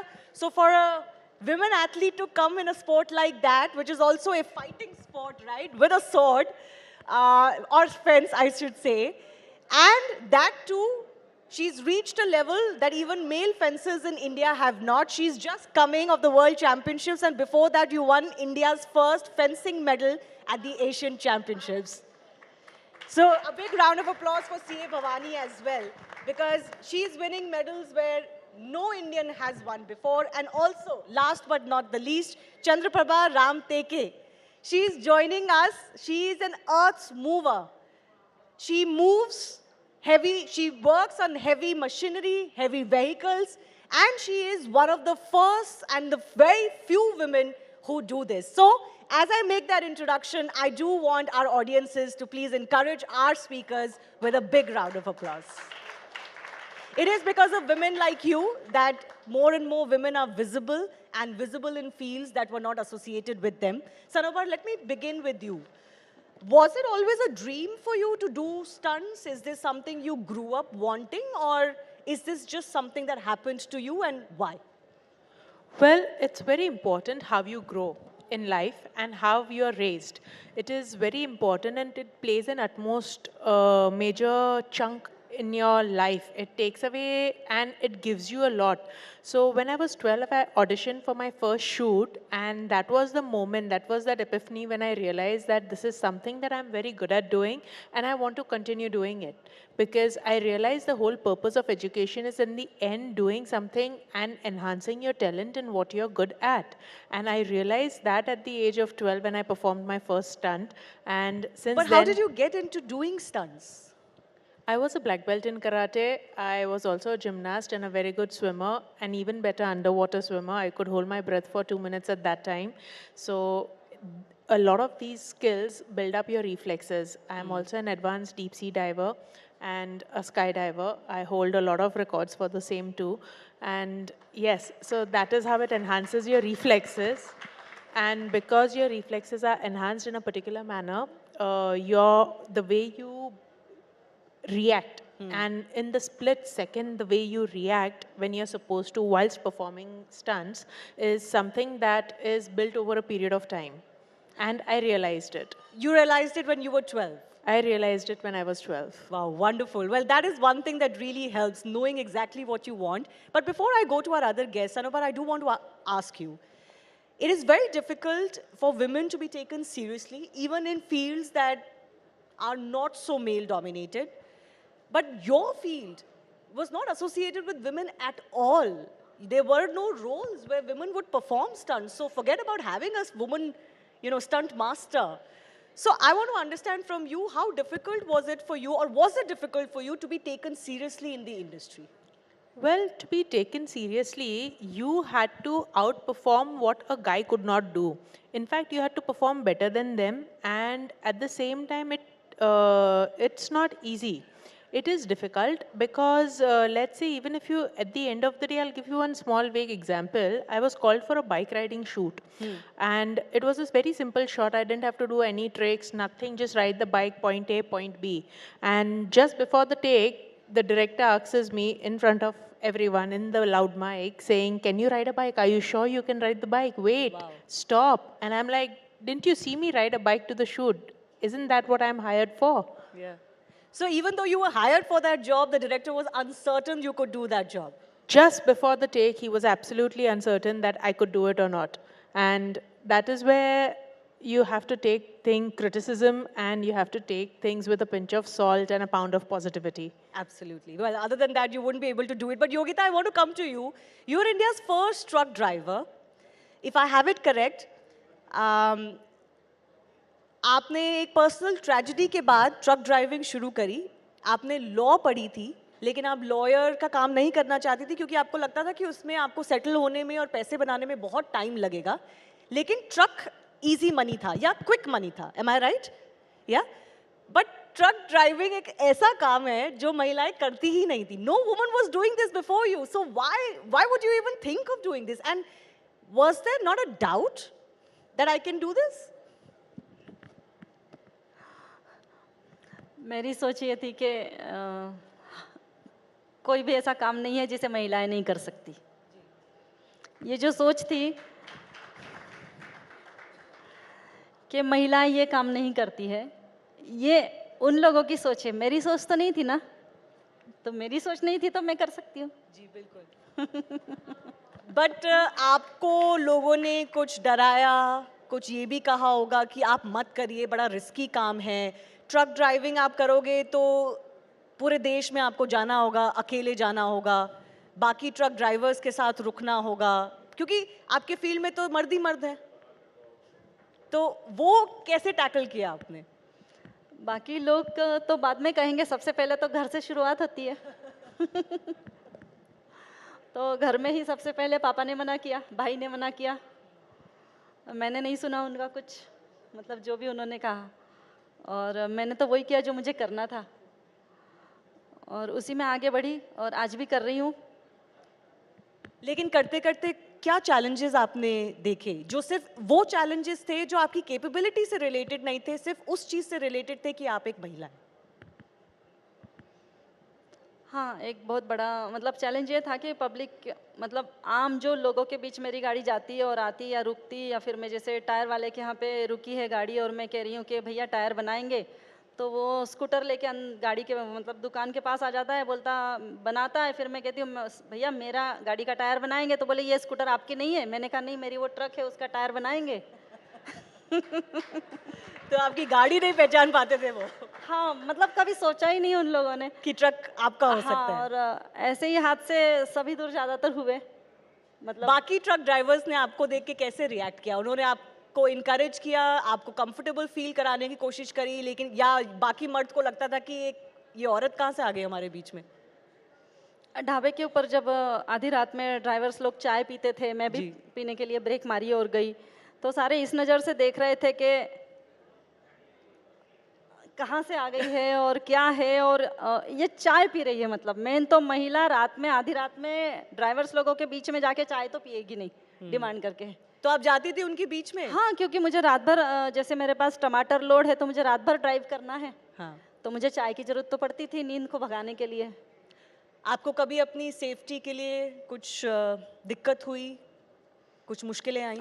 As a women, मतलब महिला होने के नाते मुझे safety की कभी ज़रूरत नहीं पड़ी, क्योंकि किसी भी ड्राइवर या फिर मतलब जेंट्स लोगों के बीच जब मैं गई तो मुझे उनसे असुरक्षा महसूस नहीं हुई, क्योंकि मेरा कॉन्फिडेंस उनके नज़रिए से कई गुना ज़्यादा पावरफुल था. जी. तो मतलब मुझे अपने ऊपर इतना कॉन्फिडेंस था कि मैं ये लोग कुछ भी सोचे, मुझे कोई फ़र्क नहीं पड़ रहा है. मैं बाकायदा 2 बिस्किट लेती हूँ, चाय पीती हूँ, और जब सारे लोग मेरे पे नज़र रखते हैं कि ये कहाँ जाती है देखते हैं, और जब ट्रक में बैठ के ट्रक चलाती हूँ तो मुझे सैल्यूट मारते हैं. अच्छा.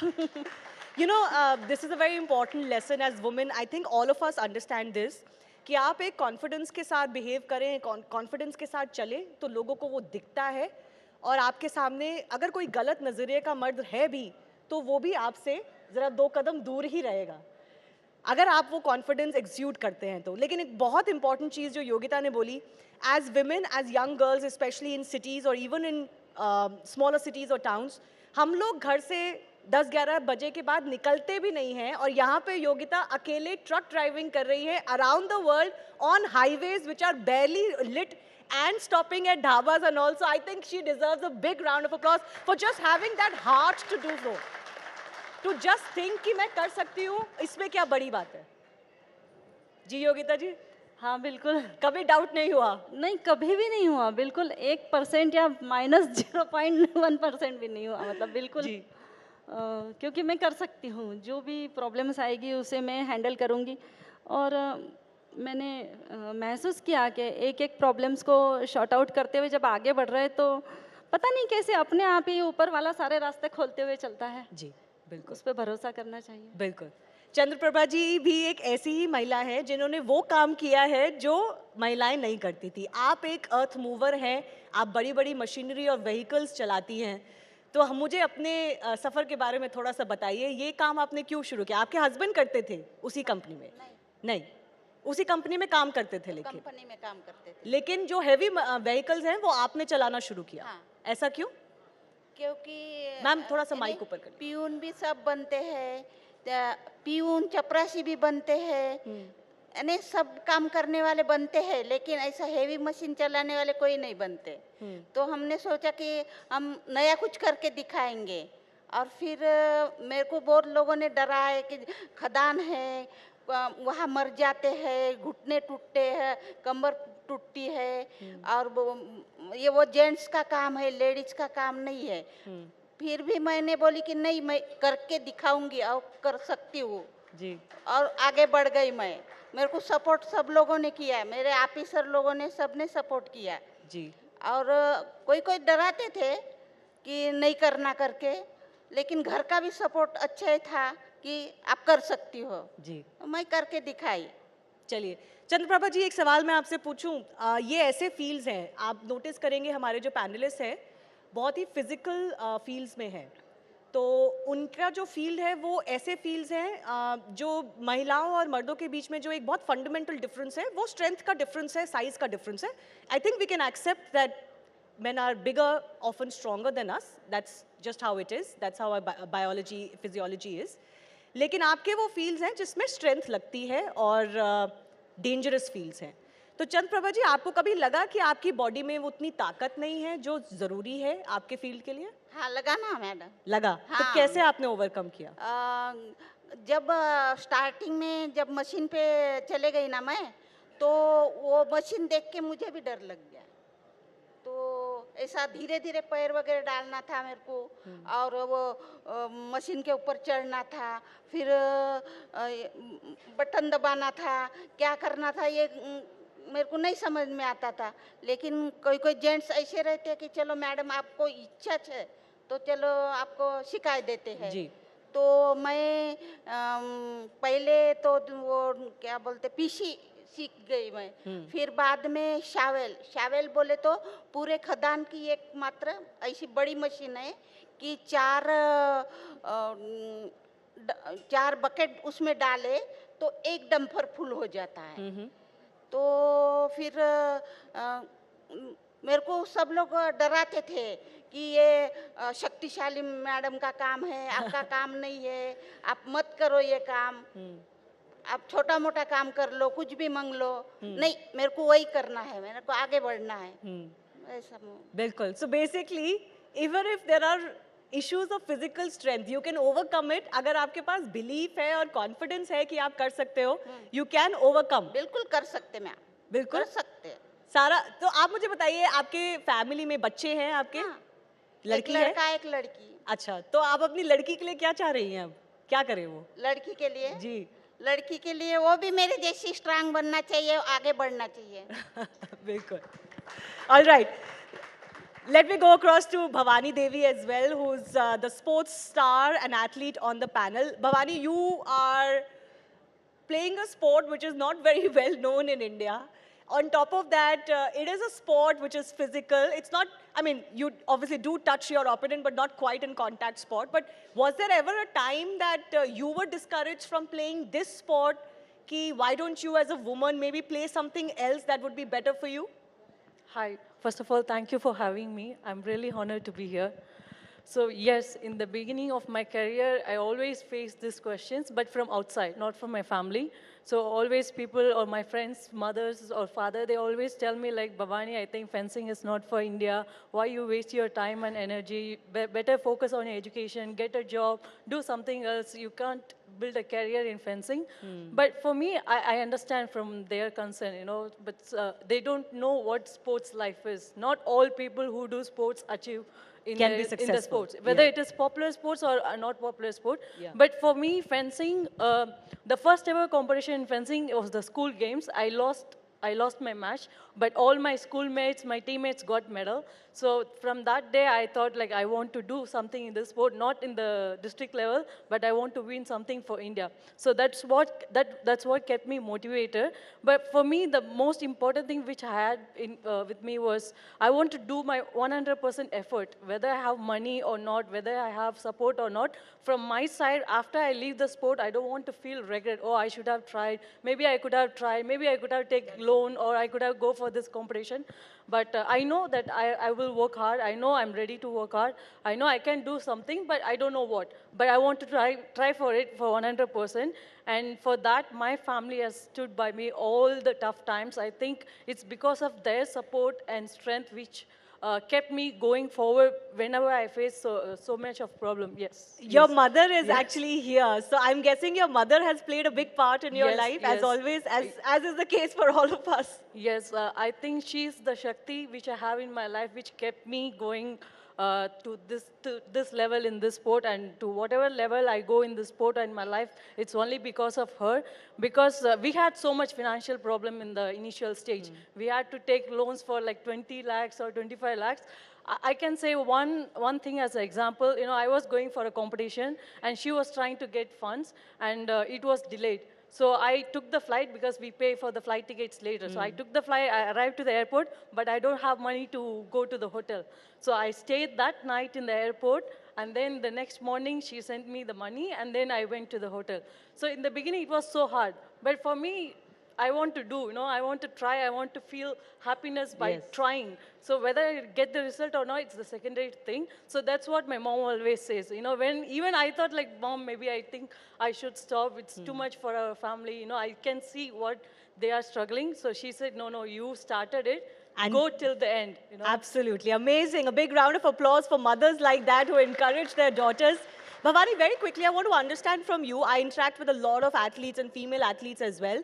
What is that one issue that female athletes face when they play sports? Is there still an issue, which is what men may not face, but women face? Is there something? I think the most common thing which I feel still happening is because in sports, sometimes you get the result early or later. But if women doesn't get results in the earlier stage, it's difficult for the parents or the society to let them continue. They think, oh, it's finished, you cannot do. But for men, it's not the same. They will try. It's okay. It's not. It's it's okay for men. For women, it's a little bit very hard. important point you made, that if a woman is not successful early in her career, then the pressure builds to get married and maybe build a family. For men, that pressure is not there. So very important point there. I have final minutes left. Sanabar, I want to come back to you. Do you want to share a stunt that was one of the toughest ones you have done and you did better than any man around? Well, this was for the movie Ravan that I had performed, and this was a sequence where we jumped off a cliff which was around 300 feet high. The ideal shot was to jump from the cliff next to the waterfall. She doesn't die, so the person doesn't die, Aishwarya doesn't die in that shot, and she falls through the trees, rivers, rocks, branches, trees, rivers, rocks, branches, and then finally into the river. She survives that fall, 300 feet. And we did that in Ethirapalli rainforest in Kerala, and it was one of the most mesmerizing stunts ever. We won, I got nominated for the Taurus World Stunt Awards in 2006 for the same. Okay, excellent, well done. I do thank all of the lovely ladies for being here. Yogita ji, Chandraprabha ji, Bhavani, Sanobar, thank you so much for being here. हमारे साथ जुड़ने के लिए बहुत-बहुत धन्यवाद. और आपकी story से हम उम्मीद रखते हैं कि बहुत सी महिलाओं को बहुत उम्मीद मिलेगी और वो भी अपने किसी नए फील्ड में कुछ नई शुरुआत करेंगी. Thank you so much. Ladies and gentlemen, a huge round of applause for the very, very inspiring tales that these ladies have shared before you. And Shivani and I now request you to felicitate all the ladies. Can we have the mementos, please?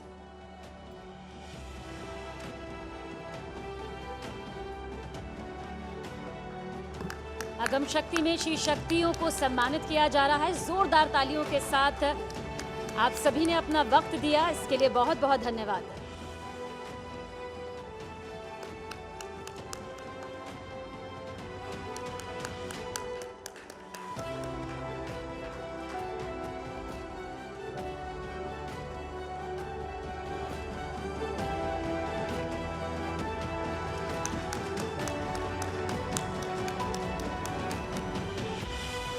Ladies and gentlemen, our Agam Shaktis, a huge round of applause for them, please.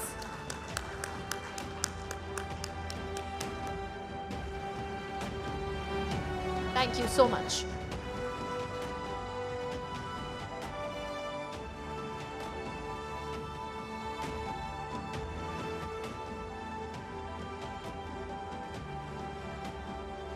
Ladies and gentlemen, this one is special and really, really special. Our next session is called Vanvasi Shakti.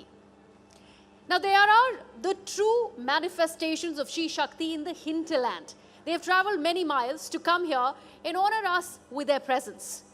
They and their work are not often talked about, and it gives us immense pride that She Shakti becomes the platform where their work takes the spotlight. I first would request my colleague Palki Sharma to please come up on stage to moderate this session, and before we introduce our panelists, Palki, please.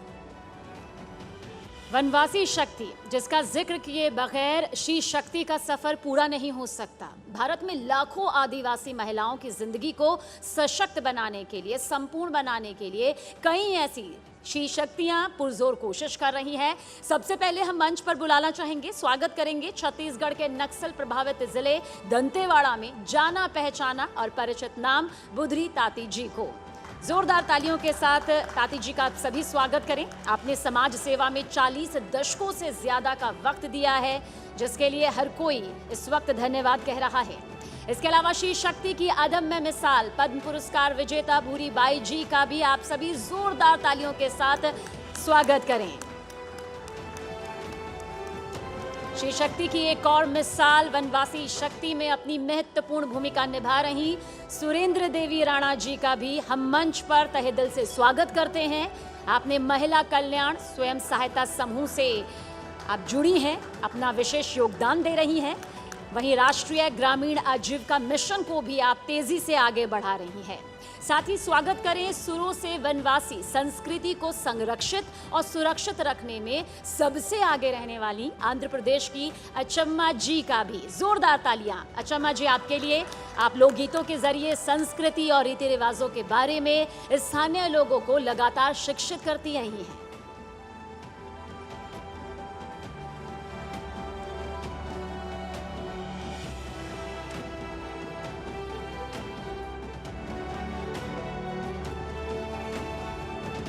शुक्रिया। ये एक बहुत ही special session है, थोड़ा challenging भी है, क्योंकि जिन विषयों में इन्होंने काम किया है उनकी अक्सर चर्चा नहीं होती। बुधरी ताती जी, आप नक्सल प्रभावित क्षेत्रों में महिलाओं के उत्थान के लिए काम करती हैं। आपने 500 से ज़्यादा महिलाओं को आत्मनिर्भर बनाया। क्या प्रेरणा रही आपकी? क्यों आपने सोचा कि यही आपको करना है? नमस्कार।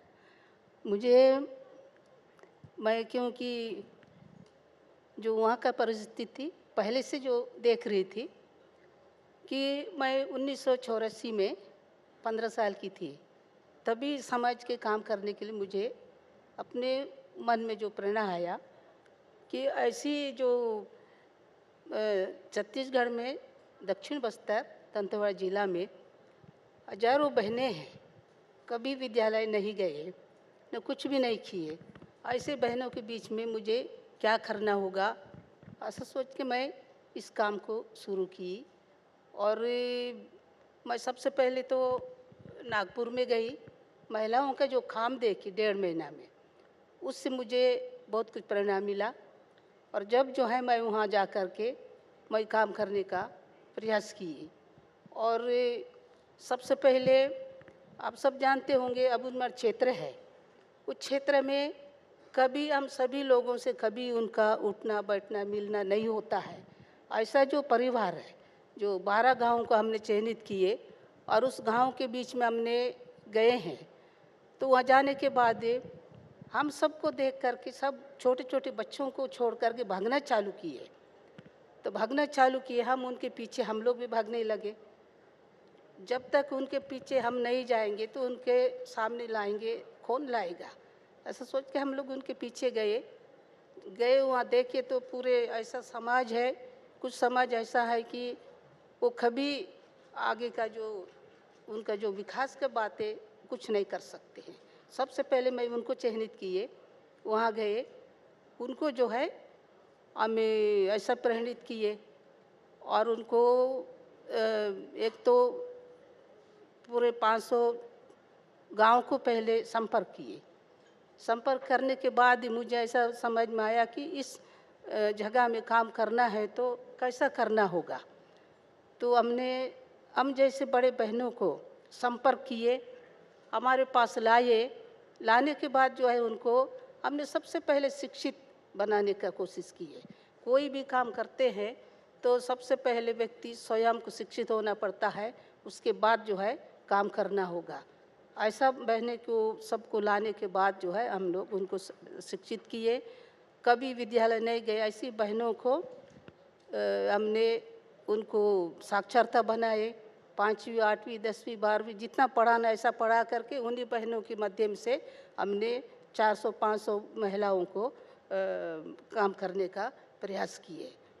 बहुत ही सराहनीय है और मुझे यकीन है आसान नहीं रहा होगा, क्योंकि परिस्थितियां विपरीत हैं और समाज का जो रुख है वो भी अपनाता नहीं है इतनी जल्दी ऐसे चेंज को। हम आपके पास आएंगे, अभी फ़िलहाल भूरी बाई जी के पास जाते हैं। आप भील आर्टिस्ट हैं और आपने पिथौरा म्यूरल पेंटिंग में काम किया है। ट्रेडिशनली महिलाओं को इस क्षेत्र में अपनाया नहीं जाता, तो आपने क्यों चुना ये और आपको शुरू में किस तरह की रेजिस्टेंस, किस तरह की सामाजिक प्रेशर से आपको आगे बढ़ना पड़ा? देखिए, ये हमारा भील आदिवासी पिथौरा है जी, वो पिथौरा की पहचान है जी। लेकिन जो हमारे जो जनजाति में जो महिलाएं हैं वो पिथौरा नहीं बनाती है, लेकिन ये हमारी पहचान है। मैं पिथौरा को नहीं बनाऊंगी, लेकिन उसमें जो पूजा में पिथौरा बाबा का जो घोड़ा है और उसमें जो पूजा में लेते हैं वो चीज़ में नहीं बनाऊंगी। मैं बनाऊंगी जो मुझे बचपन से ही शौक़ था। जब मैं 7-8 साल की थी तो मुझे बहुत शौक़ था। मेरे को ऐसा मैंने तो कभी सोचा ही नहीं था, लेकिन मेरी माँ कहती थी त्यौहार आ रहे हैं तो वो गोबर मिट्टी से अपने घर की दीवारों को लिपा पोती करते हैं। शादी होती है तो जैसे शादी वाला घर लगना चाहिए, जब पूजा होती है तो पूजा वाला घर लगना चाहिए। तो मैं अपने हाथ से ही कलर लेके और बैठ जाती थी। मैं खुद ही हाथ से कलर बना लिया करती थी। जैसे वो केकड़ा मिट्टी निकालता है, वो मिट्टी ले आती थी। काला कलर जो मिट्टी का तवा पे हम रोटी बनाते हैं उसको खुरूस के काला कलर बना लिया करती थी। जब मेरे को ऐसा लगता कि मैं अब ग्रीन कलर का कैसे बनाऊं, तो जैसे वो सेम कलर की जो पत्ती है उनको इकट्ठी कर ली बहुत सारी, उसको सुखा दिया। सुखाने के बाद उसको पत्थर पे पीस लेती थी। पीसने के बाद फिर उसको एक बार गला दिया। मैं ग्रीन कलर बना लिया करती थी, मुझे शौक़ था बचपन से ही। ऐसे धीरे धीरे जब त्यौहार आया, शादी आई, ऐसे कर लेती थी। फिर जैसे धीरे धीरे हम भाई छोटे थे, दोनों बहनें थी, कमाने वाले थे नहीं। माँ बाप बहुत गरीब थे क्योंकि हमको खाने के लिए धान मिलता नहीं था। वो किसी के यहाँ एक लोटा लेके जाते थे तो उधार लेके आते थे। वो दूसरी बार फिर नहीं मिलता तो दूसरी बार जाते थे तो बोलते हैं नहीं, पहले की तुमने उधारी नहीं चुकाई, हम नहीं देते हैं। तो मैं अपने बचपन में बहुत ही गरीब रहे और लोगों के खेतों में कमाने के लिए, काम करने के लिए जाती थी, जो कटाई करने के लिए, निदाई करने के लिए, तो 1 रुपये मिलते थे। दोनों बहनें 2 रुपये कमा के लाती। ऐसा करते करते फिर हमारी दोनों बहनों की शादी हो गई मेरा पति कहने लगे, बोले गांव में तो 1 रुपये मिलते हैं, 1.5 रुपये मिलते हैं, उसमें कहाँ पूरा होता है, अपन शहर से लें, शहर में ज़्यादा पैसे मिलेंगे। तो मेरा पति मेरे को भोपाल में लेके आया। जब भोपाल में आए हम तो एक म्यूज़ियम है भारत भवन करके, वो म्यूज़ियम बन रहा था। तो मैं आते से म्यूज़ियम में वहाँ पर मैं मजदूरी करने लगी। मुझे नहीं पता कि वो कौन थे, क्या थे। वो बहुत बड़े आर्टिस्ट भी थे और भारत भवन के डायरेक्टर भी थे, जे स्वामीनाथन जी जगदीश करके। उनका आज भी मेरे सर पे उनका आशीर्वाद है। तो उन्होंने बोला, बोले आप कहाँ के हो, क्या समाज हो, कैसे आपके गांव में शादी होती है, कैसे मतलब पूजा पाठ करते हैं, किस देवी देवता को मानते हैं। तो मैंने कहा हम हिंदी समझते नहीं हैं, आपको हम कैसे समझाएं कि पहली बार हम निकल के आए, हिंदी नहीं बोलते थे, हिंदी बोलना ही नहीं आता था। तो सामने वाला बोल रहे हैं तो हम कहते हैं अरे ये बड़े आदमी हैं, ये इसको क्यों बात कर रहे हो। हम लड़की डरती थी, बात करने के लिए डरती थी, उससे बात मत करो, ये पकड़ के ले जाएंगे। अब गाँव के रहने वाले और पहली बार ऐसे बात करने में बहुत डर लगता था। वो रोज़ रोज़ आते हैं, हम काम कर रहे हैं वहाँ, माल देना, पत्थर फेंकना, मिट्टी डालना, ऐसा। कहते हैं नहीं हमें आप बताओ, बोले हमें थोड़ा सा बना के दिखाओ। सबने मना कर दिया, 100-150 लेबर थी, उनने सबने मना कर दिया। मेरी बहन कहने लगी, बोले भूरी आपको तो आता है, अब अपने घर की दीवारों पे बनाती हो, आप उनको बना के दिखाओ। मैंने कहा मैं अपने घर की दीवारों पे बनाती हूँ और मिट्टी का कलर लेके, और ख़राब हो जाता है तो फिर लिपापोती कर लेते हैं, और इनको मैं कैसे ख़राब हो जाएंगे तो क्या करके दूँगी, कैसे सुधार के दूँ। बोले नहीं आप ख़राब हो जाए कैसा भी बने, आप तो बना के दिखा। तो मैंने कहा मेरे को तो मैं बना के दूँ तो मेरे को मजदूरी कौन देंगे, मैं तो मजदूरी करने आई। तो मेरे को 6 रुपये मिल रहे थे। तो कहने लगे, बोले आपको 6 रुपये मिल रहे हैं, हम 10 रुपये देंगे। मैंने कहा मेरे को 10 रुपये नहीं चाहिए, मेरे को 6 रुपये चाहिए। मैंने उनको मना कर दिया, मेरे को 6 रुपये चाहिए। कहने लगे अच्छा ठीक है। मैंने पहला ही मतलब रंग कलर ब्रश से भारत भवन थे बनाने के लिए मैंने स्टार्ट किया, और वहाँ से उनके स्वामी जी के कहने पर रंग कलर ब्रश से मैंने शुरुआत की। तो उन्होंने 5 दिन बनवाया मेरे को 5 दिन के 50 रुपये दिए। अरे वाह। और मैंने कहा ये इतने सारे पैसे क्यों दे दिए उनने, मैं मजदूरी कर रही तो मेरे को हफ्ते भर का 30 रुपये मिल रहे। मैंने कहा मेरा पति मेरे को डांटेंगे, मेरे को गाली बकेंगे कि काय के 50 रुपये मिले, डर भी लग रहा है। और फिर ऐसे करते करते फिर आया वो 1-2-2.5 साल के बाद फिर आया, कहने लगे भूरी भाई आपसे और बनवाना है। तो मैंने कहा हाँ बना देंगे। 10 दिन और बनवाया, 10 दिन के मेरे को 1500 रुपये दिए। मेरे को बहुत ढेर सारे पैसे लगे। फिर वो पैसे देख के ना मेरे परिवार वाले, मेरे ससुराल वाले सब मेरे पति से कहने लगे, बोले तेरी बीवी को इतने सारे पैसे क्यों दे दिए, कौन ने दिए, ये किस काम के दिए। मेरे पति को भड़का दिया उन्होंने, ससुराल वालों ने भड़का दिया। मेरा पति कहने लगे, बोले आप मजदूरी करने जाओगे, ये ऐसा कलाकारी का काम करने नहीं जाओगे जी। अब फिर क्या करें, वो कहने लगे, बोले आपका घर दिखा दो, हम आपको ज़रूरत पड़ेंगे तो फिर हम बुलाएंगे आपको। मैंने कहा मेरा घर तो है ही नहीं, हम ऐसे घास का मतलब जैसे ओडा टाइप का वो झुग्गी बना के रह रहे थे भोपाल में। मजदूरी जहाँ मजदूरी मिली वहाँ मजदूरी कर ली। कहने लगे अच्छा ठीक है, जैसा भी घर है आपका घर दिखा दो। घर पे आए वो, बोले आप खाने में क्या लेते हो। तो मैंने कहा हम मक्के की रोटी खाते हैं। बोले हम भी खाएंगे, हमारे लिए बनाओ। तो मैंने मक्के की रोटी और चटनी, लहसुन वाली लाल मिर्ची की चटनी बनाई। उन 2-4 लोग और साथ में आए, उन्होंने सबने खाया जी, उनको बहुत अच्छा लगा। ऐसे करते करते फिर कुछ सालों के बाद मेरे पति ने मेरे को ये, आप यहाँ आ गए, आप बोलने से डर रहे थे और आप इस मंच पे अपनी पूरी कहानी सुना रहे हैं। बहुत ही इंस्पायरिंग और प्रेरणादायक आपकी कहानी है। मैं फिर आती हूँ आपके पास, पर इस वक्त मैं चाहती हूँ कि हमारे जो बाकी गेस्ट हैं वो भी जुड़े हमारे साथ। भूरी बाई, श्रीमती सुरेंद्री देवी राणा से हम बात करते हैं। आपने हैंडीक्राफ्ट्स के क्षेत्र में काम किया है और 35 विमेन वेलफेयर ग्रुप्स के साथ आप जुड़ी हुई हैं।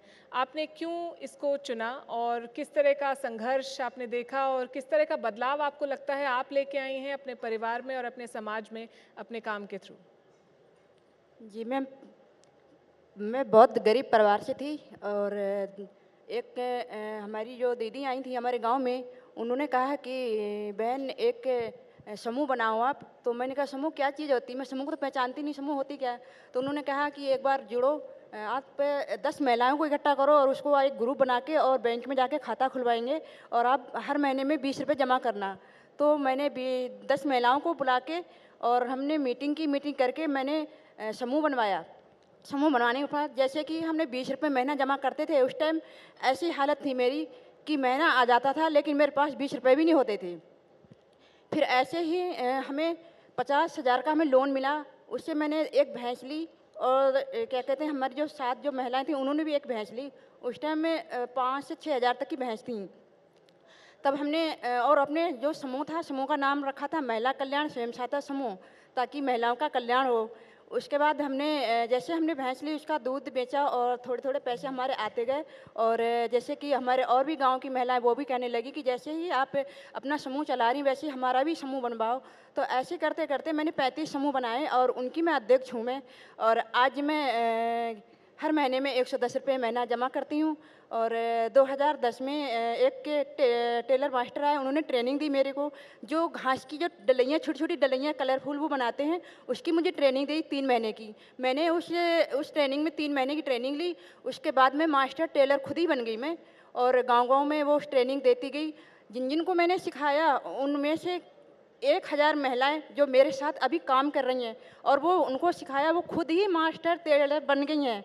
और आज के दिन जो मेरी साथ जो काम कर रही हैं वो इतना खुश हैं कि बहुत ज़्यादा खुश हैं, वो अपने आप को आत्मनिर्भर कर रही हैं। और मैं क्या कहते हैं उनसे बार बार यही कहती हूँ कि आप पे काम कर रही हैं, आपकी जो बेटी हैं, बहू आए, उनको भी यही काम सिखाना और ये काम छोड़ना ही नहीं है। और मैं ये चाहती हूँ, जैसे ही मैंने इतना संघर्ष किया, जैसे मैं गांव से बाहर जाती थी, लोग कुछ भी बोलते थे लेकिन उस चीज़ों को मैं ध्यान नहीं देती थी, क्योंकि मेरी फैमिली, मेरे हस्बैंड, मेरे पति, मेरे सास ससुर जितने भी थे, मेरा काफ़ी सपोर्ट दिया और अभी तक सपोर्ट ही किया और आज तक सपोर्ट देते ही हैं। और आज भी मेरे एक बेटा आया छोटा और मेरे हस्बैंड मेरे साथ में आए हुए हैं। किसी भी टाइम कहीं से भी अगर लेटर आया, हर विभाग से मुझे काफ़ी सपोर्ट मिलता है।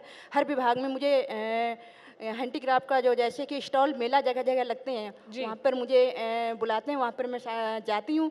तो वहाँ पर काफ़ी अच्छा लगता है, सब लोगों से, देश विदेशों से भी लोग आते हैं, उनसे मिलके और बातचीत करके काफ़ी अच्छा लगता है, मिलके अच्छा लगता है। जब मैं यहाँ से जाती हूँ तो गांव में काफ़ी लोग बहुत खुश होते हैं मुझे देख के। बहुत ही बेहतरीन और बहुत ही इंस्पायरिंग आपकी स्टोरी है, बहुत ही प्रेरणादायक है। आपने अपने साथ साथ बहुत सारी महिलाओं को और सशक्त किया है। हम अचम्मा जी से भी बात करना चाहते हैं। हिंदी नहीं बोलती हैं आप, मैंने सुना, पर आप गाती हैं बहुत अच्छा, आप ट्रेडिशनल फोक सिंगर हैं। तो आप और म्यूज़िक की कोई भाषा नहीं होती, वो आप किसी भी भाषा में गाएं, उसका जो भाव है वो लोगों तक पहुंच जाता है। तो why don't you sing something for us? Telugu ji बिल्कुल। आंध्र प्रदेश में 300 భజన కేంద్ర रहने हैं। గ్రామాల్లో గ్రామానికి వెళ్ళి సత్సంగ కేంద్రాలు, అలాగే గ్రామ సమితి ద్వారా మహిళా కార్యక్రమం, మహిళల్లో ఏకత్రితం అవ్వడం, సంఘటితం, ఏదైనా సమస్య ఉంటే గ్రామ సమితి ద్వారా ఆ సమస్య తీర్చడం, ఇలాగా వనవాసి కళ్యాణాశ్రమం ద్వారా ఇది జరుగుతుంది. అలాగే మొన్న కరోనా సమయంలో చాలా సుదూర గ్రామాలకు వెళ్ళి వాళ్ళకి మెడికల్ కిట్టు, నిత్యావసర వస్తువులు వాళ్ళకి ఇవ్వడం జరిగింది. వనవాసి కళ్యాణాశ్రమం కార్యం కోసం 70 కిలోమీటర్లు దూరం నడిచి వెళ్ళి ఆ గ్రామంలో వనవాసి కళ్యాణాశ్రమం కార్యక్రమాలు చేపట్టడం జరిగింది. అలాగే ఇప్పుడు వనవాసి కళ్యాణాశ్రమం ద్వారా ప్రతి ఒక్క గ్రామంలో మహిళల్లో చైతన్యం వచ్చింది. ఆ గ్రామంలో ఎటువంటి సమస్య వచ్చినప్పటికీ ఆ సమస్య మహిళలే తీర్చుకునే పరిస్థితి కళ్యాణాశ్రమం ద్వారా జరుగుతుంది. అలాగే మరి ఆంధ్రప్రదేశ్లో చాలా ఎక్కువగా మత మార్పిడి కార్యక్రమాలు కూడా జరుగుతుంది. వనవాసి కళ్యాణాశ్రమం భజన కేంద్రాలు ఉన్న చోట అటువంటి వాళ్ళు వచ్చినప్పుడు వాళ్ళని ఎదిరించి వాళ్ళని పంపించే ధైర్యం మహిళలకి అక్కడ రావడం జరిగిందనమాట. I wish I could speak and understand Telugu. I'm sure you have a very inspiring, आपका मैसेज बहुत inspiring है. आप कुछ गाना चाहती हैं हमारे लिए? Do you want to sing? Telugu गाना, हिंदी गाना? जी, तेलुगु गाना, हिंदी गाना, जो आप गाना चाहती हैं. శ్రీరామచంద్ర నిన్ను పిలచితిరా, ఓ సీతమ్మ నాథ నిన్ను పిలచితిరా, మెరుపల్లె మెరిసావు ఆ మిథిలలో, మెల్లంగా విరిచావు శివవిల్లును, శివవిల్లును విరిచి సీతమ్మను వలసి అయోధ్యకయ్యావు మహారాజువు. రామ్ రామ్ సీతారాం సీతారాం సీతారాం, రామ్ రామ్ సీతారాం సీతారాం సీతారాం, సీతారాం సీతారాం సీతారాం సీతారాం, రామ లక్ష్మణ జానకి జై బోలో హనుమాన్ की, రామ లక్ష్మణ జానకి జై బోలో हनुमान की. ये दसरा नवरात्रि उत्सव में ये गाते हैं. बड़ा गांवों का महिला सम्मेलन होगा, करने हैं. गांव का महिला सम्मेलन 2000-3000 लोगों को महिलाओं का सम्मेलन करेंगे. बहुत ही खूबसूरत. बहुत कम समय हमारे पास. It does not do justice to your stories. आपकी कहानियाँ बहुत प्रेरित कर सकती हैं बहुत लोगों को, पर इस मंच का जो ध्येय है वो ये है कि हम एक आइडिया दें लोगों को, एक बात शुरू करने का पॉइंट दें और फिर उससे लोग सीखें.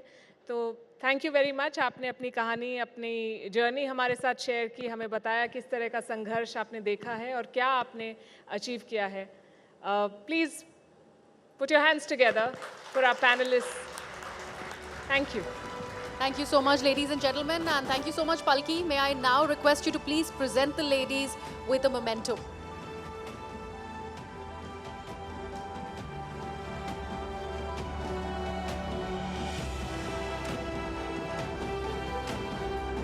जोरदार तालियों के साथ शी शक्तियों के इस जज्बे को सलाम कीजिए, क्योंकि शी जब शक्ति बन जाती है तो वो लाखों करोड़ों महिलाओं के लिए सबसे बड़ी मिसाल कायम कर जाती हैं.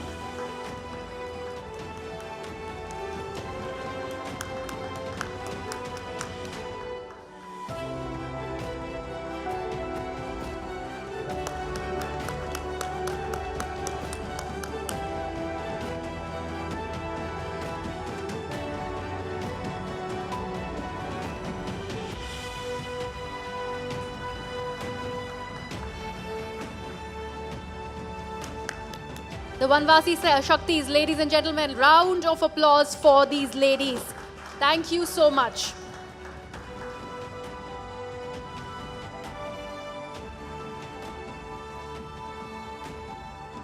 Esteemed guests, we are now moving on to the next session, Raksha Shakti.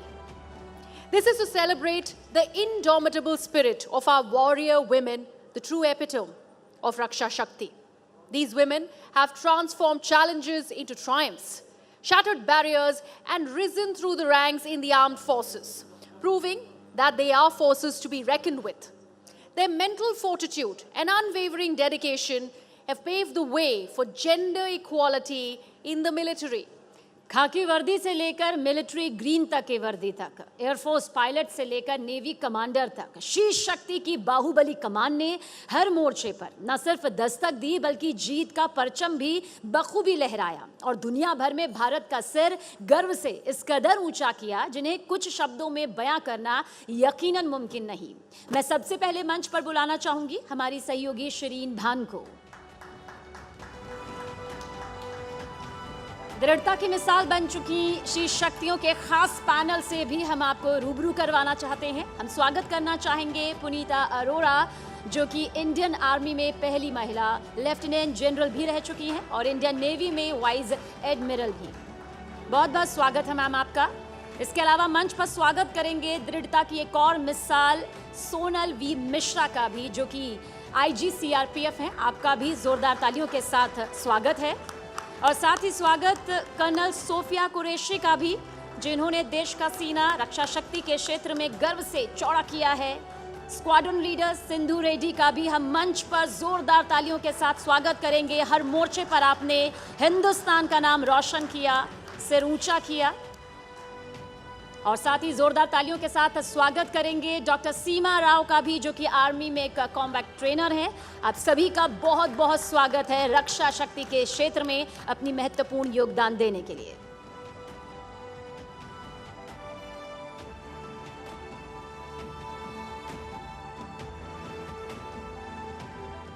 Well, good evening, ladies and gentlemen. It's great to be back, specifically on this panel, because here's a personal story. I am the daughter of a fighter pilot in the Indian Air Force, and so it gives me a lot of pride, and it is my privilege here to speak with these ladies here, these officers here, who've really been the torch bearers for gender equity and gender balance and gender parity as far as our forces are concerned.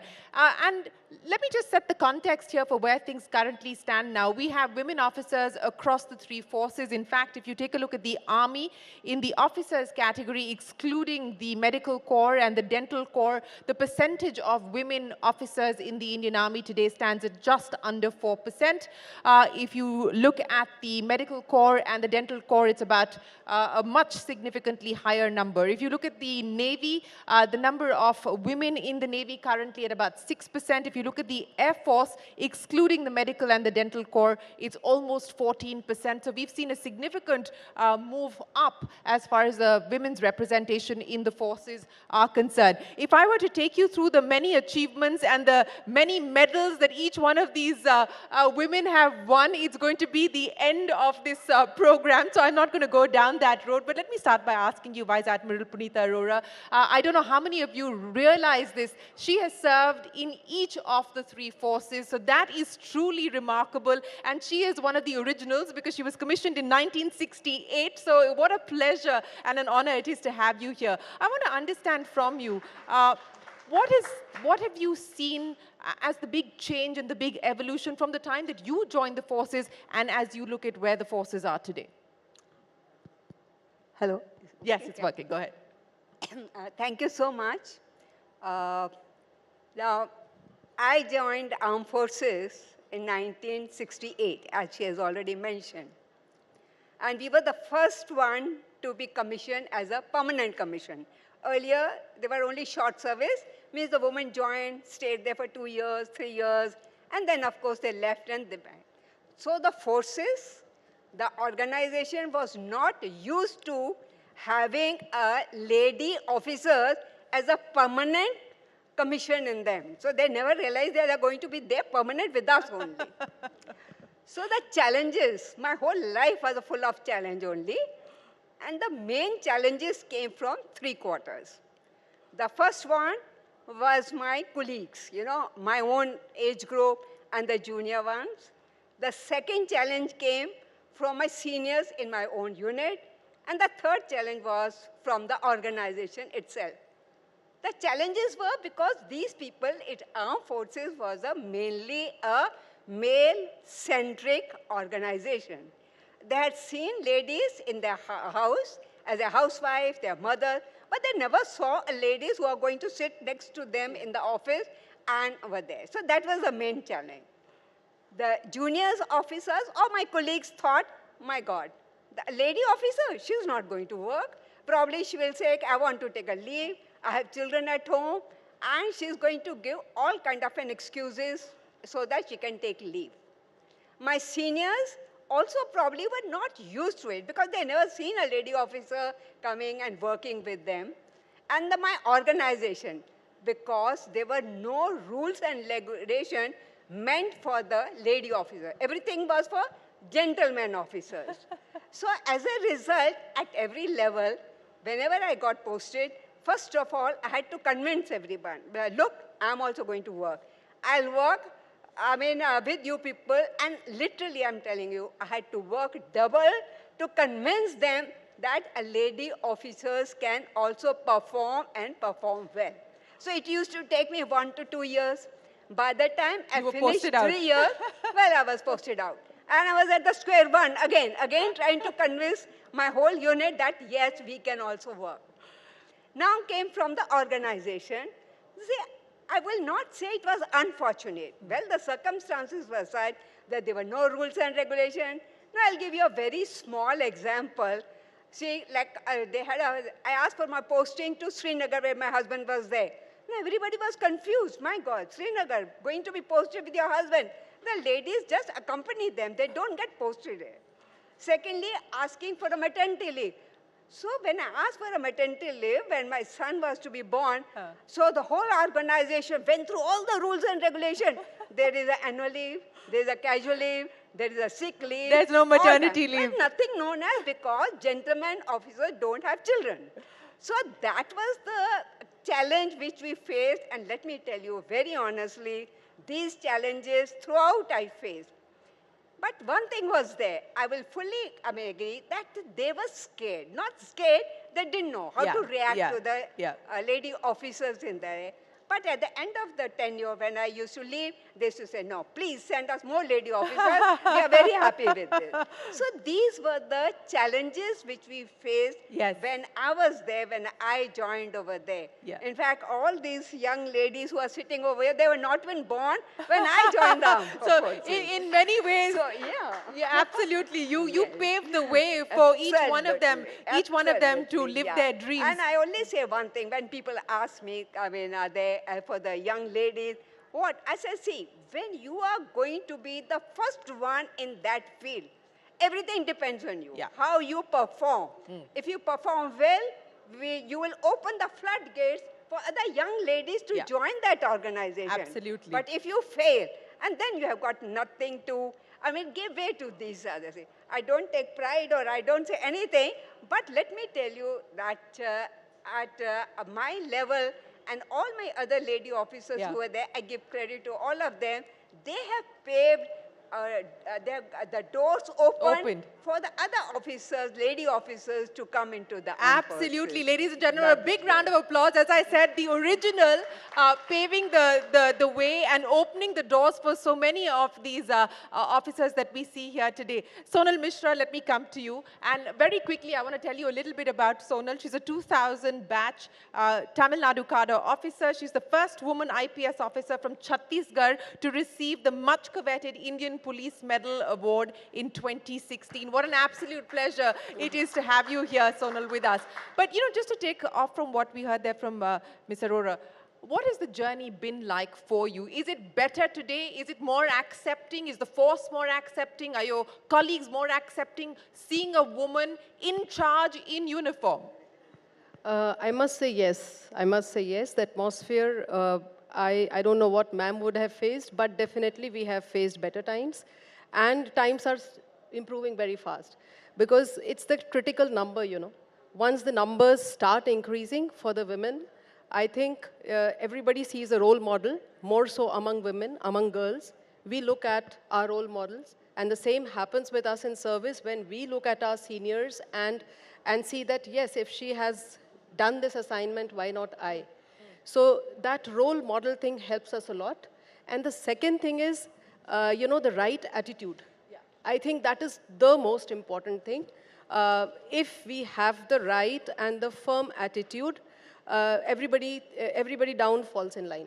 But what has been the hardest part for you so far, and what has been the big change that you've noticed in the way that people approach you, and what is it that you would like to tell women who are watching you? Because as you said, today your representation of what the forces can do and what the forces offer for women, what would you say to them? I would say don't hold yourself back. If we are holding ourselves back, that is our problem. The force is there, the force or our organization is there, it's accepting us with open arms, I must say. And women at the right decision-making level can be the catalyst for you. And they are there now almost in all organizations at the right decision-making level. So don't hold yourself back. That's my message to the young generation. Whoever is entering at whatever level, I see in CRPF, I have served in the northeastern sector. It's a difficult area. One must not hold, we have had a lot of women who are serving right now in Srinagar, right now in the LWE infested Chhattisgarh, from where I come from. And I must say that they are doing a wonderful job. And the women who are holding themselves back, please don't do that. It's on you. Don't hold yourself back. And let me take that point across to Colonel Sophia Qureshi as well.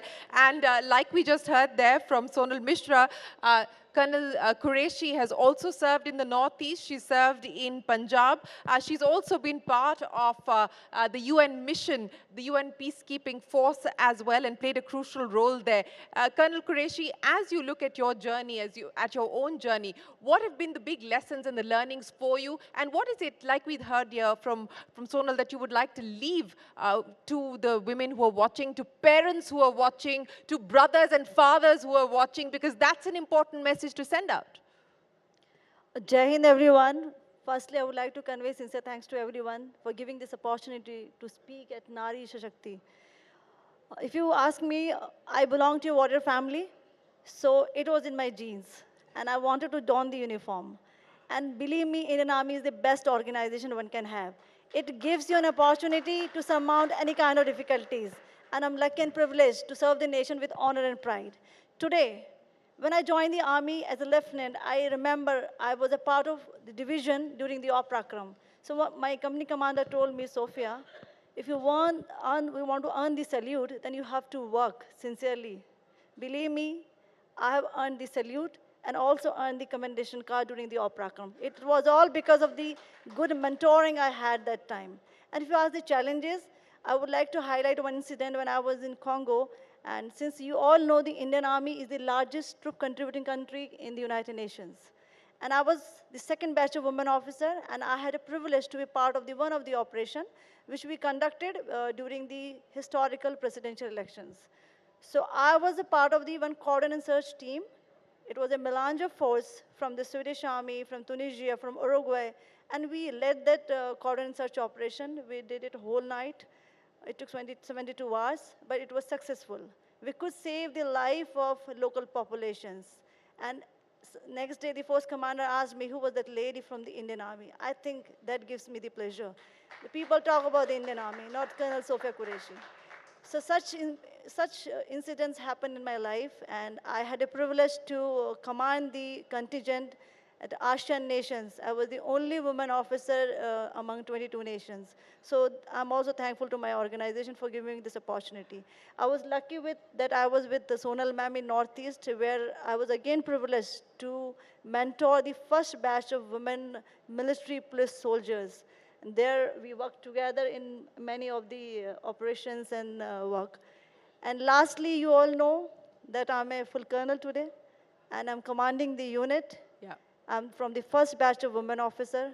So salute to my organization that I've got a chance to command. Well, a salute to each one of you. A salute to each one of you. As you said, it's your pleasure and your privilege to work for the organization, and it is our pride to have you here this evening and share your stories with us. Squadron Leader Sindhu Reddy. Ladies and gentlemen, I don't know if you were watching the Bastille Day parade on your TV screens. Many people were, but if you were, then you watched Squadron Leader Sindhu Reddy leading the Indian contingent, taking center stage there, leading a team of 60 plus officers. What was that feeling like for you? And also, Squadron Leader Reddy, you know, you've now been part of the Indian Air Force for over a decade now, little over a decade now. What's this journey been like for you?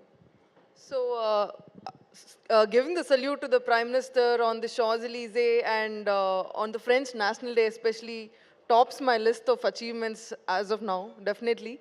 You know, carrying the might of the entire force that was behind me and being there, leading my contingent, it gave me all that power, it gave me all that strength that I can do it. If if somebody else can do it, then definitely I can do it as well. I have everything in So me. what was going on in your head the previous night, just before you actually had to lead the contingent? You know, was there an internal dialogue in trying to deal with the pressure and the nerves? I'm sure that's part of it. Oh yes, definitely. I almost had a nervous breakdown thinking that, you know, I actually didn't realize I was going to be the first woman marching on the foreign land until, you know, that moment when I realized I almost had a nervous breakdown. I'm like, oh wow, this is news to me. But yes, of course, my training and the way we've been preparing for that parade for almost about a month or so, it put me in a place where, you know, come what may, I have done this before, so I can do it. So that is a confidence I could carry with myself, and I always, always, I had the support of my contingent.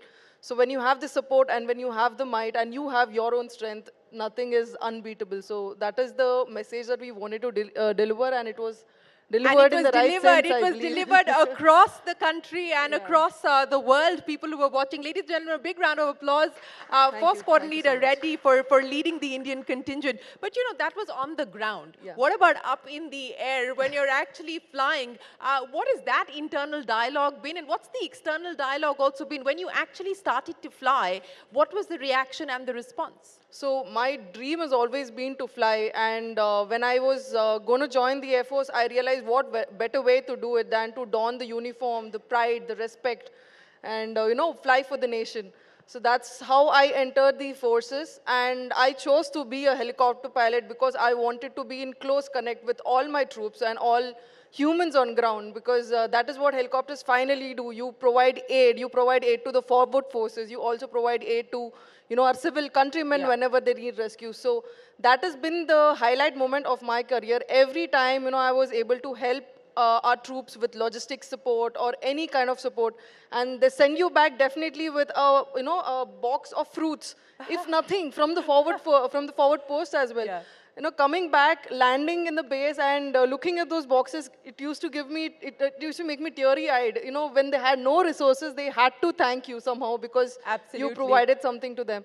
So those moments are definitely something that I've lived for. And also when I could, you know, in my own capacity, provide some rescue mission, some assistance to the rescue missions during the flood reliefs and all that. So people used to come literally thank you. I mean, that feels like a really important moment and the most, you know, the highlight of my career, I would say. Absolutely. So, and fruits as a way of expressing gratitude. What can be better than that? But Dr. Seema Rao, let me come to you. And again, for those of you who may not be familiar with Dr. Rao's work, she's often called the Wonder Woman. She has many firsts to her credit. She is India's first female Special Forces trainer, having trained the Special Forces for over 2 decades, and she's an expert in close quarter combat. Dr. Rao, I want to understand from you, what made you want to do this, and what has the learning and the lesson been for you over the past 2 decades of doing this? Well, let me start by saying that destiny had something really different for me. I started as a doctor, but eventually destiny took me to training commandos of the Indian forces. It's been a 25-year-long journey, and a journey, I should say, of glory and strife.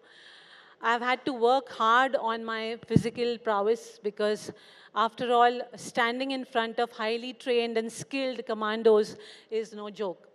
And but when I had to, you know, teach them certain techniques, it was obviously a challenge to me. But I took it in my stride. Every day was a challenge, but I would hone up my skills, and I would see that I would give my best. And at the end of the day, when I would get the respect of those male trainees, I train men. So, so when I would get the respect of the male trainees, I think the male commandos, it was very satisfying to me because for me, this was a selfless service to the country. Yeah.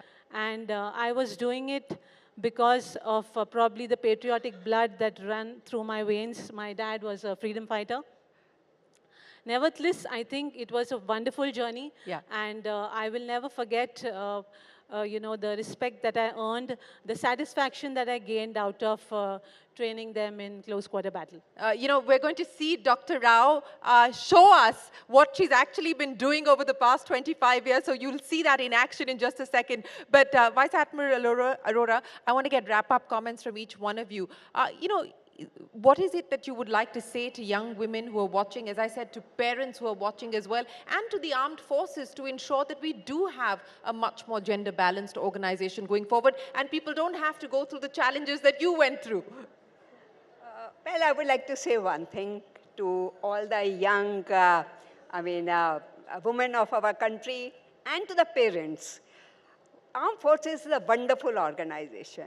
It gives so much of respect to the women, and I think if you ask me, I always say, even if I have to repeat my life, I would still go and join the Armed Forces. But I've got only one advice, I will say advice or whatever it may take. It gives you so much of respect and opportunities. At the same time, we should also remember, as a woman, that it's not only our privileges what we should be looking for, we should also remember our responsibilities. So responsibilities towards the organization. We have to change, not change, get used to that life. It's very difficult for the organization to change according to your vision. Absolutely. So we should all get married into the organization, enjoy this thing. They are there to look after you. So you don't have to regret at all. And so you I would do wish everybody all the best, all the young girls who want to join armed forces. I will say they'll take you with an open arms, look after you, but you have to remember your responsibility. Absolutely. Sonal, very, very quickly, the one thing that you would like to say to people, once you already said don't hold yourself back, what else? You'll have to use the mic. I'll say within the organization, we must have more women at the right levels to give the right perspective of a woman's need. And as an organization, maybe at every level, there has to be a little more understanding of the requirements. As ma'am said, there can be different requirements at different times for a woman, but she has to put in her best. And she has to put in her double. And in police, when we were young, we got that lesson saying that you don't have any opportunity to fail, you know. Yeah. We don't have that chance. You have to succeed every time. Yes. So I think it's both ways for an organization as well as for us. Absolutely. Organization to be a little more accommodative and understanding as to what she needs at what time, and she may need certain things in certain times. Right. Maybe maternity leave, as ma'am said. But then when she comes back, yes, you are full on and you have to give in your best. Absolutely. Thank you. Colonel Qureshi. Would you like to give me a message to the kids? Yes. I would like to give you a few rules for the kids, especially new generation baby boomers. Remember, whatever you do, nation should be first and selfless service. Secondly, be bold, brave, and dynamic. Be disciplined. Be courageous. Have your own legacy. Create your own destiny. Manage time. Every one of us 24 hours. It only makes a difference of 3 to 4 hours when you play mobile or do something else. So manage your time, which is very important. And lastly, remember, you have to think about the country first. Thank you, Jai Hind. Squad Leader Reddy, your message. So yeah, I'm very thankful for my organization in a way that Indian Air Force has opened its door for all streams for women. So that way, if any young woman, any young girl wants to join the forces, I will say opportunities are plenty. Like, don't think that there's no opportunity. Even if it is not there, it will be made. If you have the determination, if you have the grit, it will be made. So if you want it, just go for it. Don't hold yourself back. Well, don't hold yourself back. Dr. Rao, I'm not going to let you speak. I'm going to get you to do something for us. But ladies and gentlemen, a big round of applause and a big salute to each one of them for joining us here this evening. Thank you so very much for showing us what a life in the forces is and what the opportunities are for women who are looking at a career in the forces. Thank you very, very much. Ladies and gentlemen, a big round of applause.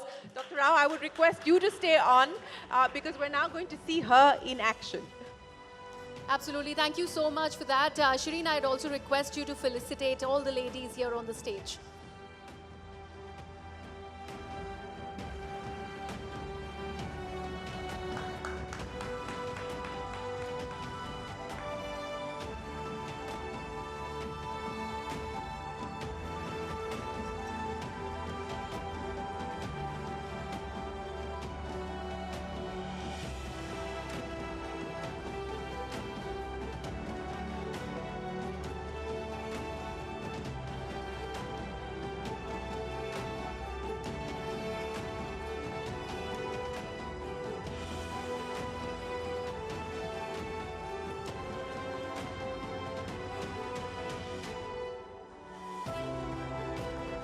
A huge round of applause for these super achievers, ladies and gentlemen. Thank you so much for being here with us. And as Shireen has already teased for all of you, Dr. Rao has a special something that's planned for everyone.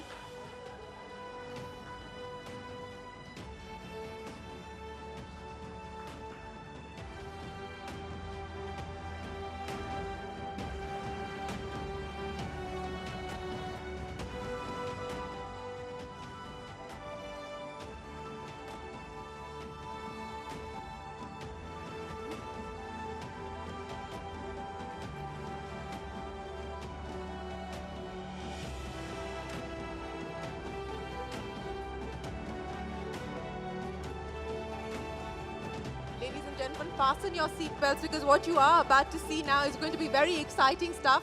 Dr. Rao is coming out. She's just getting out of her panel clothes and getting into her combat gear. So she's going to be giving us a very brief demonstration of what close combat is really about. So you don't want to miss this. Please do take your seats while we get Dr. Rao back out and we clear the stage so that she can do what she does and what she's been doing for over 25 years, ladies and gentlemen. As we pointed out, she is the first woman who has trained the Special Forces, and she's going to be showing us what she does. Dr. Rao, if you're ready, we're ready for you. Yeah, sure. Come on.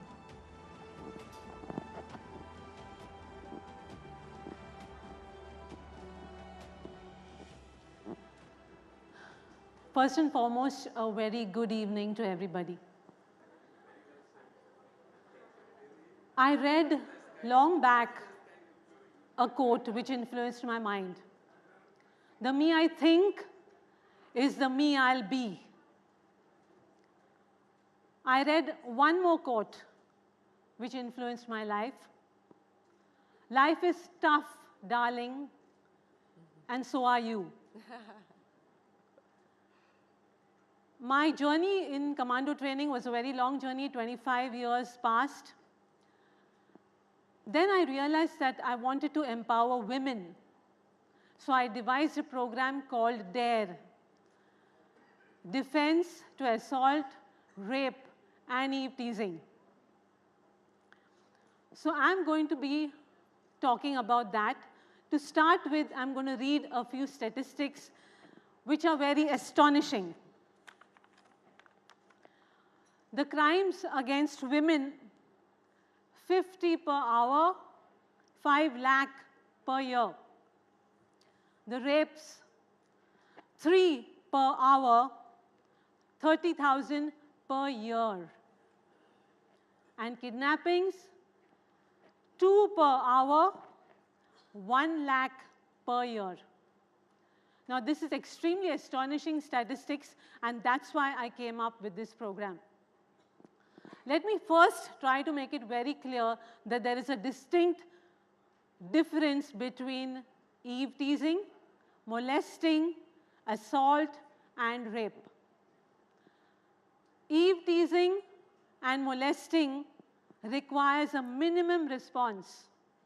The response should be a slap, maybe a threat. Assault and rape requires an aggressive response. And when I say aggressive, I mean that you need to hit the vital targets in a man's body. You need to be using anything and everything around you which you can take and whack him, hit him on his head, hit him on his joints. So there has to be a very aggressive response for rape as well as for assault, and a minimum response for eve teasing as well as molesting. I'm going to not take too much time talking. I'm going to go straight to a demonstration. Anand, can you come here?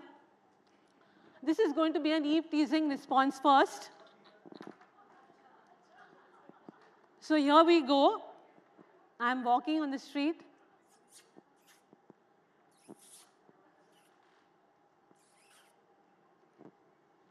What you need to do here is, do not take your eyes away, do not stare too long, just give him a firm look and move away. The second thing, we go on to, what's the next one? Lewd gestures is the second thing. So I pass from here again. Oh, baby doll! Aha, Miss India figure hai. No! Beautiful. No, stop. And move past. The third response is grabbing the wrist. Baby, आती क्या खंडाला? चल आना. No, police को बुलाऊंगी. Bus. And you move away. Now we go on to the next response, that is to, can you tell me, Anand, what it is? To an assault. It's going to be a demonstration on vital strikes, the vital areas in the body. So the first is the eyes. Flick the eyes, hit hard. The second one being the nose. Hit the nose with the palm heel. Third one being the ears. Here.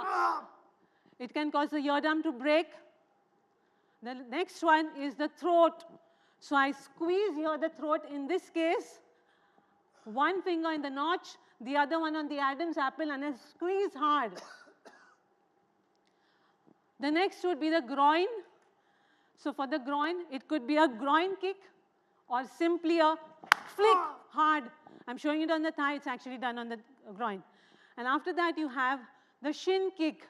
So a front kick done to the shin. The shin is a bone here, very superficial. So I kick hard. And that's it. We go on next. Okay, so now these are techniques of, yeah. So go on. So the first one being a hair grab. बहुत शाना बन रही है तू. बहुत शाना बन रही है. चल दिखाता हूँ मैं तुझे.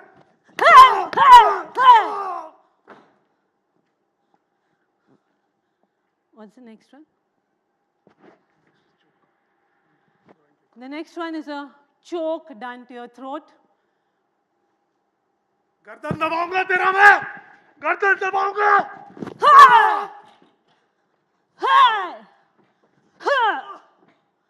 Stand up. The next one. This is a slap. चले. शाना बन रही है. So you keep slapping him to submission. Next one. Okay. The next thing that we're covering up is molestation. Here in this case, first thing, groping the breast, very common. 1 minute. Start. Beautiful, sexy. अभी मजा आएगा मुझे. मजा आएगा.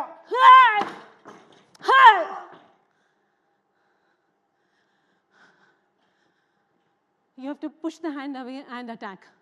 Next one. Circular swoop. So I'm standing here. Oh, sexy. Baby doll. चल ना मेरे साथ.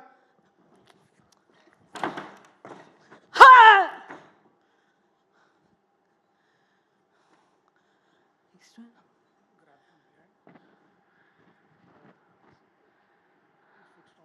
Okay.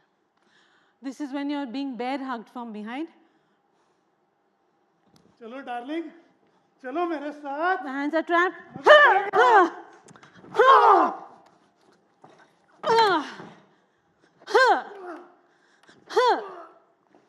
Stand.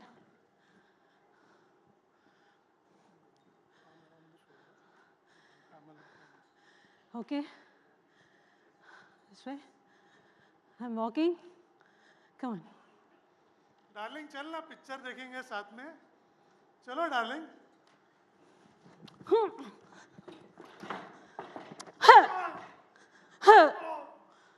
Stand.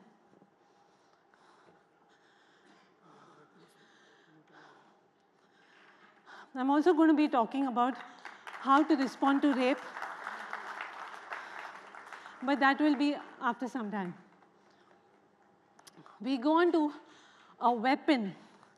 Now first, let me just give you a short talk on how to deal with a weapon. You have a weapon which is a blunt weapon or a sharp weapon. A blunt weapon can be a bait and stick. A sharp weapon can be a knife. The first thing that you need to understand is defensive or offensive. Defensive is you take anything that's close to you, a newspaper, maybe an empty bottle, or maybe a bag that you have, and the attacking hand has to be hit. ये चाकू देख घुसा दूंगा अंदर देख इसको So I've used the newspaper on his wrist. Next one.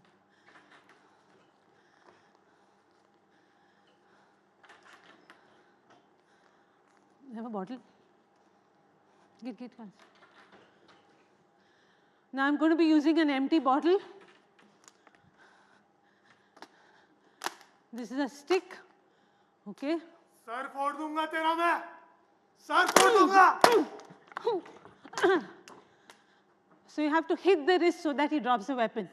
Go on next.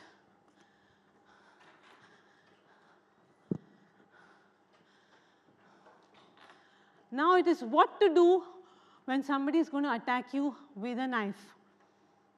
चाकू देख अभी घुसाऊंगा देख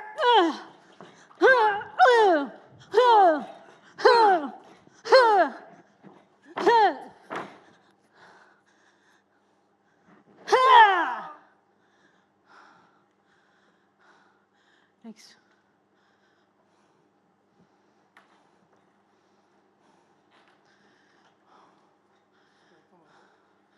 Straight forward. सर फोड़ दूंगा तेरा मैं सर फोड़ दूंगा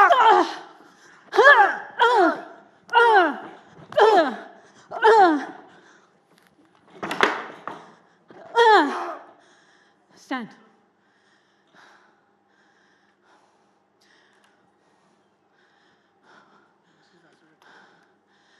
Now let me talk about acid attacks. It's a very common situation these days.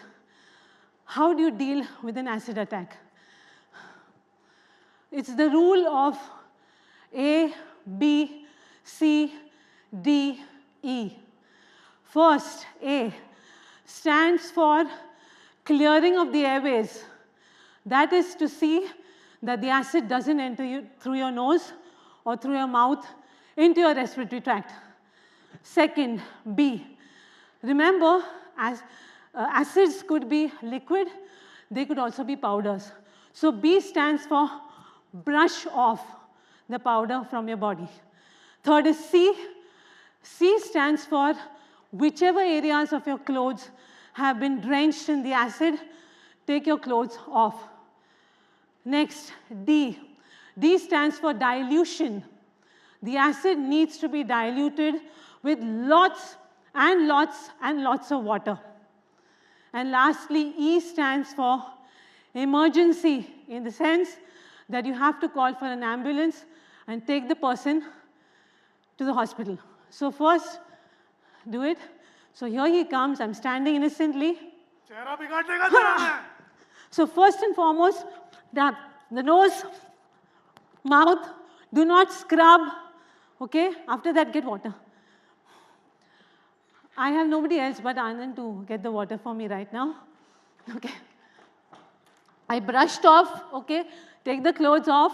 Finally, you have water, pour it, keep pouring, more water, more water, more water. Just keep pouring it on the area. And finally, the last thing would be to go to the hospital. Okay, next.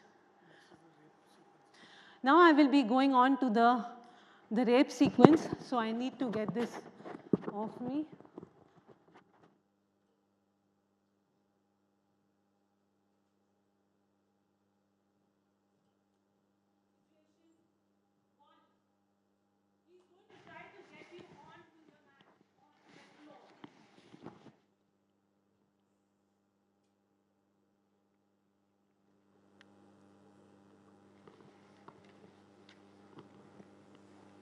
चल चल मेरे साथ चल अभी दिखाता हूँ चल चल चल नीचे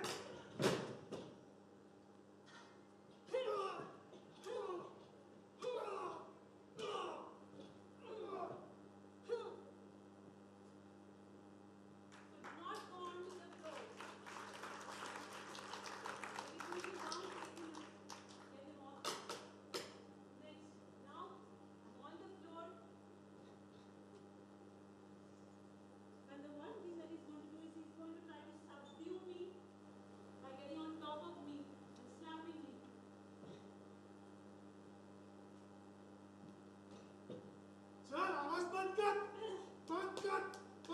तेरा आवाज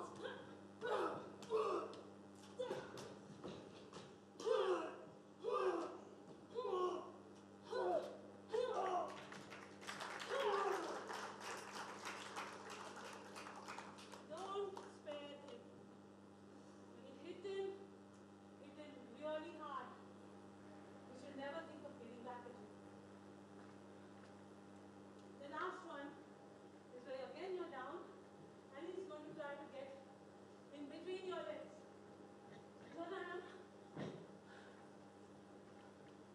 चलो अभी दिखा रहा हूँ मैं हाँ चला मन ये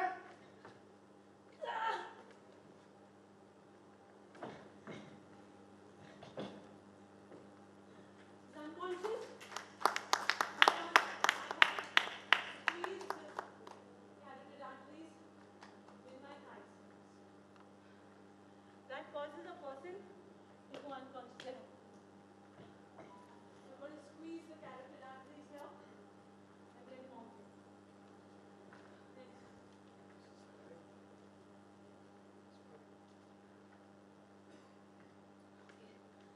Now we're just going to, I think self-defense is very important for women. My daughter went to Germany for a fight in a cage against a female competitor. Unfortunately, a competitor did not come. What my daughter did, I told her simply, just select any male contestant over there and fight him. She did exactly that. And she's one of the very few women who's beaten up a man in a cage in Germany. So like I mentioned, fighting self-defense is important. I'm going to show a small snippet of how to do it. Does it help?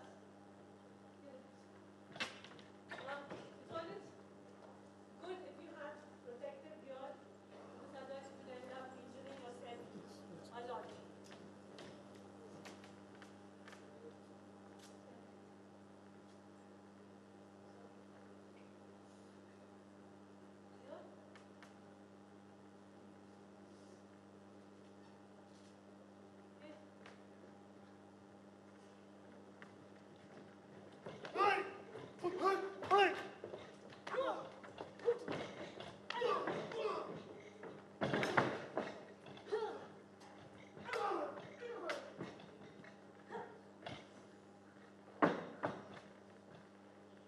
That's an elbow break. That is it, yeah.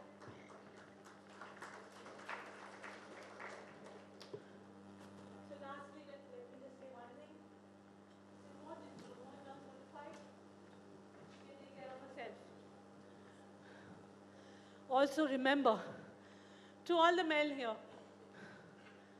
never underestimate the power of a woman. To all the women here, together we stand strong. So be strong Do not feel victimized and fight your best. Make the best of your life. You have one life. Do not get deterred by your gender. One last statement. Maya Angelou, an American civil activist, said once, I like to see a girl go out and hold the world by its lapels. Life is tough. You gotta kick ass. Dr. Rao, thank you so very much for demonstrating the power and the strength of a woman. You know, I have to say I had mixed feelings watching you do that, because at many levels I was angry. I was feeling frustrated, angry about the fact that we still have to deal with this, that women cannot walk on the streets without having to feel like they have somebody trying to stalk them, or just a sense of insecurity and a lack of safety and feeling vulnerable constantly. I hope we create a world, I hope we create spaces, public spaces specifically, where women feel safe, where women can reclaim public spaces. I think that is also equally important. While self-defense is important, but all of us, civil society, the government, all stakeholders need to ensure that we create public spaces that are safer for women. We need to make spaces where men feel safe. Ladies and gentlemen, Dr. Rao, thank you very, very much for joining us here this evening. It's been a pleasure. Thank you so much, Dr. Rao and Shireen Bhan. Thank you so much.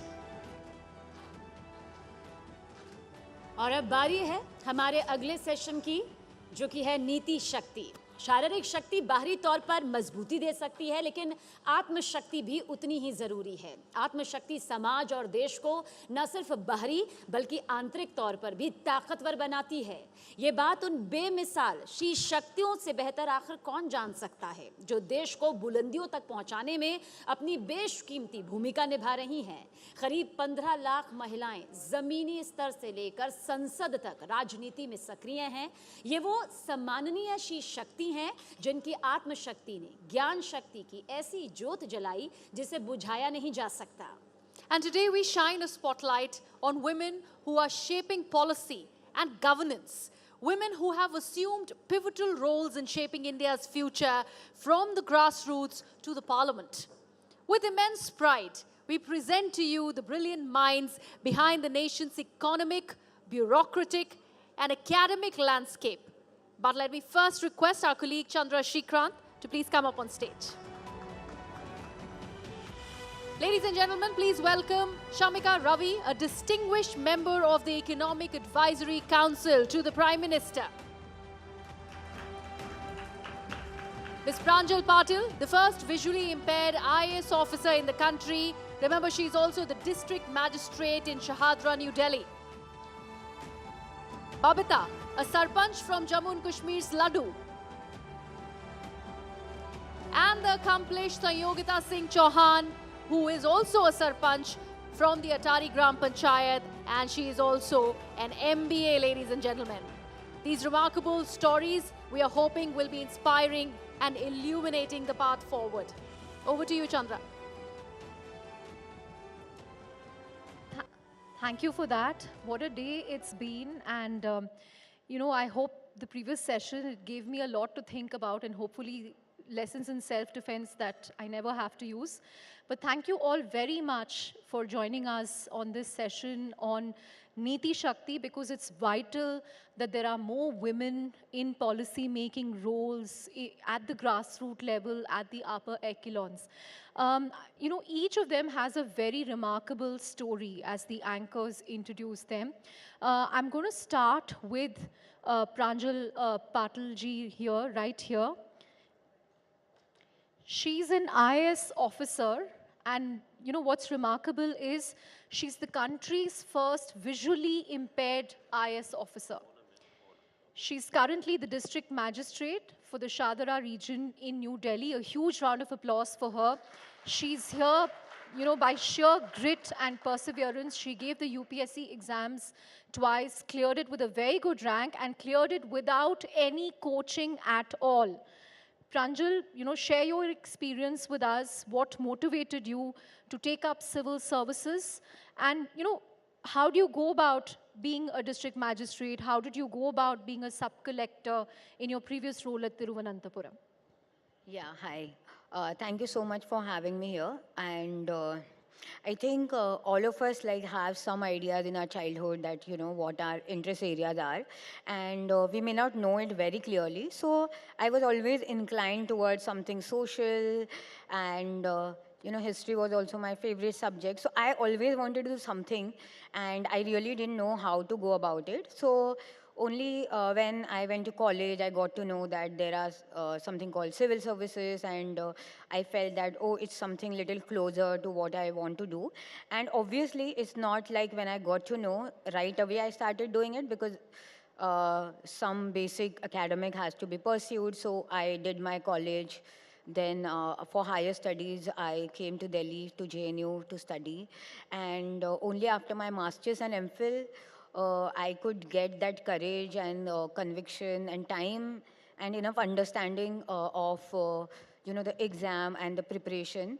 So I started preparing for it, and though it was not very easy journey, I think no journey is easy, no matter what background we come from. No journey is easy, but with enough with inner determination and external support, we all can do what we want. And I think, all credit goes to my own determination and the support I received from family, friends, and teachers and everyone. Thank you. That's a very inspiring story. We also have two sarpanchs or pradhans in our midst. Babita ji, who is a sarpanch, a Kashmiri Pandit, a sarpanch in Jammu and Kashmir, and Sanyogita Singh Chauhan ji, who is a sarpanch at Atari village in Lucknow. Babita ji, आप बताइए सरपंच कैसे बने आप और क्या अनुभव रहा है आपकी? सबसे पहले मेरा सबको नमस्कार। माइक इधर थोड़ा, हाँ। मैं सरपंच पुलवामा से हूँ। तो कैसे बनी, ये तो बहुत चुनौतियों का सामना करना पड़ा, क्योंकि हम विस्थापित लोग हैं। रामचंद्र जी का 14 साल का वनवास ख़त्म हो गया, बट हमारा वनवास अभी ख़त्म नहीं हुआ। तो उस चुनौती का सामना शुरुआत हमने की, कश्मीरी पंडितों ने की। हम दोबारा से कश्मीर गए और इलेक्शन में उतरे, क्योंकि उस टाइम क्या था कि सभी पार्टियों ने चुनाव लड़ने से इनकार कर दिया था। तो सबसे पहले सामना हमारा ही हुआ, क्योंकि ख़तरे में आगे हमने ही होना था। तो हमने सोचा कि हम लड़ेंगे इलेक्शन, तो हमने लड़ा, हम जीते। तो आज बहुत अच्छे चल रही है हमारी सरपंची।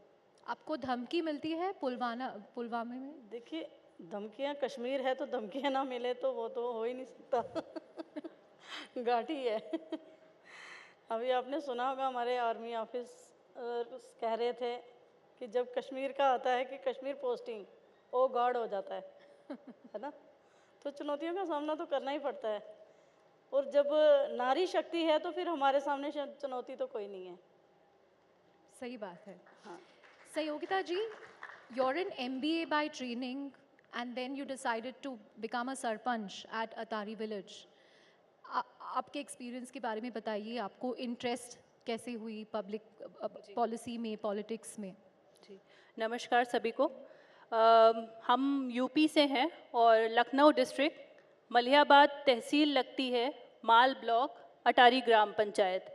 Malihabad mango belt, green belt घोषित है, और MBA करने के बाद एक 6 महीने ही जॉब कर पाए थे कि शादी हो गई, एक ब्रेक आ गया। और बचपन से ही मन था कुछ करने के लिए, और ग्रामीण विकास में शुरू से ही रुचि थी। रूरल इंडिया में, या हम लोगों का ननिहाल, ददिहाल सब गांव से जुड़ा था, तो गांव में काम करने की इच्छा बहुत थी। तो ससुराल में भी गांव से जुड़ाव था। शादी बिजनेस क्लास फैमिली में हुई, ज़मींदारों में हुई। हमारा गांव था, तो हमें इच्छा हुई कि हमें सरपंच बनना है, और सरपंच बन के गाँव की सेवा और आसपास के गांव में भी शिक्षा का भी एक जोत जलाना है, क्योंकि यूपी में लिटरेसी रेट बहुत कम है, और पढ़े लिखे लोग ज़्यादातर शहर की ओर भागते हैं। तो ऐसा लगा कि गाँव की तरफ हम अगर काम करेंगे तो कुछ दे पाएंगे, कुछ कर पाएंगे, क्योंकि ये एक अनटैप्ड एरिया है। और यूपी में काम करना जहाँ महिला प्रधान तो होती है, पर काम प्रधान पति करते हैं। तो ये जो प्रधान पति का कल्चर है, ये चेंज करना था। एक रिवोल्यूशन मन में था, कि एक जुनून था कि कुछ करना है। तो ये चुनाव लड़े और चुनाव भारी संख्या में जीते। लोगों का समर्थन था और बहुत सारे वादे भी किए थे कि जो गांव में या आसपास के गांव में जो नहीं हुआ है वो करके दिखाएंगे। तो जब चुनाव जीतने के बाद एक बहुत बड़ी गांव में खुली बैठक का आयोजन किया, क्योंकि इससे पहले खुली बैठकें या महिला बैठक, वृद्ध बैठक या बाल बैठक, ऐसे कुछ कॉन्सेप्ट था ही नहीं कि कैसे कार्य योजना बनती है, कैसी बैठकें होती हैं। तो ऐसा, वो भी महिला एक बैठक का आयोजन करे, क्योंकि पुरुष बैठक करते हैं और पुरुष ही पार्टिसिपेट करते हैं। क्योंकि गांव में ऐसा कल्चर होता है, पर्दा होता है, तो महिलाएं जल्दी आगे नहीं आती हैं। और क्योंकि ठाकुरों के परिवार से हैं, तो ठाकुरों में तो ज़्यादातर वो महिला का पीछे ही रहती हैं, घर के अंदर ही रहती हैं। तो ये कॉन्सेप्ट बदलना था। तो खुली बैठक करी, महिलाओं को ज़्यादातर करके बुलाया कि आप सब आइए, कि आपकी महिला प्रधान है और आपका प्रतिनिधित्व हम कर रहे हैं, और आपसे पूछ के हम कार्य योजना बनाएंगे, जीपीडीपी बनाएंगे कि आप गांव में क्या चाहती हैं, कैसा माहौल चाहती हैं।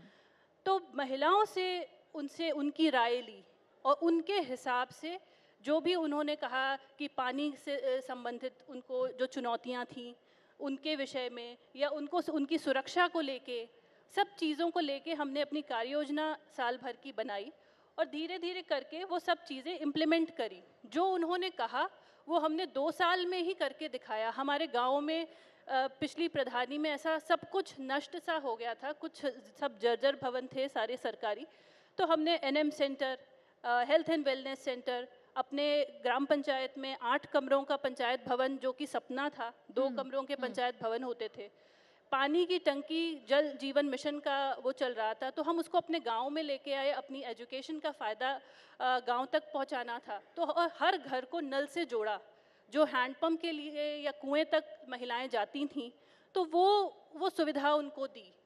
और अपने यहाँ जलाशय, क्योंकि उनको ऐसा था कि जल संरक्षण पे भी हमें काम करना था, तो आंगनवाड़ी केंद्रों में, पंचायत भवन में, स्कूलों में वाटर हार्वेस्टिंग कॉन्सेप्ट और जलाशयों का निर्माण किया। एक नहीं, 3 जलाशयों का उस पे काम किया और जल संरक्षण का काम अपने यहाँ किया। और महिलाओं को आत्मबल और साहस हमसे मिला। और आसपास के गांवों में भी ऐसा एक जज्बा जगा, क्योंकि हमारे आसपास के, जो अटारी के आसपास 200-300 गाँव में ऐसी कोई महिला नहीं थी कि जो अपनी प्रधानी खुद कर रही थी। और उन प्रधानों के यूनियन के भी अध्यक्ष हम बने। और सब मेल, जब हम कोई भी बैठक करते थे प्रधानों की, तो सारे मेल प्रधान आते थे। 33% रिजर्वेशन था, पर महिला नहीं आती थी। तो उस बैठक को भी हम ही सब मेल के बीच में एक महिला प्रधान, और उन्होंने हमें अध्यक्ष के रूप में स्वीकार किया, तो ये बड़ी बात थी। उसके बाद सेल्फ हेल्प ग्रुप्स, जो स्वयं सहायता समूह, अपने गांव में 19 स्वयं सहायता समूह बनाए। उनको पशुपालन से, कृषि के कामों से, जो दुकान करना चाहते थे उनको उस चीज़ों से जोड़ा और उनको स्वावलंबी बनाया। Right. Huge round of applause for all the measures she's implemented as, Sarpanch. And I think she sort of saw it from a women's lens, right? The difficulties they have in terms of even fetching water. And she decided to do something about that. Shamika, you've had a very different arc compared to some of the women we've been speaking to.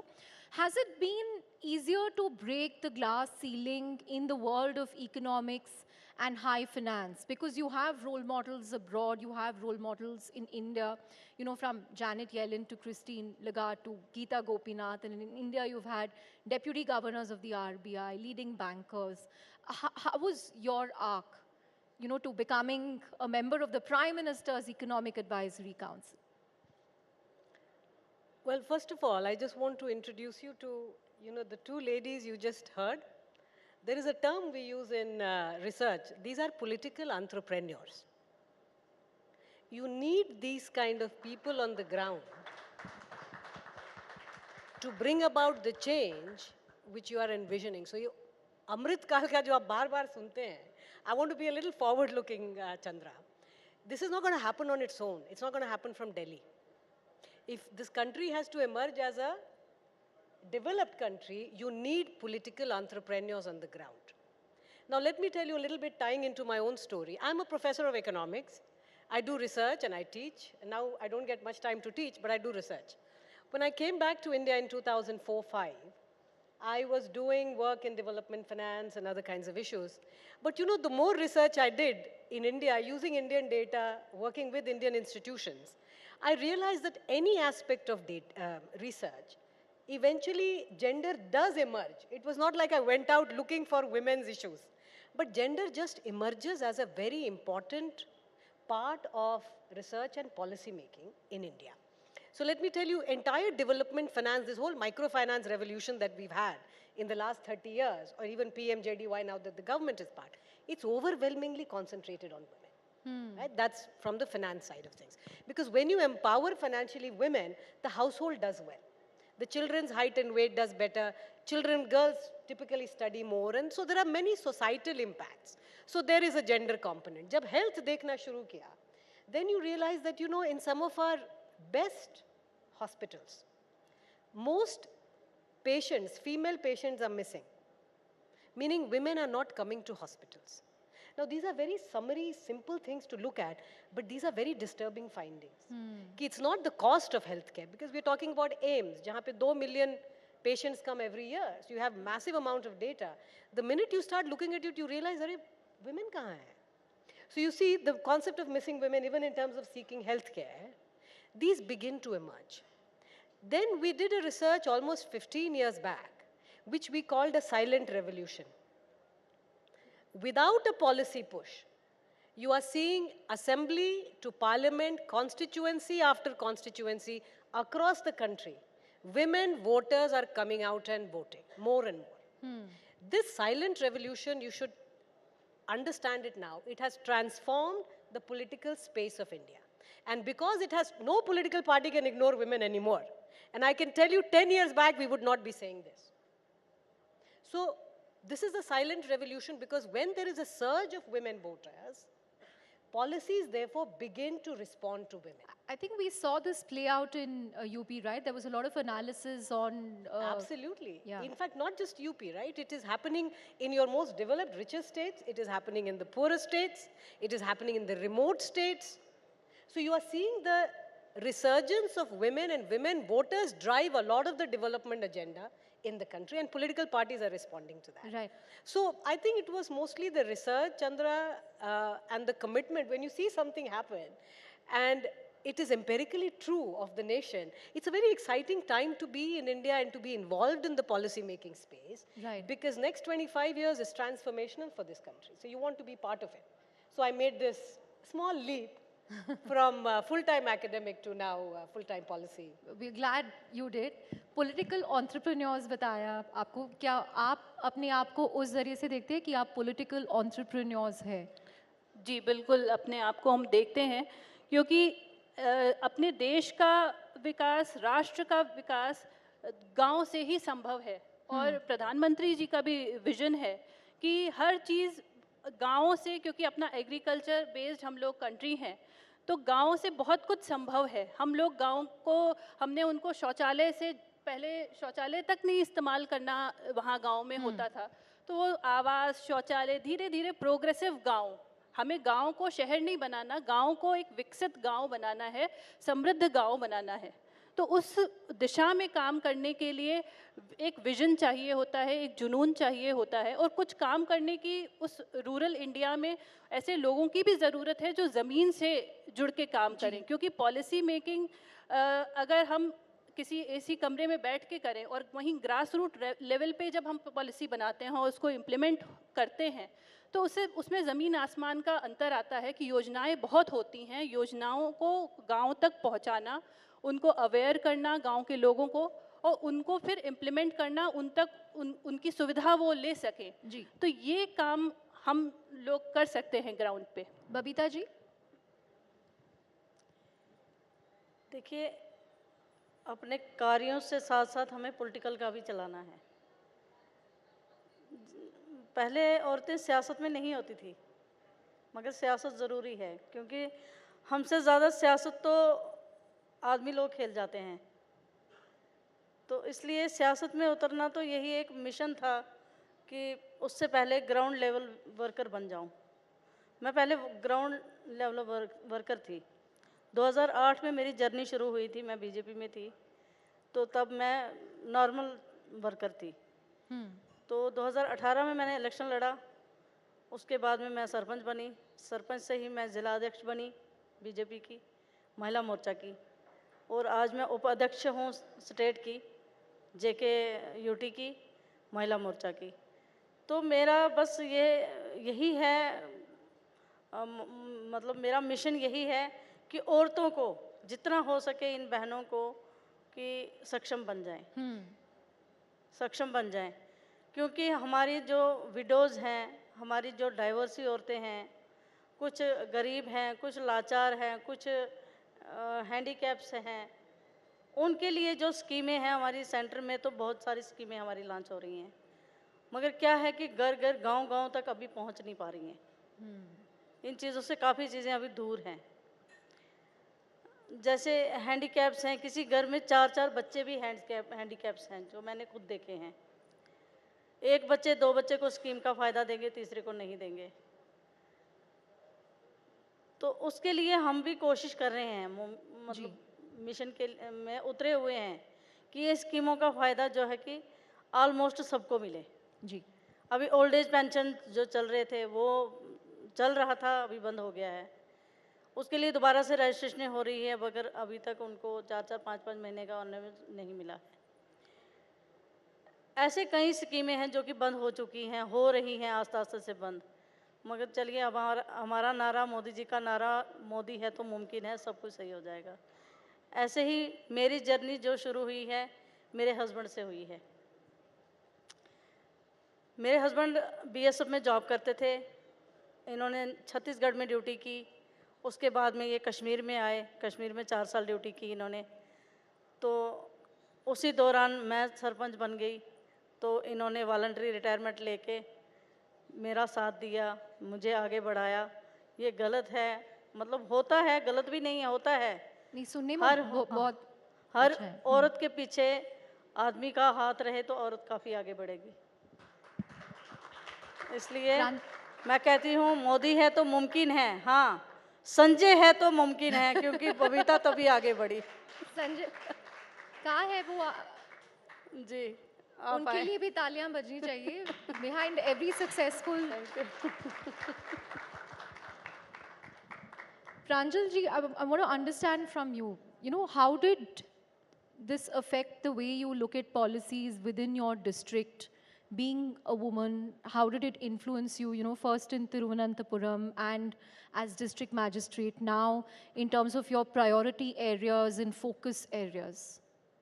Yeah, I think getting to work at the district level, like the most local level in terms of administrative, from administrative perspective, it's a very great opportunity. It's in fact a learning opportunity, and it's very great because the efforts you put, you directly get to see the result.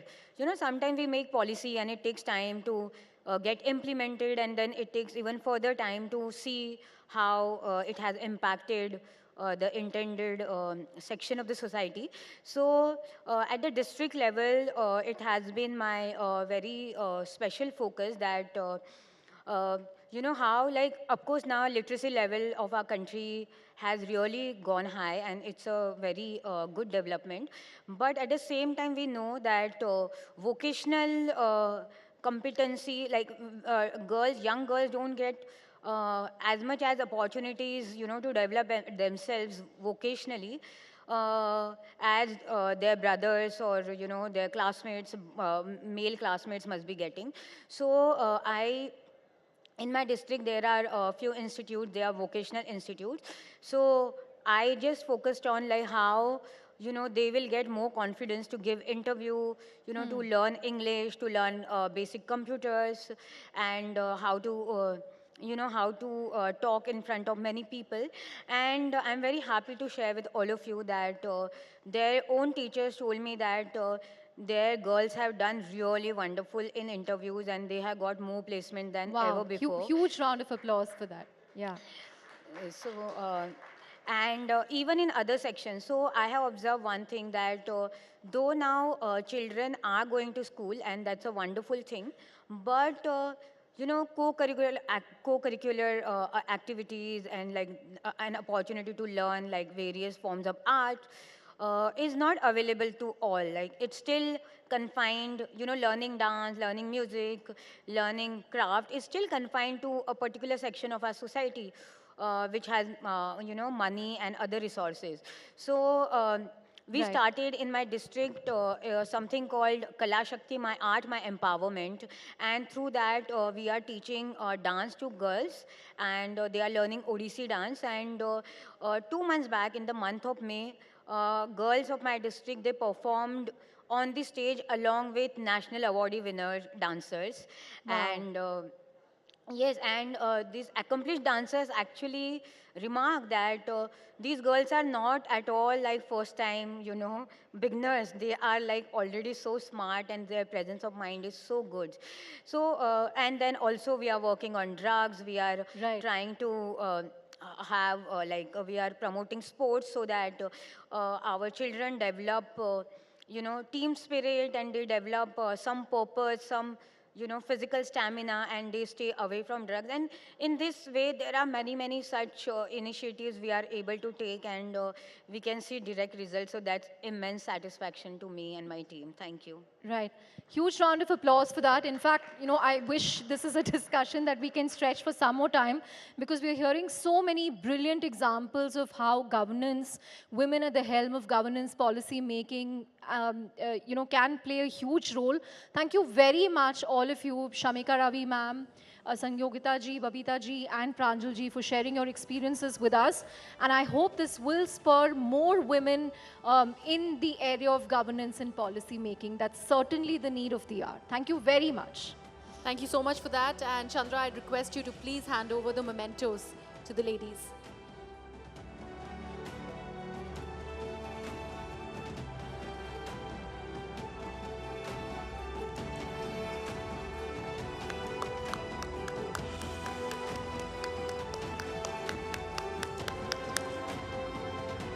Ladies and gentlemen, a huge round of applause to these inspiring ladies, the Niti Shaktis.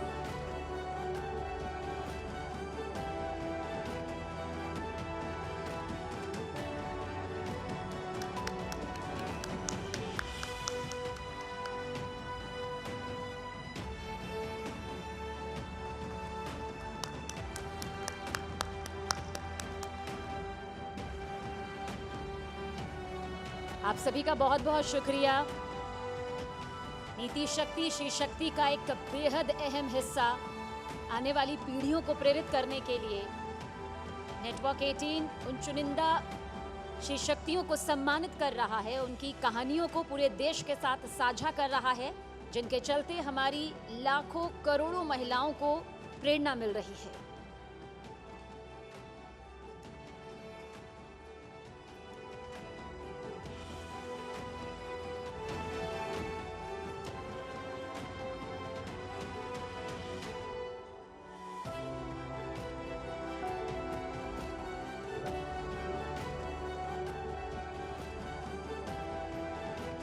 नया Bharat cinema में she शक्ति को पहचानता है और उस पहचान का सम्मान भी करता है। हालांकि इस सम्मान के हकदार वो उस पल से ही हैं जब से छोटे और बड़े पर्दे की शुरुआत हुई। ये भी सबसे बड़ा सच रहा कि कोई भी कहानी बिना शी शक्ति के कभी पूरी नहीं हुई। लेकिन बदलते वक्त के साथ शी शक्ति ने उस नजरिए को भी बदलने में कामयाबी हासिल की, जिसमें उन्हें महज कहानी का हिस्सा माना जाता था, उसकी नींव नहीं। Absolutely, and you guessed it right. This is the cinema Shakti that we have for you. The arm candy at that time and the damsel in distress has made way for the women-oriented films. While that move was a welcome step, branding cinema steered by a woman as niche didn't do as much justice to the talented drivers of the venture. But Today, there's a whole lot of creative acumen of women in cinema and content who have reshaped the industry, led the charge, and driven narrative changes. They are the sheroes or the heroes, I must say, that India has begun to dote on. But before I invite a very special guest on the stage today, let me please invite our colleague Shireen Bhan back on the stage. And ladies and gentlemen, please join us in welcoming the talented Shraddha Kapoor, who has proven time and again that she is an intrinsic part of cinema's evolving landscape.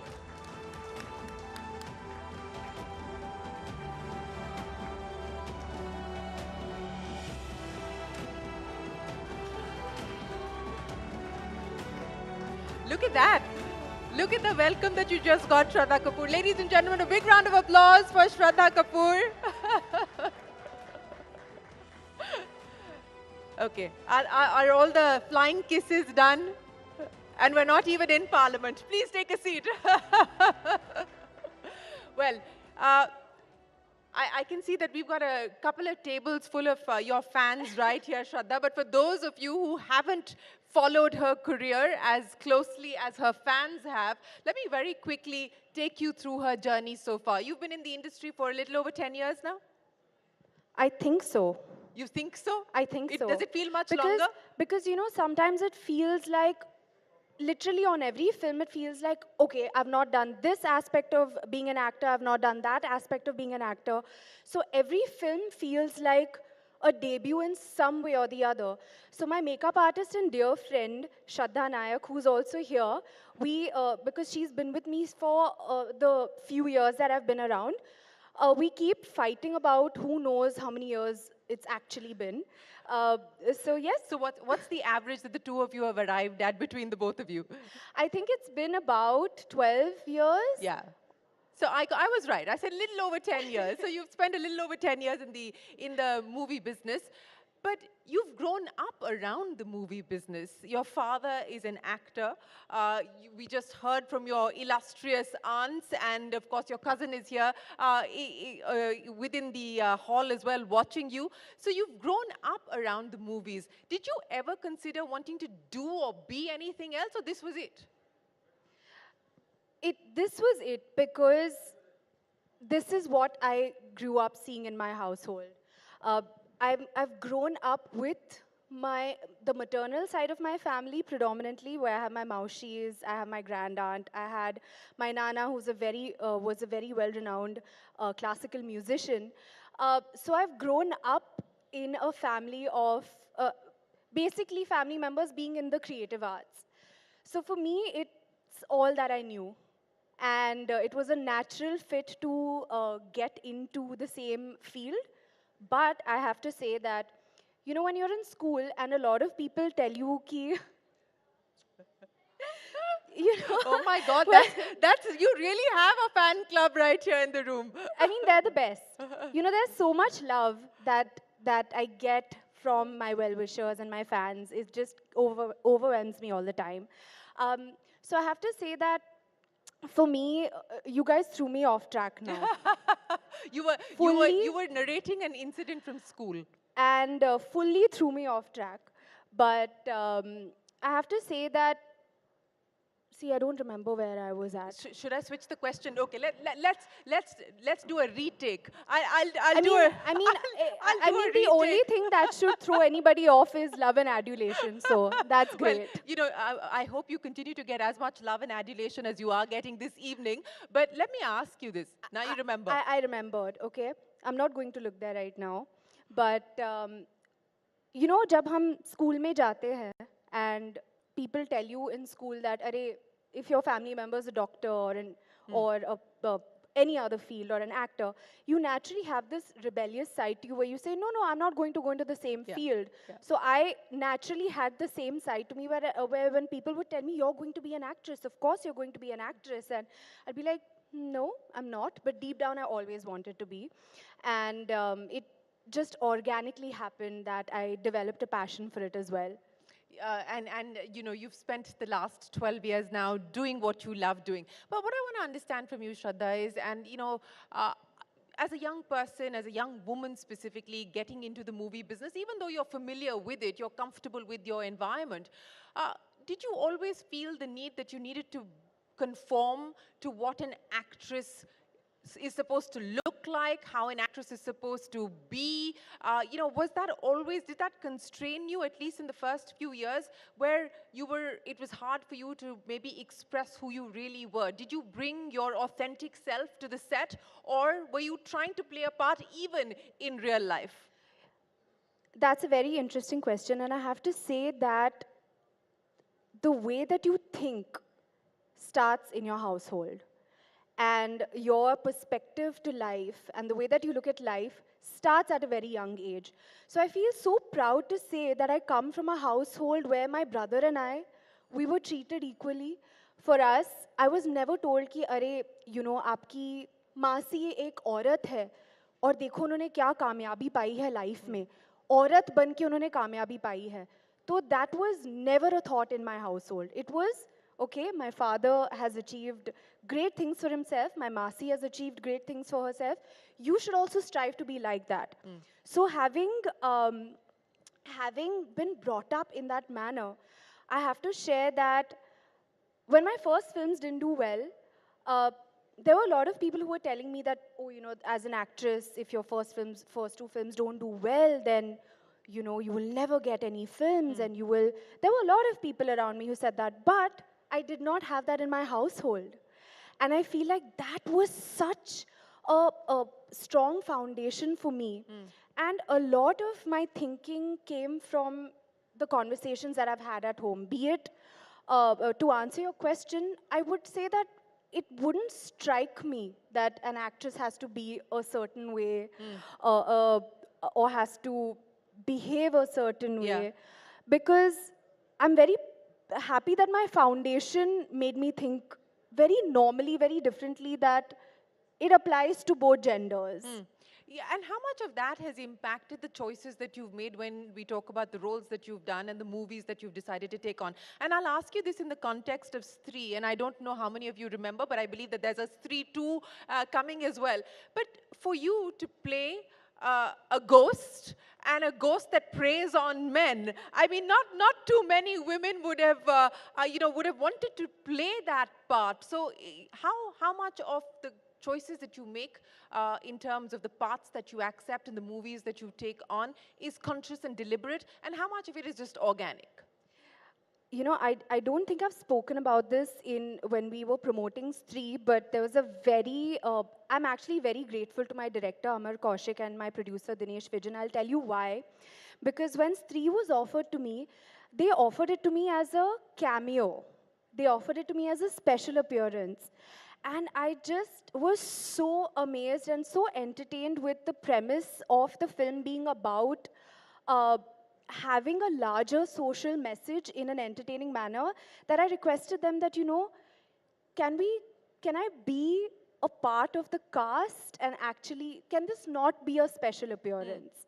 I don't want to feel that this is a special appearance. And they completely agreed to that. Well, it changed the whole movie then. And I feel like for me to be a part of that, to be the front runner, to be right there, proudly being on the poster of that film and being right in the front, I felt that I'm proud of this film because for filmmakers to touch upon, as I said, social causes, social conversations in an entertaining manner, I don't know how many of them do it very successfully.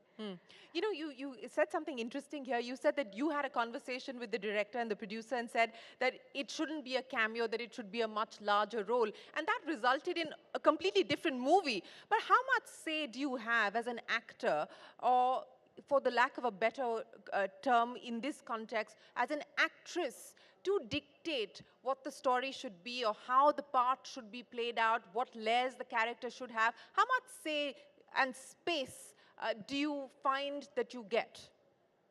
Shireen, actually when you start meeting people for a film, or you start hearing a film, you start interacting with producers, you start interacting with the makers, very early on in the meetings and I've started figuring this out, I can gauge how they are seeing a character. I can gauge, okay, they're seeing this character to be a significant character in the film. I can see that they're going to treat the character equally to the male character or other characters in the film. You can gauge that, or rather, I've started to be able to gauge that now. Have you ever And walked away if you felt that it wasn't going to be a fair balance between what they were telling you and what the part would eventually look like? Absolutely. I absolutely have. And I feel like that it's my responsibility to do that because I feel that the audience that I have built for myself now, they would not want to see me in parts where there isn't a strong layer to that part. So I feel like I'm responsible towards them as well. So there are a lot of no's that I've been saying. And I think that also happens after you, for me personally, after I've also become clear and I had a clear gauge of, okay, the kind of work that I want to do. So as I was saying that early on you can gauge how collaborative a team is going to be. And I actually want to share this or rather share this with my colleagues or my contemporaries as well, is that you can gauge an energy in a meeting. You can gauge an energy with the producer. You can gauge an energy with the director. If you feel that your character is not going to get the same kind of respect or is not going to be treated in a way or portrayed in the right way, then be aware of that. And take your time to ask the questions. You know if your questions are going to be answered. You know that if you get an energy, okay, this will be collaborative.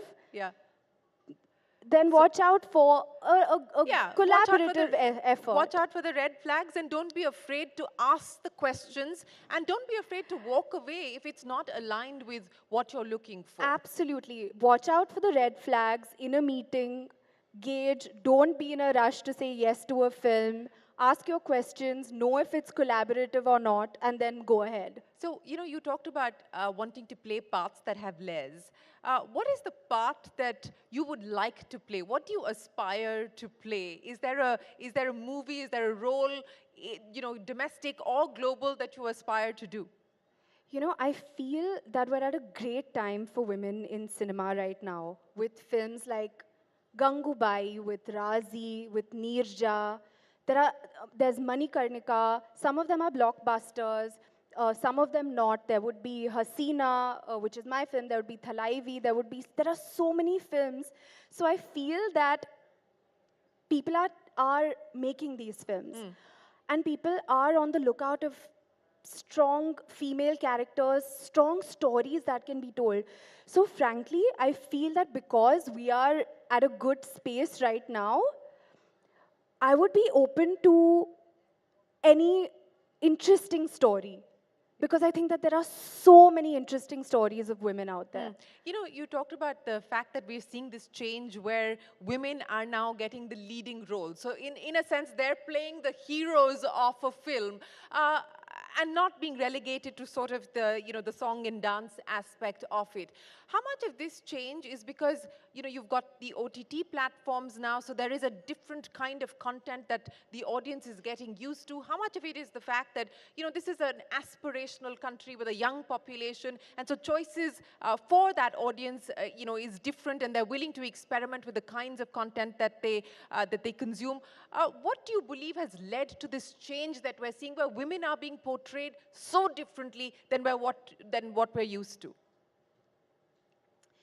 There is this conversation about whether film is a representation of society or vice versa. And frankly, I feel it's a conversation. I don't think that we can land up at a conclusion about it. I can comment on what I've observed. I do feel that even before the entire OTT wave came on, we've had films like Neerja, we've had films released before where they have been about, women being the central character. So I also feel like, a lot of the times I hear that people say that, on OTT you can experiment, but I don't entirely agree with that. I feel like we have seen some massive theatrical releases. That's right. So I don't agree with that particularly. Uh, I feel that it's also about the market in some way, if I may say so. Yeah. I also feel that that has a role. It also Absolutely. has to do with times. There are different topics, there are different social topics which are of relevance. Back in the day, we didn't have touch screen phones. We didn't have people watching content on their phones. Yes.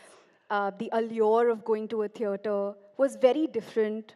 I don't remember when exactly touch screen phones came, but I didn't have a touch screen phone. I remember that. Well, So they've been around for a while now, so. and they've been around for a while, but I remember that I had the button phone as one of my first phones. Yeah. And so I feel that cinema also changes with the times. And with technology, and with the fact that we now have single screens and multiplexes coexisting, and that has changed the way that people consume their movies. You know, speaking of phones and speaking of technology, what has also changed is the fact that you now have social media. I don't know how many of you know this. She has 85 million followers on Instagram. Is that the last count? I don't remember exactly, but it's 80 plus. It's 80 plus, so 80 million followers on Instagram. Who is the real Shraddha Kapoor? Is what we see on Instagram the real Shraddha Kapoor? 100%. Absolutely, that's me. I love sharing when I'm having my poha.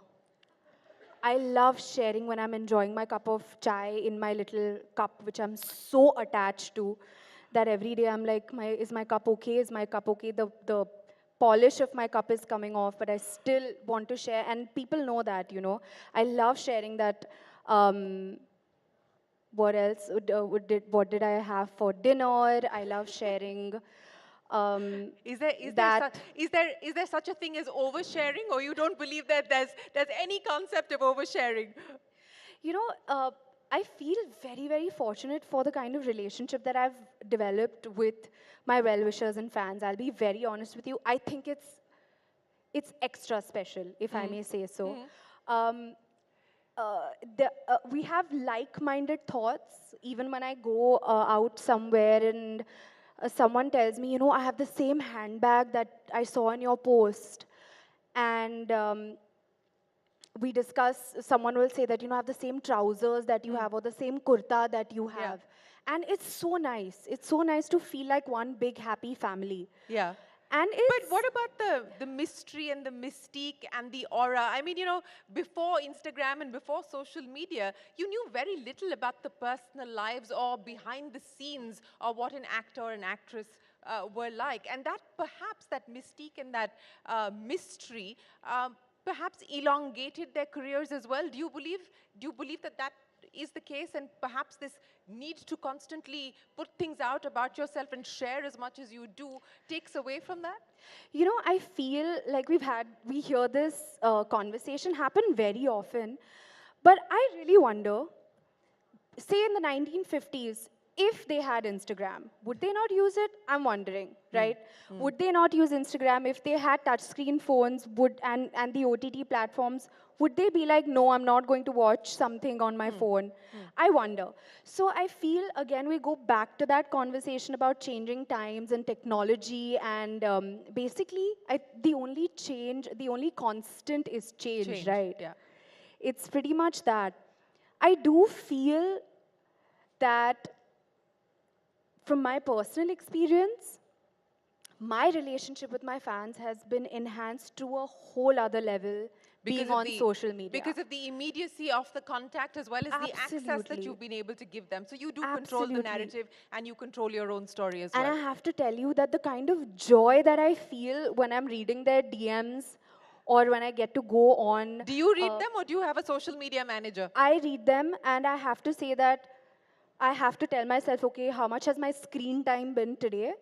I have to look at that as well, but it's all me, and I have to tell you that the joy that I get when I read DMs and when I read comments and I get to interact on comments, and you really know what someone is thinking. You know, I don't know how much of that existed because I would imagine that stardom was also a lot more sheltered, perhaps. Yeah. to a certain degree Yeah. is my imagination of it. So I have no qualms in the era that I'm in, and I'm embracing it wholly and solely. Yeah, clearly, with 85 million followers, it clearly shows that you're embracing it. But you know, that's the good and the bad side of this. So the good is that you're getting all of this adulation and love immediately from your fans, and they're responding to you pretty much in real time. But you can also have a situation where you have people not say very nice things to you, because anonymity provides that safety to say whatever you want to say without any consequences. How do you deal with that? I apply the same kind of thinking that I've been brought up with, which is perspective, which is what you pay attention to grows. If you believe, if I focus on the love and adulation, and if I focus on also trying to hope that when I share candid aspects of my life, maybe someone is going to get inspired in some way also. So I focus on that very, very frankly. And I feel that that is something that I use also as my strength. Well, you know, speaking of strengths and things that you're looking forward to, and people that you worked with, who do you look up to as the iconic sort of star that inspires you? And from your peer group, you know, is there a peer that you feel more connected with or connected to in terms of the kind of work that they do? So icon and peer. I have so many people I look up to. So many icons that I look up to. I have them in my own household. I admire them for the way that they've brought me up to begin with. And of course, the kind of work that they've done has been phenomenal. In my peer group, there's so many people doing such good work. I recently watched Rocky or Rani Ki Prem Kahani, and I absolutely loved Alia in it. I thought that she was extremely effortless, so natural, an absolute delight to watch, and I thoroughly enjoyed watching her.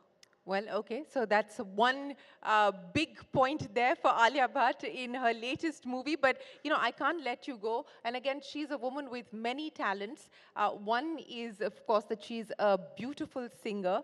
And I've been told by everybody in my producing team that we have to get you to end with a song. Wherever you like. It could be your favorite song. It could be a song that embodies your journey in the movie business so far, or what you hope to do in the movie business in the future. Are we already at the end of our chat, though? We are, unfortunately, good things don't last too long, unfortunately. So we are at the end of our chat, unfortunately.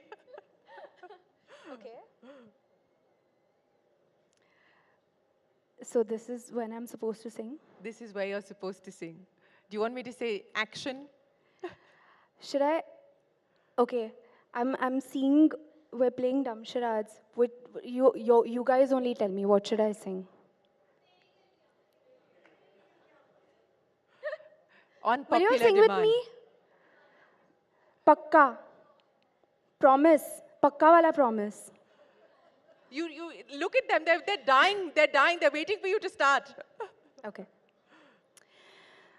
तू मेरी नींदों में सोता है, तू मेरे अश्कों में होता है, सरगोशी सी है ख्यालों में, तू ना हो फिर भी तू होता है. Okay, I went थोड़ा आगे, so we'll sing the chorus together. तेरी गलियां मुझको भावे, गलियां तेरी गलियां.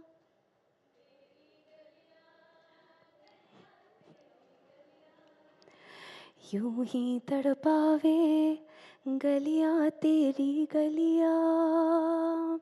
Thank you so much. Shraddha Kapoor, thank you for being such a wonderful sport, and thank you so much for sharing your life story, your life's journey, but more importantly, your dreams and aspirations with us here on this platform. Ladies and gentlemen, a big round of applause Thank you. for Thank Shraddha you, everyone. Kapoor. Thank you so much, Shraddha. And Shireen, I'd also request you, Shraddha, please stay on stage. There's a memento that is waiting for you.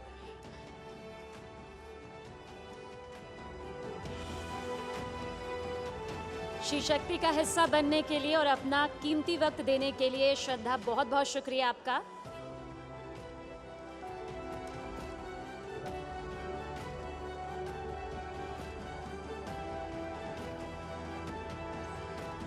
और आगे भी आप सब हमारे साथ बने रहिएगा, क्योंकि एक बेहद खास सेशन आगे आपका इंतजार कर रहा है, जो हम सभी की जिंदगी का एक अटूट हिस्सा बन चुका है।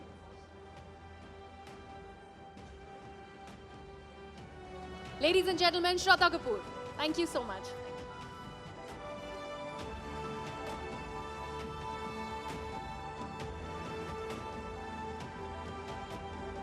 Esteemed guests, we'd request you to kindly be seated. We are now headed for our last and final session of the evening, so we'd request you to be seated. It is as interesting as this session that has just about concluded. Request you all to kindly be seated. Once you take your seats, we will begin the proceedings for the next session.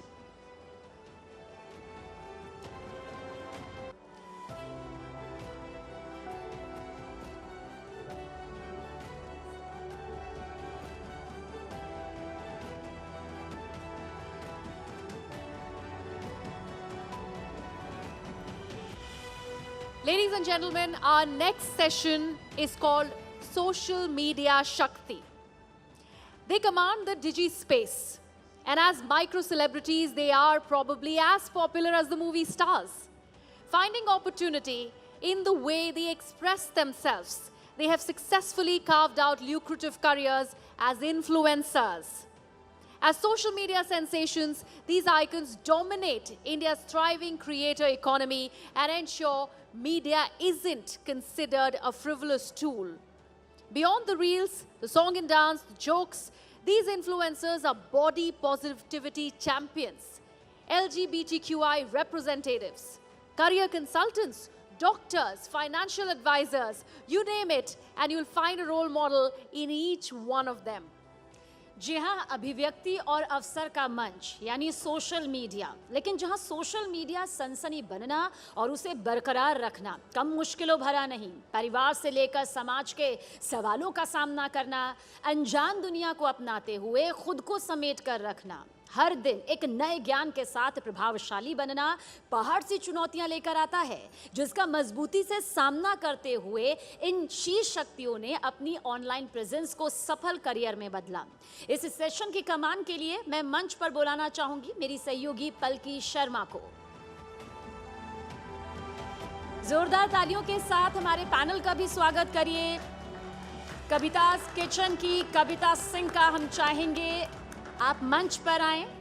इसके अलावा हंसना हो सकता है आसान हो, लेकिन हंसाना बहुत मुश्किल होता है।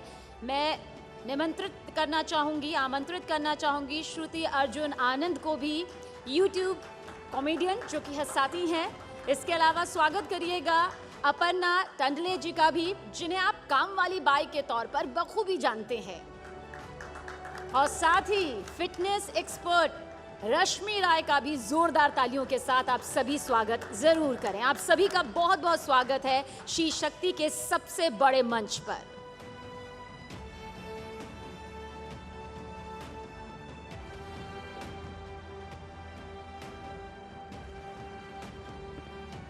Thank you, and what a wonderful panel to have. Let's first have a big round of applause for our panelists. Thank you. And I will ask you questions individually, but I want to ask one question to all of you. In a country and a world where everyone thinks of themselves as content creators, what do you see as your competition and how do you deal with it? Kavita Singh, let's start with you. You started Kavita's Kitchen. Of all things, you're teaching a country with so many varieties of cuisine to cook, and you're doing it fabulously. What made you take this up, and how has the journey been? First of all, thank you so much for having me here. और मैं आपकी बहुत बड़ी fan हूँ। मैं काफ़ी देर से सोच रही थी कि आपसे मिलूँ तो मैं आपको बताऊँ। मैंने आपको बहुत देखा है और जैसे मेरी जर्नी 2014 में शुरू हुई थी, और जब मेरा बेटा स्कूल जाने लगा था और खाली टाइम रहता था घर पे, तो मैंने सोचा कि उस खाली टाइम को यूज़ करके कुछ किया जाए। क्योंकि बच्चे को छोड़ के ऑफिस नहीं जाना था। तब मैंने ये यूट्यूब का जो कुकिंग का आइडिया था, क्योंकि कुकिंग का पैशन मुझे पहले से ही था, और then I started my YouTube channel in 2014। और जब मैंने रेसिपी पोस्ट करनी शुरू की तो लोगों ने कहा कि आप जो बेसिक चीज़ें बताते हो कि गैस कब बंद करना है, कितना टाइम पकाना है, तो हम बैचलर्स बिगनर्स को बहुत हेल्प होता है। तो मेरे को समझ में आया कि अच्छा लोगों को ये चाहिए, तो मैंने उसको जो लोगों ने डिमांड किया उस चीज़ को अपना स्ट्रेंथ बनाया और उस पर काम करके मैंने वीडियो बनाना शुरू किया और लोगों ने काफ़ी अप्रिशिएट और किया घर उसको। में कैसा रिस्पांस था कि हाँ खाना बना रही हो अब वीडियो के साथ बना रही हो? हाँ, तो उनको मिल जाता था ना, मतलब वीडियो बनाती थी तो खाना भी ज़्यादा स्टाइलिश बनता था, तो वो बहुत खुश होते थे कि आज तो नया कुछ मिलेगा, आज तो नया कुछ मिलेगा। अच्छा, एक चीज़ मैं हमेशा पूछना चाहती हूँ, जो लोग खाने की रेसिपीज डालते हैं, क्या हमेशा परफेक्ट बनता है या कभी जलता भी नहीं, है? ऐसा नहीं है, बहुत बार ख़राब भी होता है। तो मैं तो बहुत बार कोशिश करती हूँ, मतलब अगर मैं दूसरी कुज़ीन ट्राई कर रही हूँ जो मेरे एरिया का नहीं है या जो मेरे कल्चर का नहीं है, तो मैं उसको पहले 3-4 बार घर पे बनाती हूँ, लोगों से राय लेती हूँ कि सही बना है कि नहीं, देन उसकी रेसिपी पोस्ट करती हूँ। तो मैं कोशिश करती हूँ कि अगर एक बार मैंने वीडियो पोस्ट किया तो वो ख़राब ना हो किसी का, क्योंकि अगर आपने मेरी रेसिपी देख के बनाई और आपका खाना अच्छा नहीं बना तो आप मेरे ऊपर ट्रस्ट नहीं करोगे, आप मेरे को अनफॉलो कर दोगे, तो वो चीज़ दिमाग में रखनी पड़ती है। Awesome. Shruti Arjun Anand, you're making people laugh and you have 10 million subscribers. How do you do it? तो सबसे पहले तो मैं बता दूं, मेरी सिर्फ 10 मिलियन नहीं है। मेरी खुद की सोशल मीडिया कंपनी है जिसके अंडर 6 यूट्यूब चैनल्स आते हैं and we have more than 40 million subscribers in total, 6 YouTube channels. तो डिफ़िकल्ट तो हर चीज़ होती है, बट मेरे मम्मी पापा ने हमेशा मुझे यही सिखाया है कि जब तक ट्राई नहीं करोगे तब तक कैसे आप किसी भी चीज़ को नो कर सकते हो। अपना 100 नहीं 200% दो और फिर देखो, अगर आपको नहीं रिस्पांस मिल रहा है इसका मतलब आप कुछ तो गड़बड़ कर रहे हो, लेकिन अगर रिस्पांस मिल रहा है तो आपको सब खुद ही पता चल जाएगा कि आप सही ट्रैक पे हो कि नहीं हो। पर हम अभी भी एक बहुत नए आयाम खुले हैं, पर फिर भी एक ऐसे समाज में हैं जहाँ करियर ऑप्शंस सभी के लिए लिमिटेड हैं। जब आप पेरेंट्स से बात करते हैं, डॉक्टर, इंजीनियर, MBA, आजकल बहुत स्टार्टअप में भी जा रहे हैं, महिलाओं के लिए और भी लिमिटेड हैं। सो व्हेन यू इंट्रोड्यूस और you started in the beginning introducing yourself as a comedian, what was the response? तो मैं खुद एक इंजीनियर हूँ। अच्छा। तो जब मैंने फुल टाइम यूट्यूबर बनी मैं, तो स्टार्टिंग में लोगों को उस टाइम पे सोशल मीडिया इतना ज़्यादा पता ही नहीं था कि होता क्या है। 2013 की बात कर रही हूँ मैं।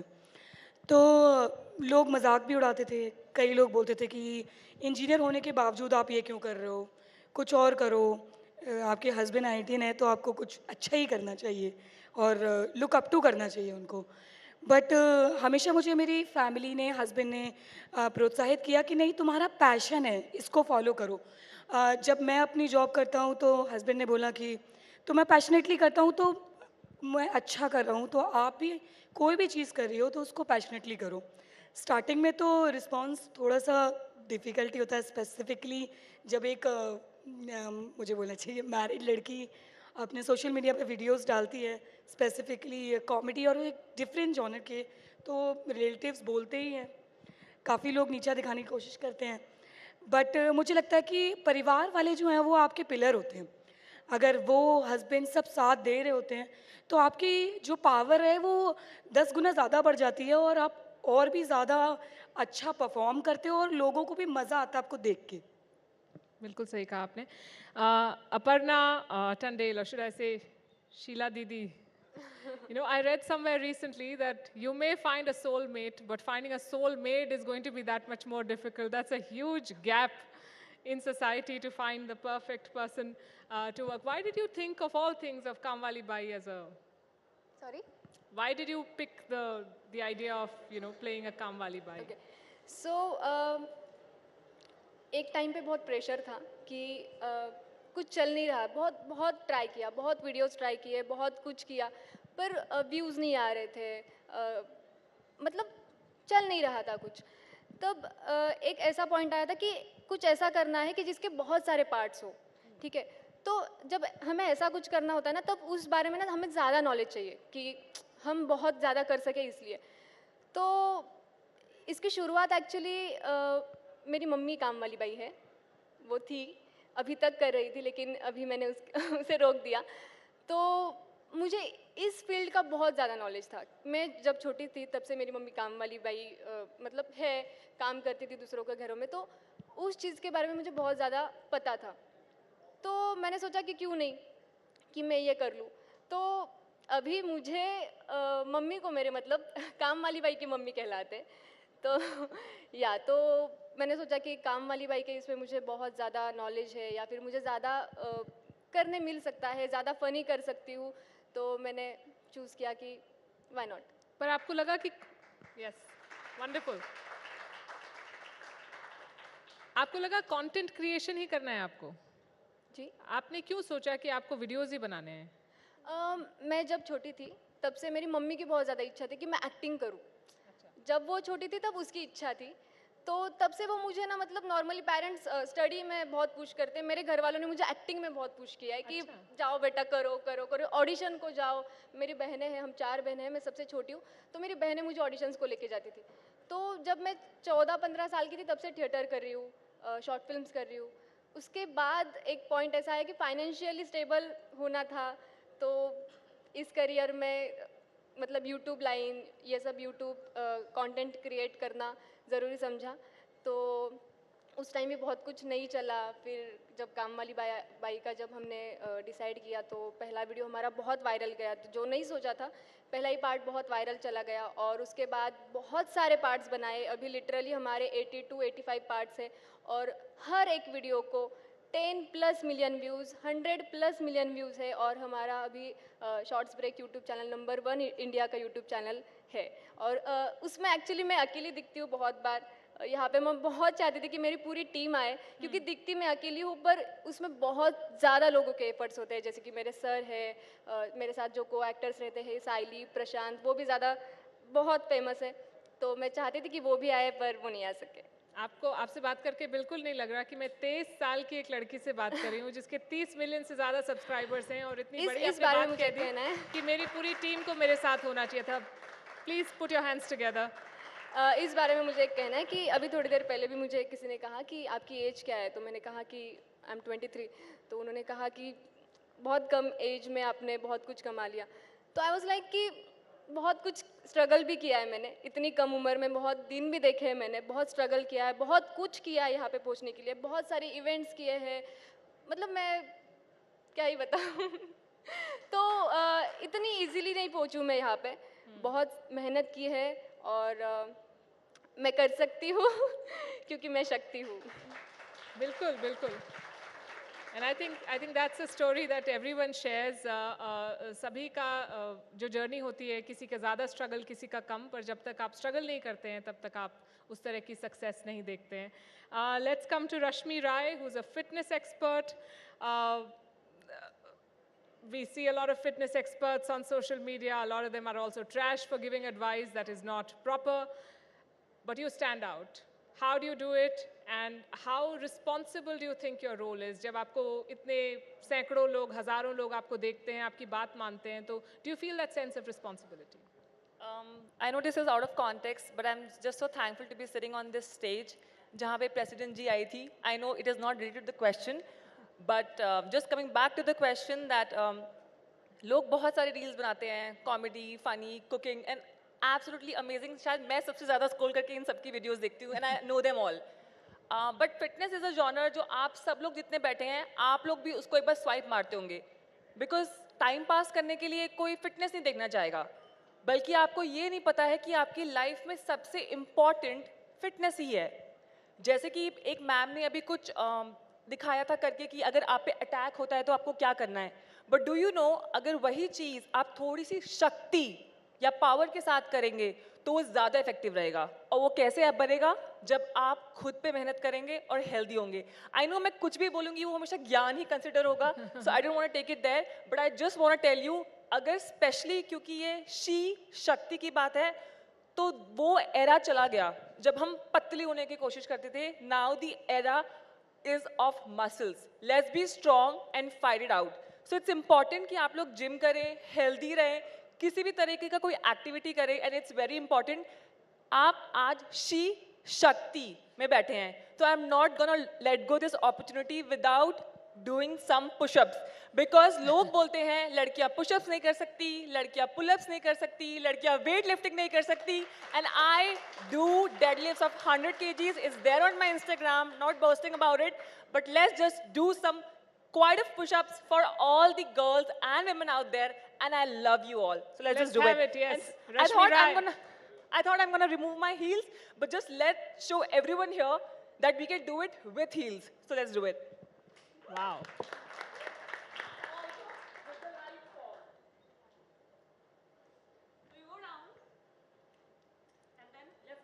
One, 2, 3, 4, 5, 6, 7, 8, 9, 10, 11, 12, 13, 14, 15. Oh my God.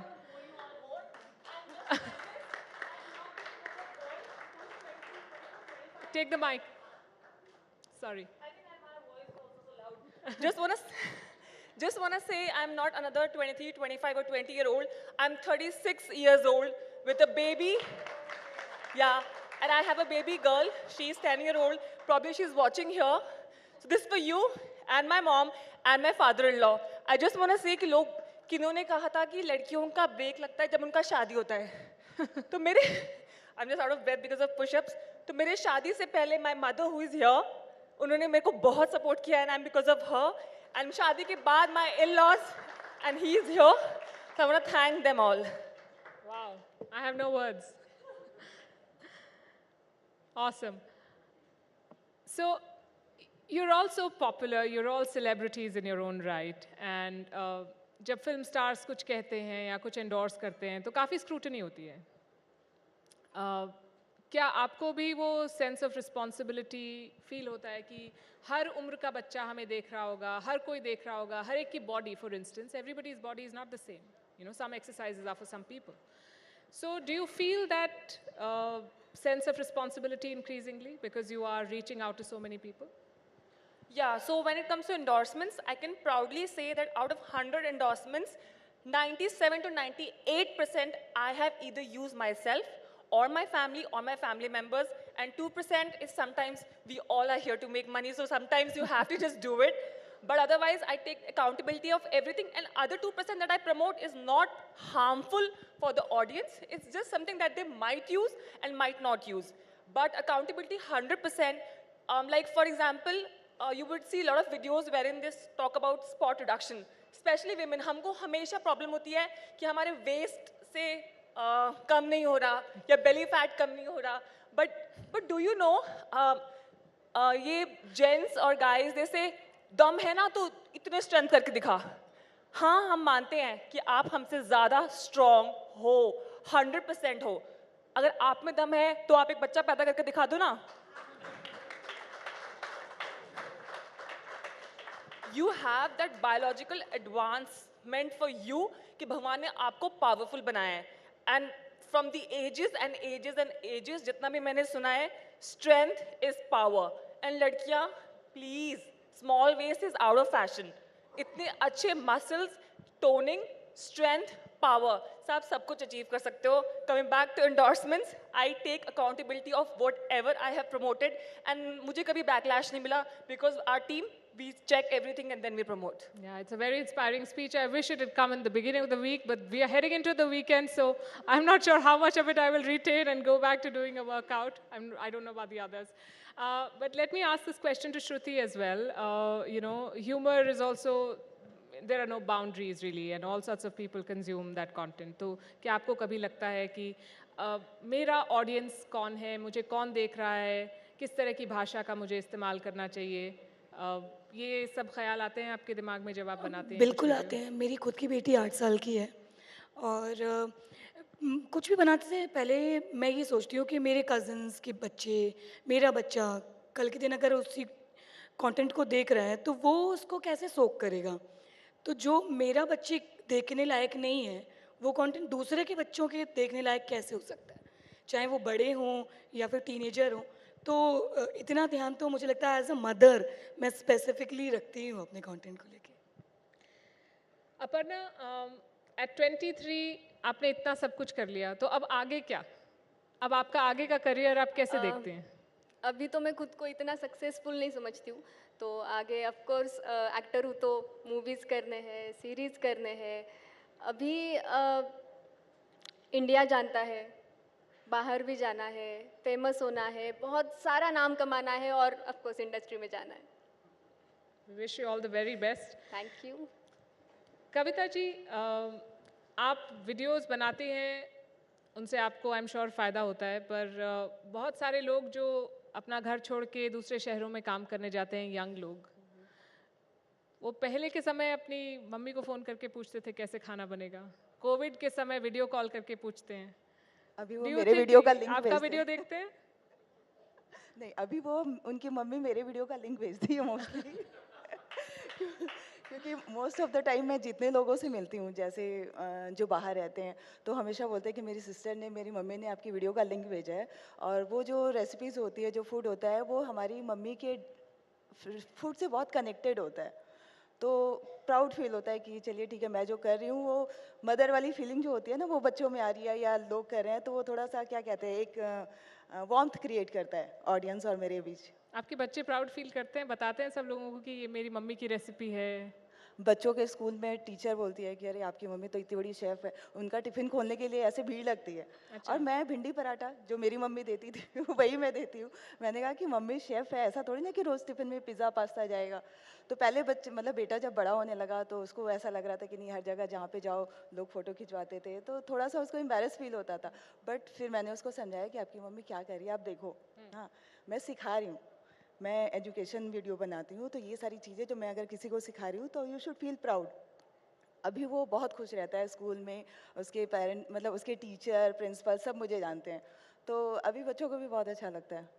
और मेरे को लगता है अच्छा काम आप करोगे तो बच्चे प्राउड ही फील करेंगे। कुकिंग एक लाइफ स्किल है, मेरे ख्याल से सबको आना चाहिए। कोविड में जैसे हर किसी ने कुक किया, चाहे वो बॉलीवुड सेलिब्रिटी हो या कोई भी, सबने कुकिंग किया। तो मेरे को लग रहा है कि बच्चों को क्या, हर किसी को खाना बनाना तो आप सीखना ही चाहिए, क्योंकि यू नेवर नो सिचुएशन फिर से कभी कैसा आ जाए। बिल्कुल बिल्कुल।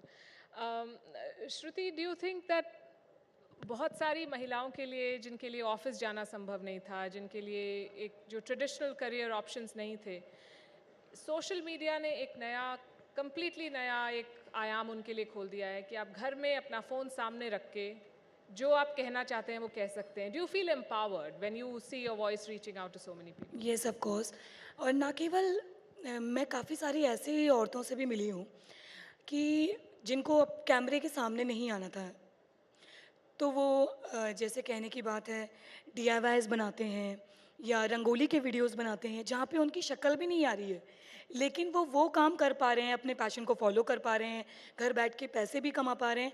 और मतलब एक ज़रिया सा उनको मिल गया है कि आप जो लोग, जैसे बहुत सारे लोग जब आप बच्चों की वजह से जॉब छोड़ते हो तो कई बार लोग आपको कमज़ोर समझते हैं और समझते हैं कि इनके पास इतना दम नहीं है, ये तो नहीं कर पाएंगे, या जॉब देखना और साथ में घर देखना नहीं हो पाएगा।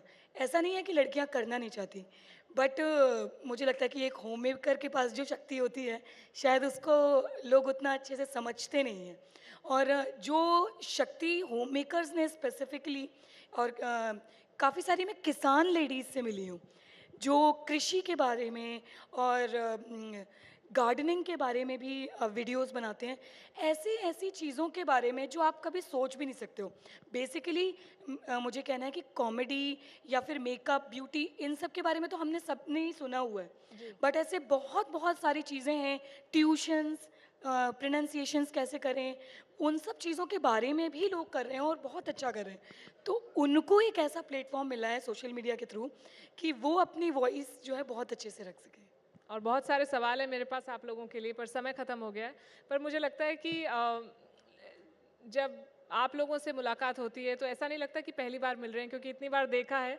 तो आपसे मिलते रहेंगे, आपको देखते रहेंगे, आपकी बातें सुनते रहेंगे। Thank you very much and more power to all of you. You are doing fabulously. Thank you very much.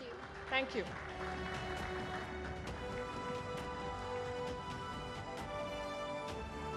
Thank you so much, ladies and gentlemen, and thank you so much all the lovely ladies who have joined Palki on this very august stage. Thank you so much for joining us. Ladies and gentlemen, a huge round of applause once again for everybody here. And Palki, I request you to please felicitate all the ladies here.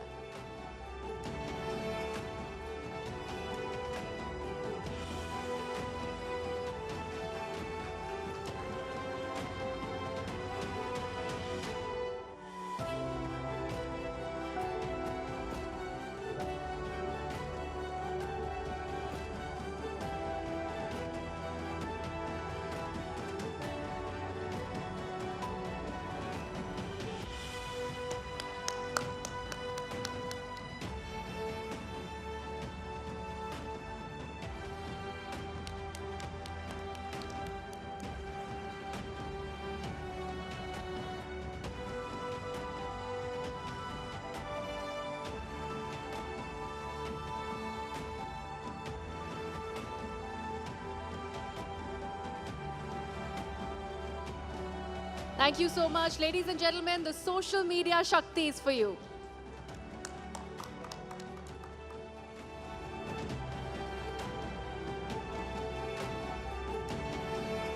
Thank you, Palki. Ladies and gentlemen, it's now once again that time when we will be playing the She Shakti anthem again. And it's time for you to just listen in with resounding applause of what that really is in store for you. The She Shakti anthem, once again, ladies and gentlemen, here it is.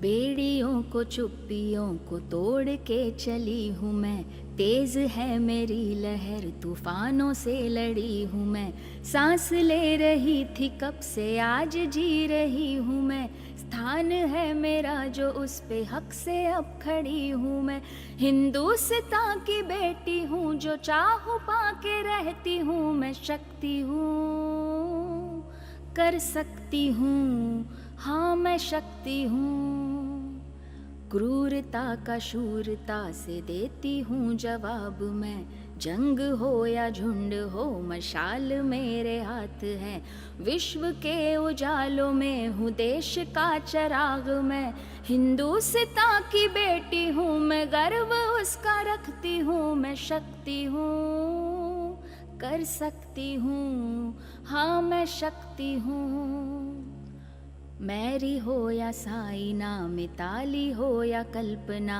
इन्हीं से लेके प्रेरणा है इनके जैसा बनना, हिजाब पहनूं या चुनर है कम कहाँ मेरा हुनर, हिंदुस्तान की बेटी हूँ मैं, शान से ये कहती हूँ मैं, शक्ति हूँ कर सकती हूँ, हाँ मैं शक्ति हूँ, तीर भी चलाती हूँ उड़ाती हूँ रफेल भी, उड़ाते सबके होश ऐसे खेलती हूँ खेल भी, परवाज ले चुकी हूँ मैं ना अब है मुड़ के देखना, हिंदुस्तान की बेटी हूँ आज़ाद हो के रहती हूँ मैं, शक्ति हूँ कर सकती हूँ, हाँ मैं शक्ति हूँ, हाँ मैं शक्ति हूँ, हाँ मैं शक्ति हूँ.